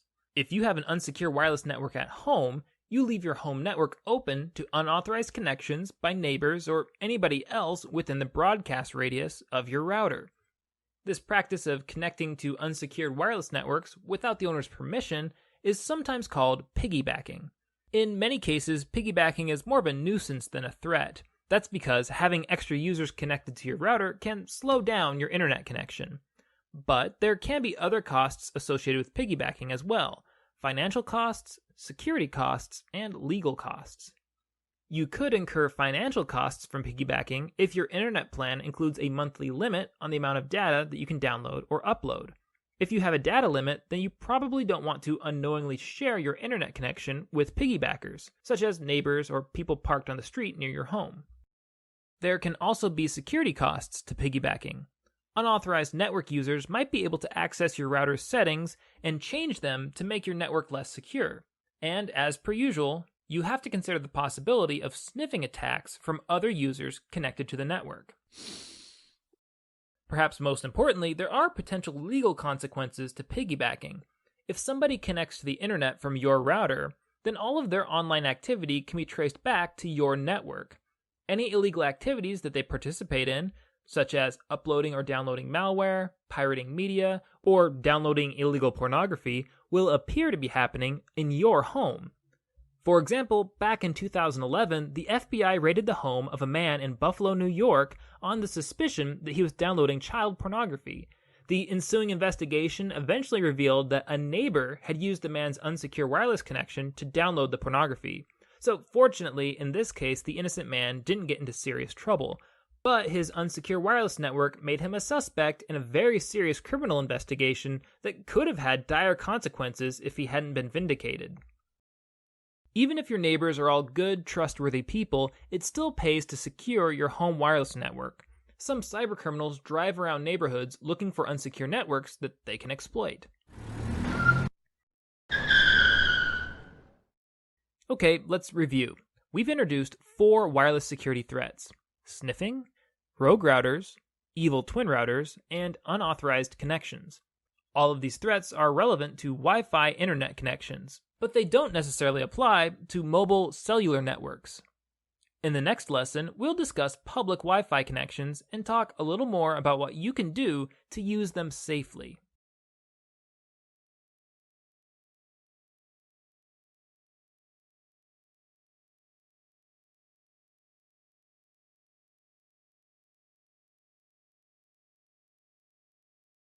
Welcome to this course, Introduction to Cybersecurity Literacy.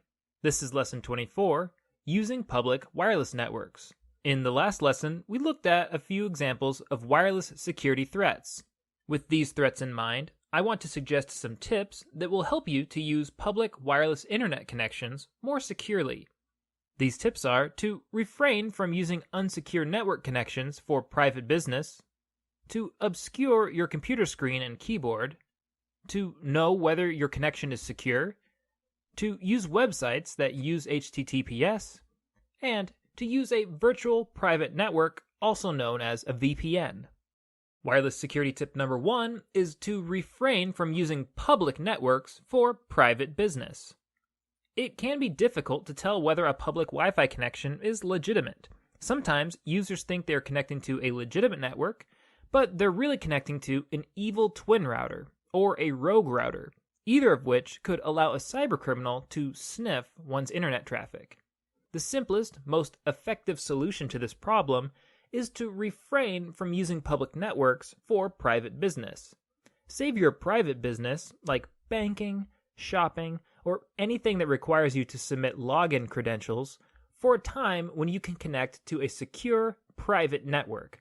We recognize that this is not always the most convenient solution, but by limiting your activity on public networks, you significantly lower your chances of being attacked.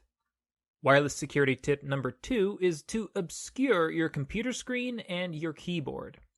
Peeking over somebody's shoulder is a pretty low-tech cyber attack, but it can be an effective one. Cybercriminals will position themselves so that they can see a user's computer, and they'll watch the screen.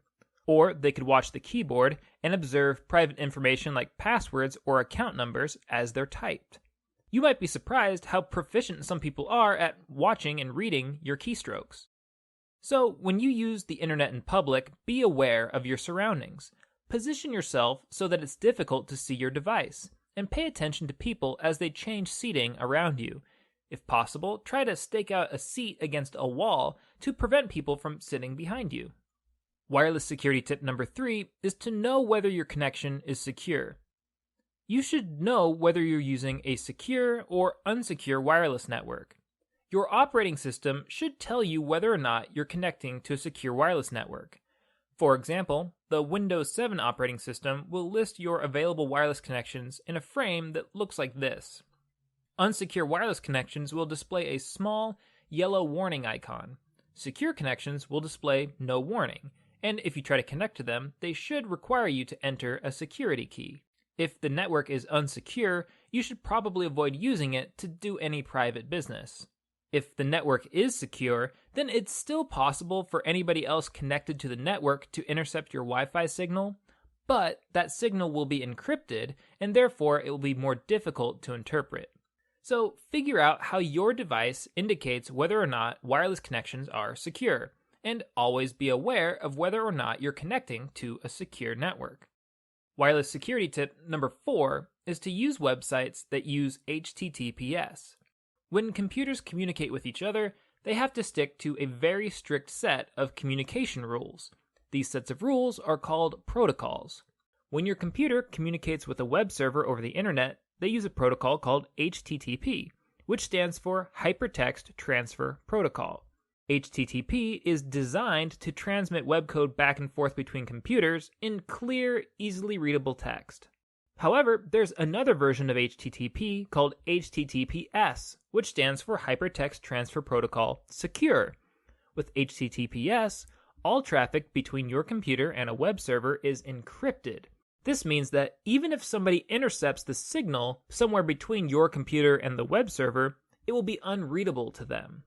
Many websites use HTTPS for their login pages so that your login credentials are secure as they move across the internet.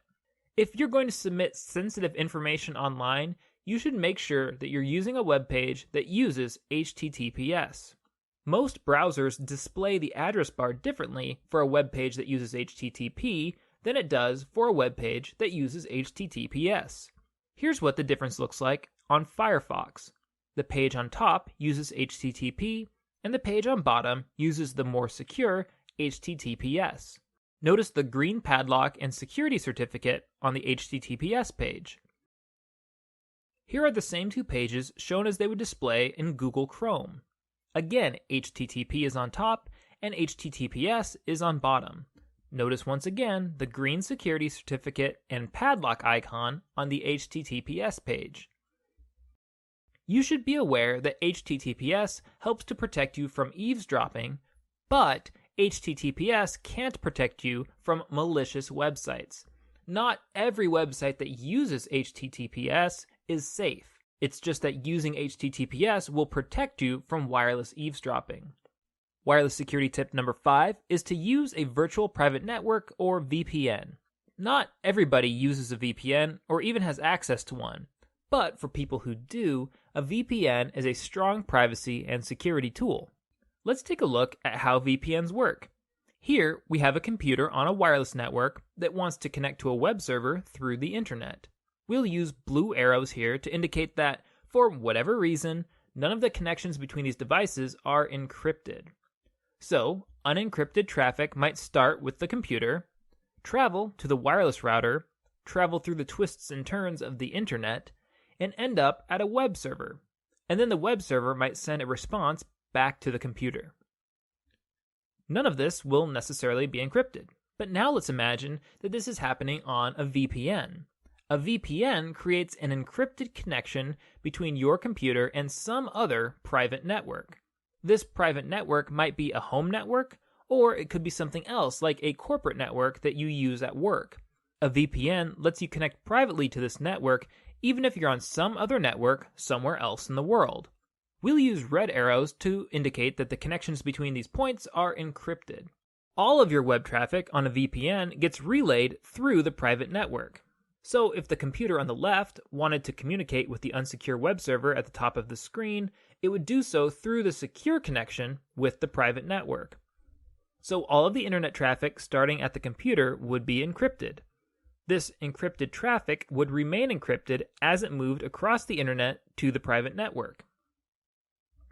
Then the private network relays the traffic to wherever it's supposed to go. At this point, it may become unencrypted. The web server would send its response back to the private network. The private network would encrypt the response and send it back to the user on the left side of the screen.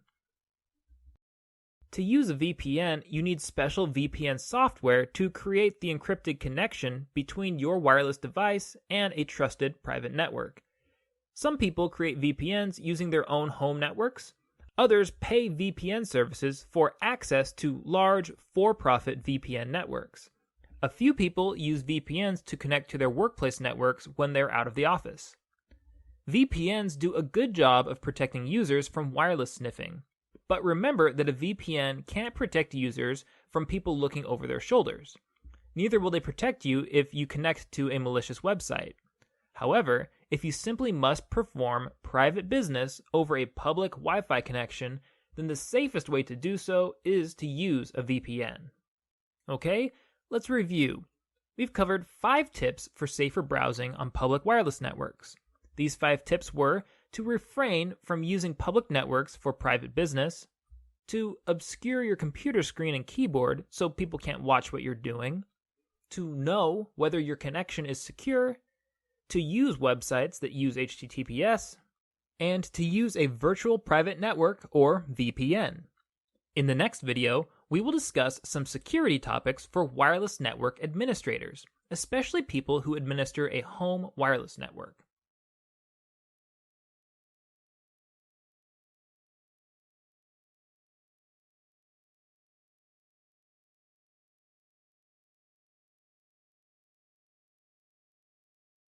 Welcome to this course, Introduction to Cybersecurity Literacy.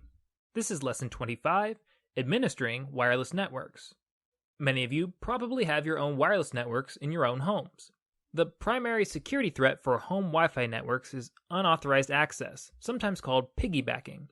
If somebody accesses your wireless network without you knowing it, they can potentially sniff your wireless traffic while you're using your devices at home.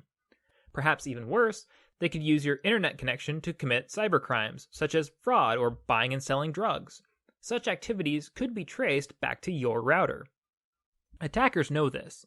Some of them even drive around neighborhoods looking for unsecured wireless connections. Sometimes, when cybercriminals find good, accessible, unsecure connections, they will post them on online maps that direct a criminal community towards good places to access unsecure Wi-Fi. Knowing these potential threats, it's a good idea to keep your wireless network secure. In this lesson, we'll cover 6 network administration tips that can help you to keep your wireless network as secure as possible. Use a strong router password, enable wireless security encryption, enable router firewalls, disable SSID broadcast, filter MAC addresses, and turn off your router. Network administration tip number 1 is to use a strong router password.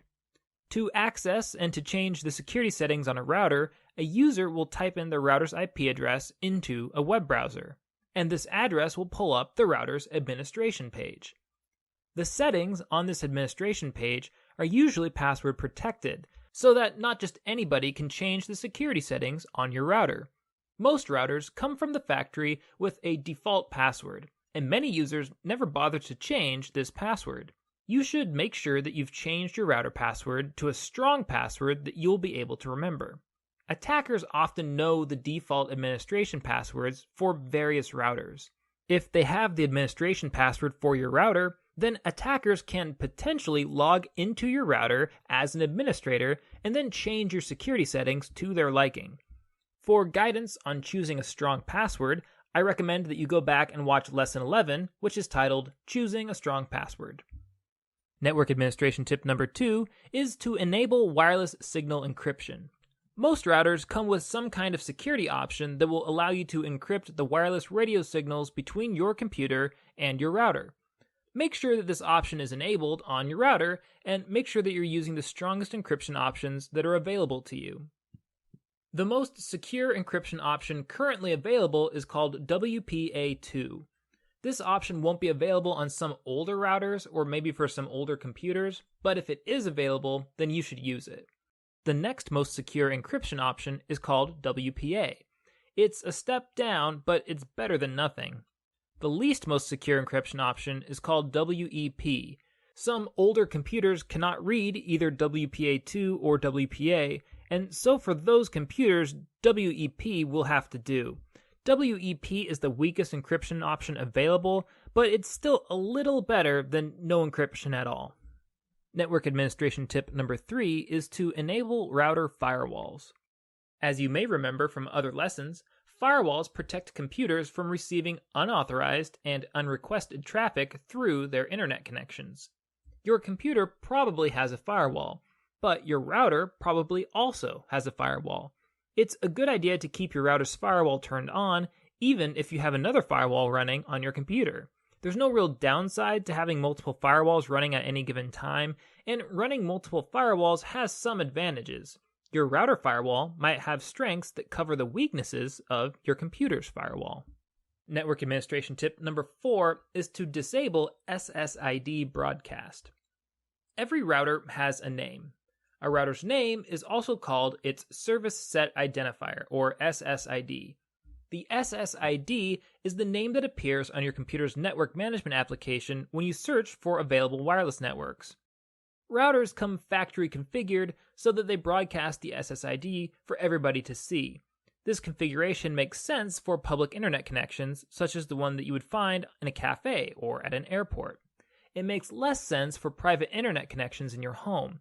If you already know the SSID that you want to connect to, then your computer can find and connect to it without the router broadcasting the SSID out to the public. Network administrators can disable SSID broadcast on a router. With this broadcast disabled, it's more difficult for outside attackers to even see whether you have a Wi-Fi connection in your house or apartment. They will likely just pass over you if you aren't broadcasting your SSID. Network administration tip number 5 is to filter MAC addresses. Internet-ready computers connect to the internet through a network card that plugs into the computer's motherboard. Every network card has a unique address called a Media Access Control Address, or MAC address. You should note that the word Mac in this context doesn't have anything in particular to do with Mac computers associated with Apple technologies. This resemblance is just a coincidence. Every internet-ready computer, be it a Mac, a PC, or anything else, will be associated with a unique MAC address. Most routers can filter computers by their MAC addresses. Such a feature is a powerful security tool. If this feature is enabled on your router, then only computers with approved MAC addresses can access your Wi-Fi connection. You will be able to add and to remove MAC address permissions in your router's administrative settings. Network administration tip number 6 is to turn off your router. It's a good idea to turn off your router if you're not going to be using it for an extended period of time. Attackers can't attack a router that's turned off. As an added bonus, you'll save a few dollars on electricity every year if you turn off your router while you're asleep or while you're away from home. Okay, let's review. We've covered 6 network administration tips: using a strong router password, enabling wireless signal encryption, enabling router firewalls, disabling SSID broadcast, filtering MAC addresses, and turning off your router. That's all of the tips that I have for you for now. If you have a router, you should go play with it. See if you can adjust any of the settings that I've recommended here. If you have trouble, try searching the web for a user's manual or for a helpful forum that answers your questions. Once you figure out how to access your router's administrative settings, and once you familiarize yourself with the administration page, I imagine that you'll find that the tips in this lecture are pretty easy to put into practice. In the next video, we're going to discuss some security considerations for users of social media.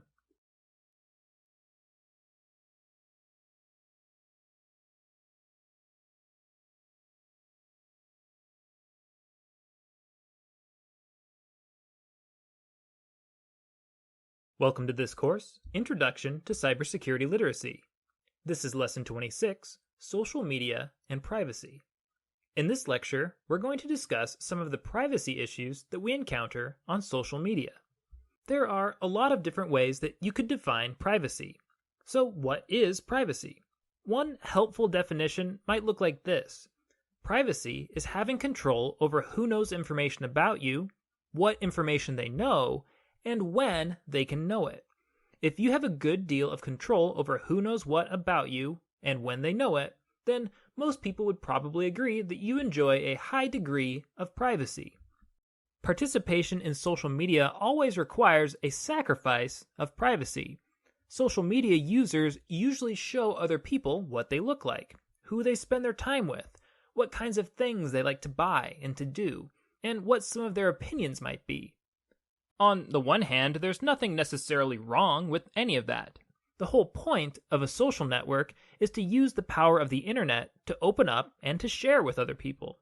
On the other hand, the privacy trade-offs in social networking can become a problem when people share more than they thought they were sharing, or when they end up regretting something that they have shared previously. We're going to address 3 social media privacy issues in this lecture: friend gluttony, copying and pasting, and employers. Social media privacy issue number 1 is friend gluttony. Some people strive to have as many friends or followers on social media as possible. When friending goes too far, we call this friend gluttony. On social media, members of your social network are sometimes called friends. In the real world, we usually mean something different when we talk about friends than what we mean when we talk about friends on social media. Social media friends are often people who we don't know very well, perhaps people that we met at a party, associates who we know through a friend, or people who we haven't seen in a long, long time. In the real world, most of us wouldn't share the same kinds of private information with distant associates that we would share with our closest friends. But social media do not automatically make distinctions between close friends and non-close friends. To social media, a friend is a friend, and its default settings will allow all of your friends equal access to all of the private information that you share. For this reason, it's a good idea to choose your friends wisely. Furthermore, because social media sites use words like friend, sometimes users feel like they're being unfriendly if they don't accept friend requests. Some users think, gee, if I reject a friend request, I'm saying that I dislike this person. But that's not true. All a friend rejection on social media means is that you aren't, at this time, allowing a particular person into your private network. The issue might not be that you dislike them, the issue might just be that you don't really know them that well. Why should you feel obligated to let somebody into your private network, especially if you don't know them that well? After all, it's your privacy and it's your network, so you don't have to fall into the trap of feeling obligated to friend everybody who sends you a friend request. And you don't have to feel obligated to send a friend request to everybody that you meet in person. Another trap to avoid is the trap of letting your number of social media contacts affect your sense of self-worth. Some people feel good if they have a large network, and some people feel bad if they have a small network. Such feelings lead some social media users to become friend gluttons. Now, I'm not trying to invalidate the feelings you might have about your social media presence, but I would like to caution you against participating in unsafe behaviors based on those feelings. It's okay to have a lot of friends, but you should limit your friend network to people who you have some kind of genuine relationship with. A good rule of thumb is to limit your network to people whom you feel inclined to wish a happy birthday to when their birthday comes around. If you don't like a person enough or care about them enough to take a moment to wish them happy birthday, well, then maybe you aren't close enough to that person to share your private information with them. Information such as pictures, relationship status, opinions, contact information, and maybe even your current location. Social media privacy issue number 2 is copying and pasting. Now, so far, I've been saying that the word friend is kind of misleading in the context of social media. I've been saying that media friends aren't always really friends, just members of your private online social network. But I should point out that a social network is only a private network in a limited sense of the word private. Once you put information out on the internet, it really isn't all that private anymore. Digital information is extraordinarily easy to copy and to share.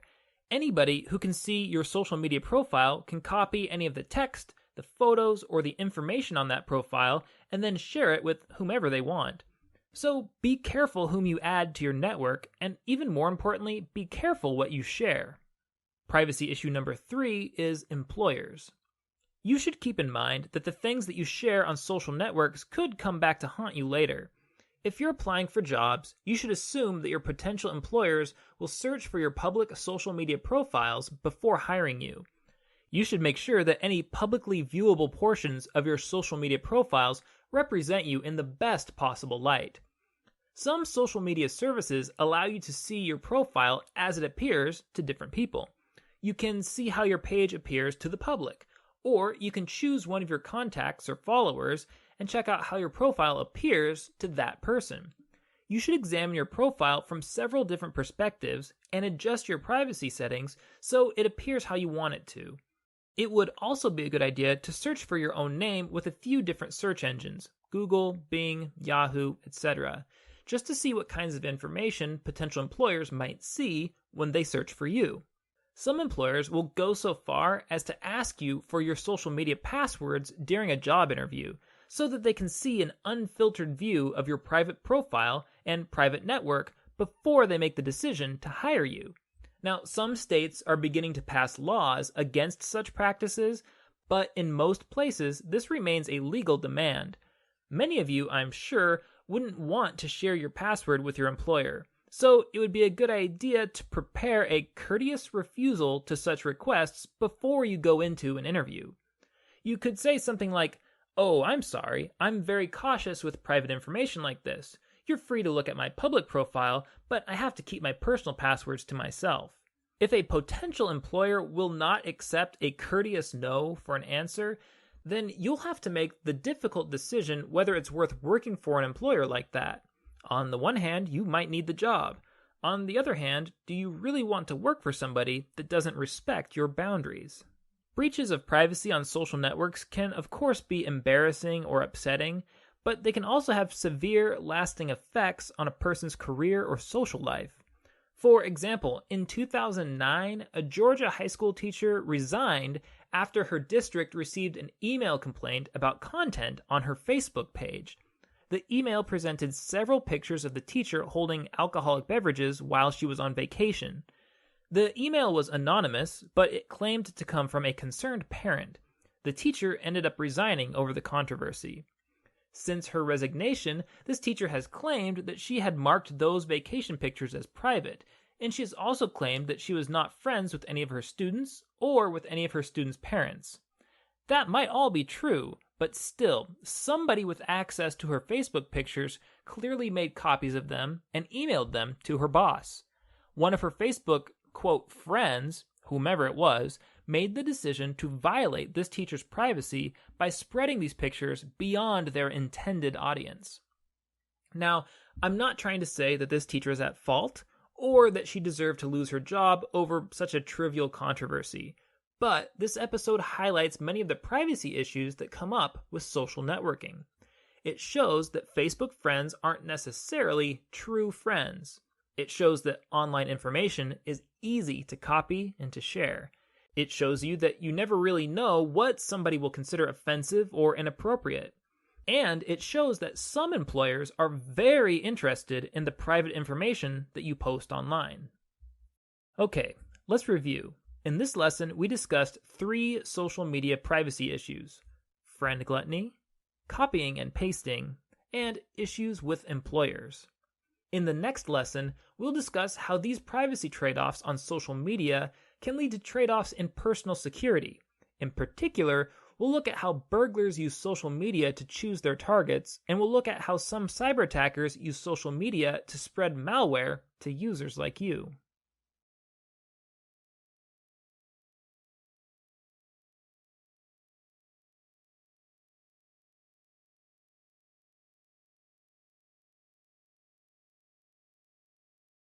Welcome to this course, Introduction to Cybersecurity Literacy. This is Lesson 27, Social Media and Security. In this lecture, we're going to discuss 2 issues of personal security that are related to the privacy trade-offs on social networks. We're going to see how some burglars use social networking to choose their victims, and we'll see how some cyber attackers use social media to spread malware to users like you. Social media security threat number 1 is burglars on social media. Did you know that many burglars are devoted researchers? It's true. The more a burglar knows about a target, the better judgments a burglar can make about the potential risks and rewards of burglarizing that target. There are many kinds of information that burglars research, but the most important one is this: will anybody be home at the time of the burglary? Modern burglars are turning to social media sites to discover when residents will be out of town, as well as other information that's relevant to the burglary. Just imagine all of the information that a clever burglar could pick up from a carelessly constructed social media profile. For example, let's consider an imaginary user named Cher. Cher posts a status update that says, Can't wait to take the kids to Cartoonland theme park for spring break. A burglar who's scanning through social media pages might stumble across this status, and so he might take a closer look at Cher's page. Scrolling through Cher's profile, he sees that she gave her husband, Floyd, a new flat-screen TV for Christmas. He also sees that Floyd gave Cher a shimmering pearl necklace. "Wow, antique jewels, priceless," Cher writes in the caption of the picture. The burglar also sees that Cher has 2 small children in elementary school. There are several pictures of the outside of Cher's house, and the burglar is able to figure out the layout of the house from the pictures. Scrolling through a few more pictures, he sees that Cher's only pet is an adorable cat named Percy, with no evidence of a guard dog. The burglar finds that Cher hasn't posted her address on any of her social media accounts. So, the burglar looks up her address in a local directory, which only takes him a few seconds. The burglar takes a few more seconds to look up the nearest elementary school, and he uses that school's academic calendar to figure out which week Cher's children will have off for spring break.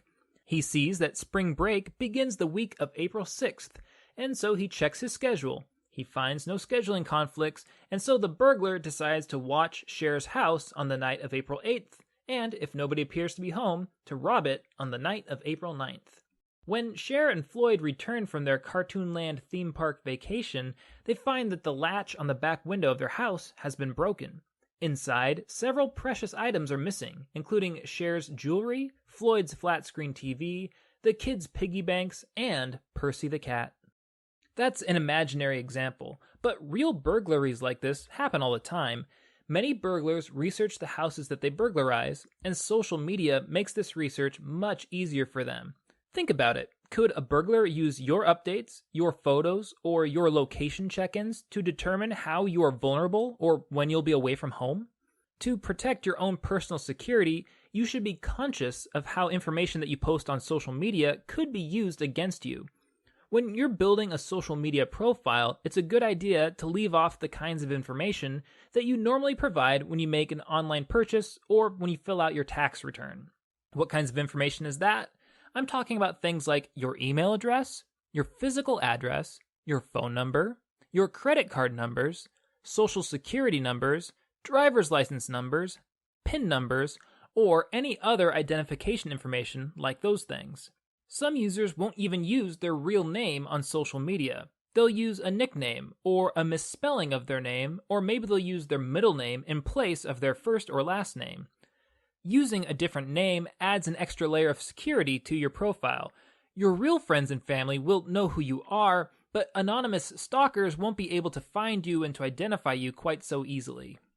You should examine your own social media profiles, especially the parts that are visible to the public, to friends of friends, or to people on shared networks like university networks or citywide networks.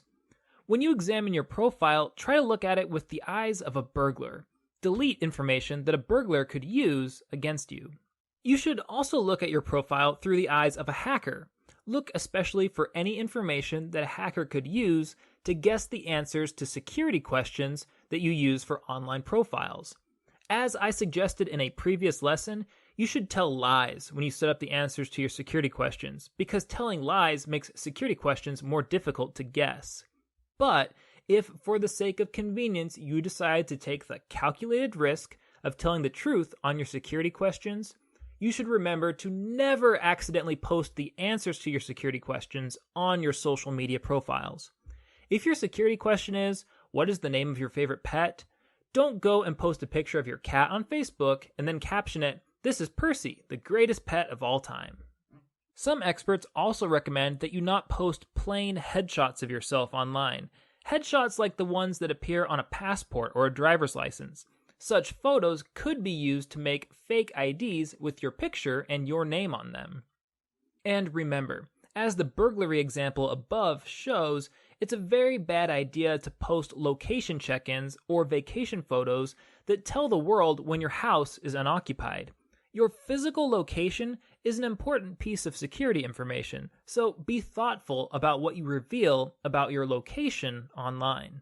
Of course, the whole point of using social media is that you want to share information with other people. So if you use social media, you're obviously not going to withhold absolutely everything about yourself. But you should train your brain to think like a crook. Before you post information on social media, consider how that information could be used against you. Social media security threat number 2 is phishing scams and malware. Let's take a moment now to consider malware and phishing.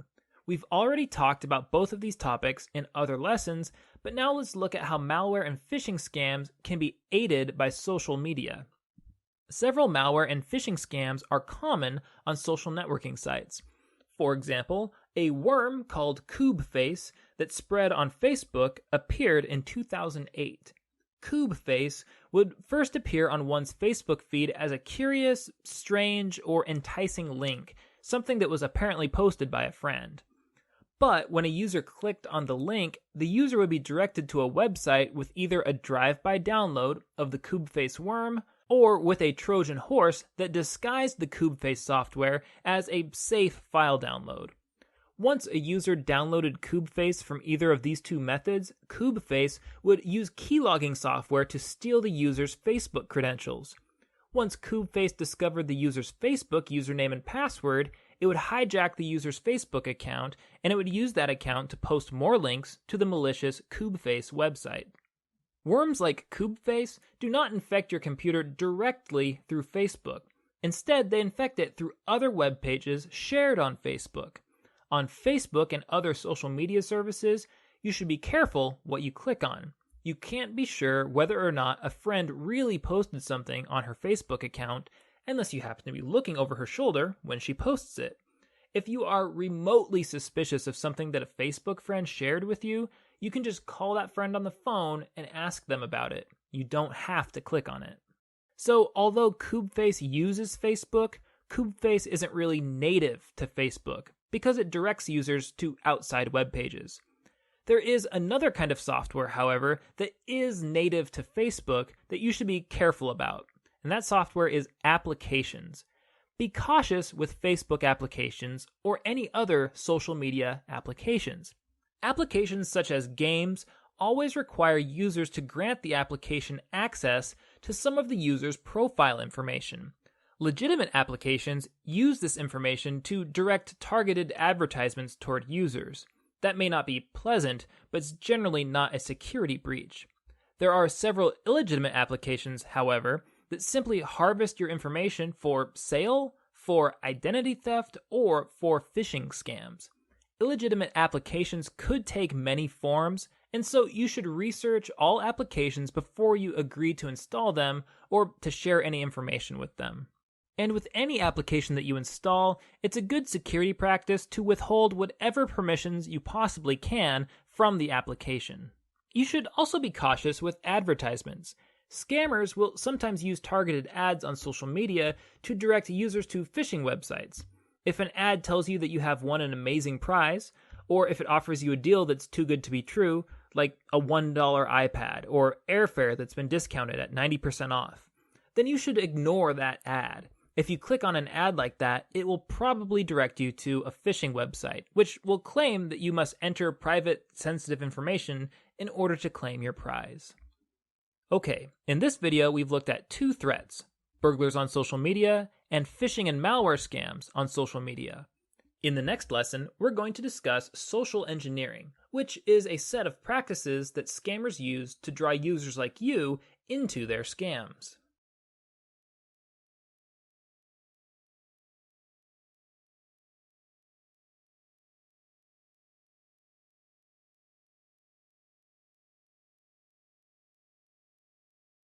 Welcome to this course, Introduction to Cybersecurity Literacy. This is Lesson 29, Reading URLs. As some of you may already know, URL is an acronym that stands for Uniform Resource Locator, and it is often used interchangeably with the term web address. And indeed, for our purposes here today, the term URL will be equivalent to the term web address. One place where you will encounter web addresses is in the address bar of your web browser. It's helpful to be able to read web addresses because it's the only sure way to know which web page you're actually looking at. Take this login page, for example. A criminal web developer could easily make a counterfeit copy of this web page and set it up to steal your username and your password. But although criminal web developers can copy the content of legitimate web pages, as we see here, they cannot copy the URLs associated with those web pages. That's because every web page gets a unique URL. So if you can trust a URL, then you can trust the web page that's associated with it. You will also encounter URLs whenever you hover your mouse pointer over a hyperlink anywhere in your web browser. For example, in Firefox, the URL associated with a hyperlink pops up in the bottom left corner of the browser window whenever you hover over a hyperlink.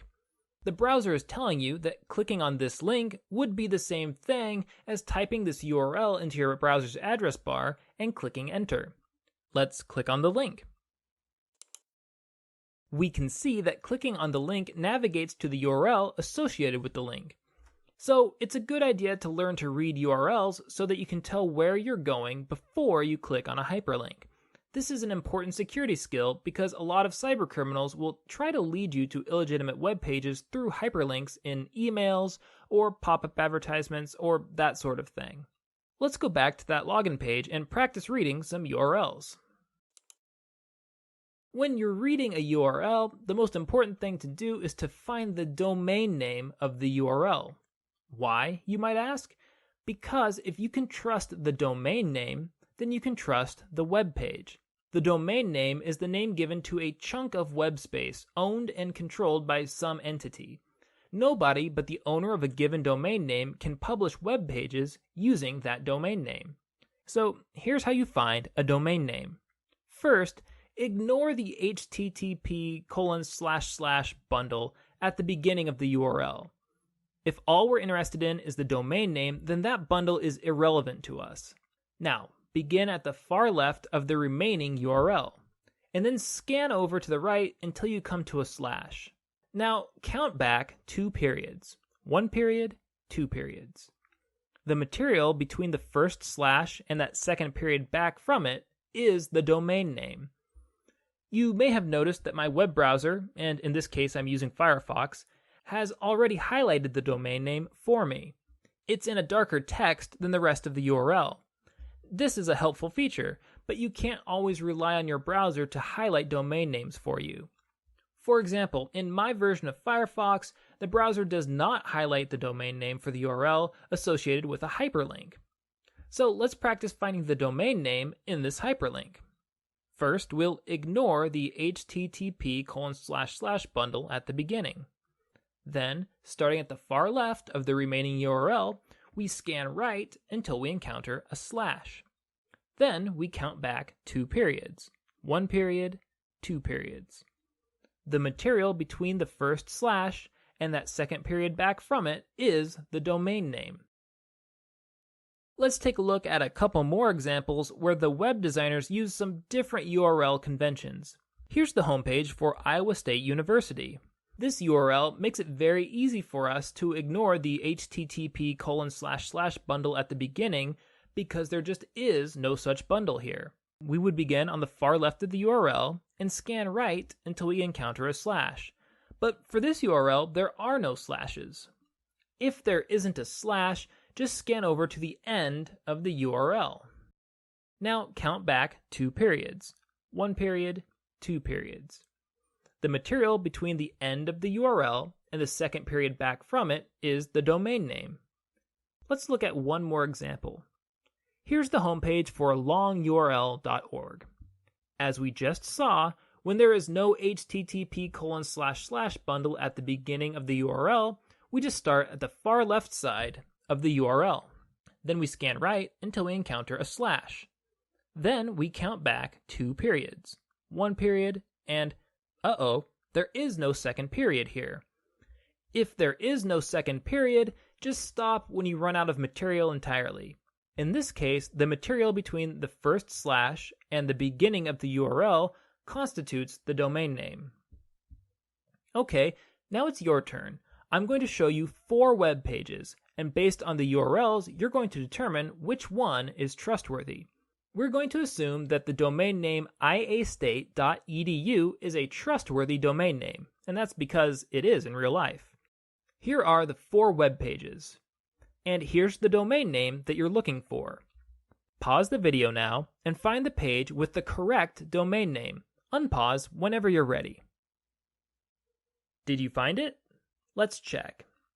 The first thing you must do is ignore the http://bundle at the beginning of the URL. Then, starting at the far left of the remaining URL, scan right until you encounter the first slash. Now count back 2 periods. 1 period, 2 periods. The material between the first slash and the second period back from it is the domain name. So in this case, the trustworthy web page is the one on the bottom right. Let's do another exercise. Let's imagine that you bank online at something called westvalleybank.com. Now, in this case, we're using a fictional URL. I'm not aware of any real westvalleybank.com. But pretending that it is real, which of the following web pages uses that domain name? Pause the video for a moment while you figure it out. Did you find it? Let's check.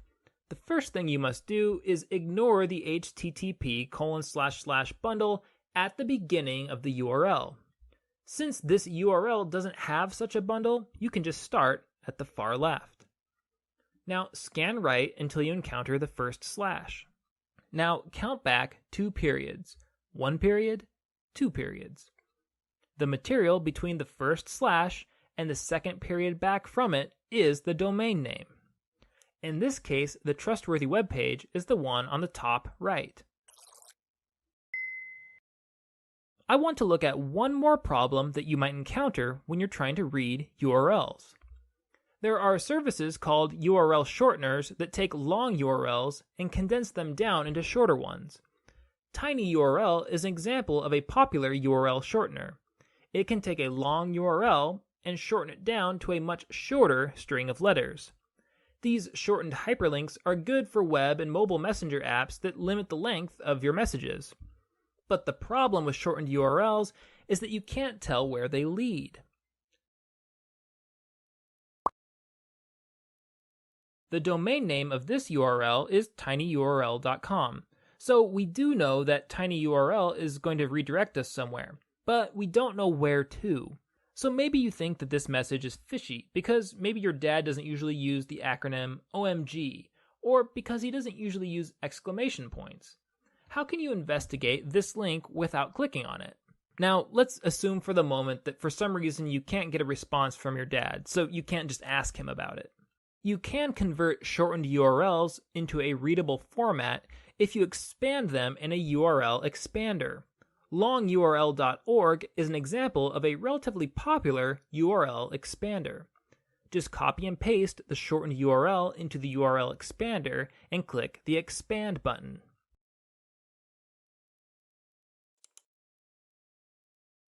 The URL expander will display the full URL, and you can find the domain name.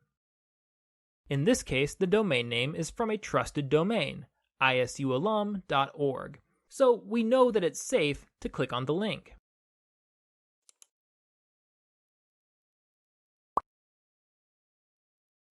Alright, that's all I have for you on reading URLs.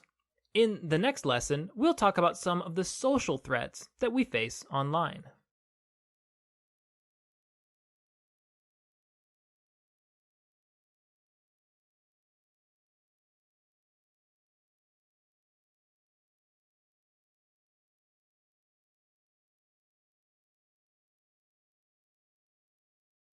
Welcome to this course, Introduction to Cybersecurity Literacy. This is Lesson 30, Interpersonal Issues Online. So far in this course, we have focused on threats to electronic information. We haven't talked much about social human issues. In this lecture, we'll focus on some of the interpersonal issues that we face online. We could go on practically forever if we tried to identify and discuss every single one of them, so I'm going to limit myself to just 5 broad topics: anonymity, missing the communication context, privacy, everlasting information, and credibility. I'll define each of these topics in more detail as we go. Interpersonal issue number 1 is anonymity. People tend to feel anonymous when they're online, and they tend to feel like they're interacting with anonymous electronic strangers rather than flesh and blood peers. This anonymity can be empowering in a way. It allows some shy people to discuss problems or concerns that they may never have discussed otherwise. Sometimes these discussions can be productive or even life-changing. But anonymity clearly has its disadvantages too. For some reason, anonymous people will say terrible, inflammatory things that they would never say in person to somebody who is just standing there. It seems that anonymity empowers our whole selves, both the good and the bad parts of us. Countless online conversations have ground to a halt or deteriorated into angry name-calling because the anonymous participants in the conversation treated each other as faceless strangers rather than respected flesh and blood peers. This is a serious problem. Remember that people online are people. As a rule of thumb, you should be more polite online, not less polite. Anonymity is an illusion anyway. Unless you have a high level of computer and networking knowledge, everything you do online can potentially be traced back to you. Your fake login name or your fake email account may make you anonymous to other casual computer users in an online comment thread, but they won't protect you from a high-level hacker or from a full-fledged federal investigation.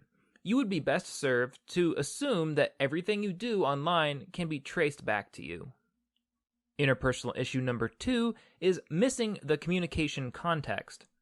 The physical context of communication is very important to getting a message across. Facial expressions, gestures, and other body language can have a profound influence on the meaning of any given sentence. So can your tone of voice. Consider the sentence, "Why did you leave the party early?" It could mean a lot of different things depending on how you read it. Why did you leave the party early? Or, why did you leave the party early? Or, why did you leave the party early? Can you think of other ways that you could deliver that sentence so that it takes on other meanings? The point I'm getting at is that all of those subtle differences in body language and tone of voice that we rely on in face-to-face communication, those disappear when we begin to rely on written communication online.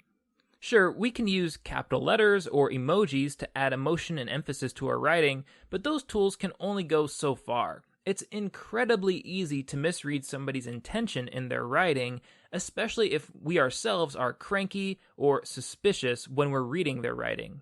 This is probably another reason why so many online discussions deteriorate into name-calling. The participants in the discussion may already disagree on some point, which puts up their guard.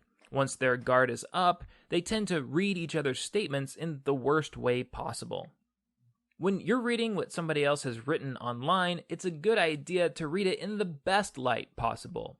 If you aren't sure how they meant to say something, it's better to ask for clarification or to just assume the best than to automatically default to assuming the worst. Interpersonal issue number 3 is privacy.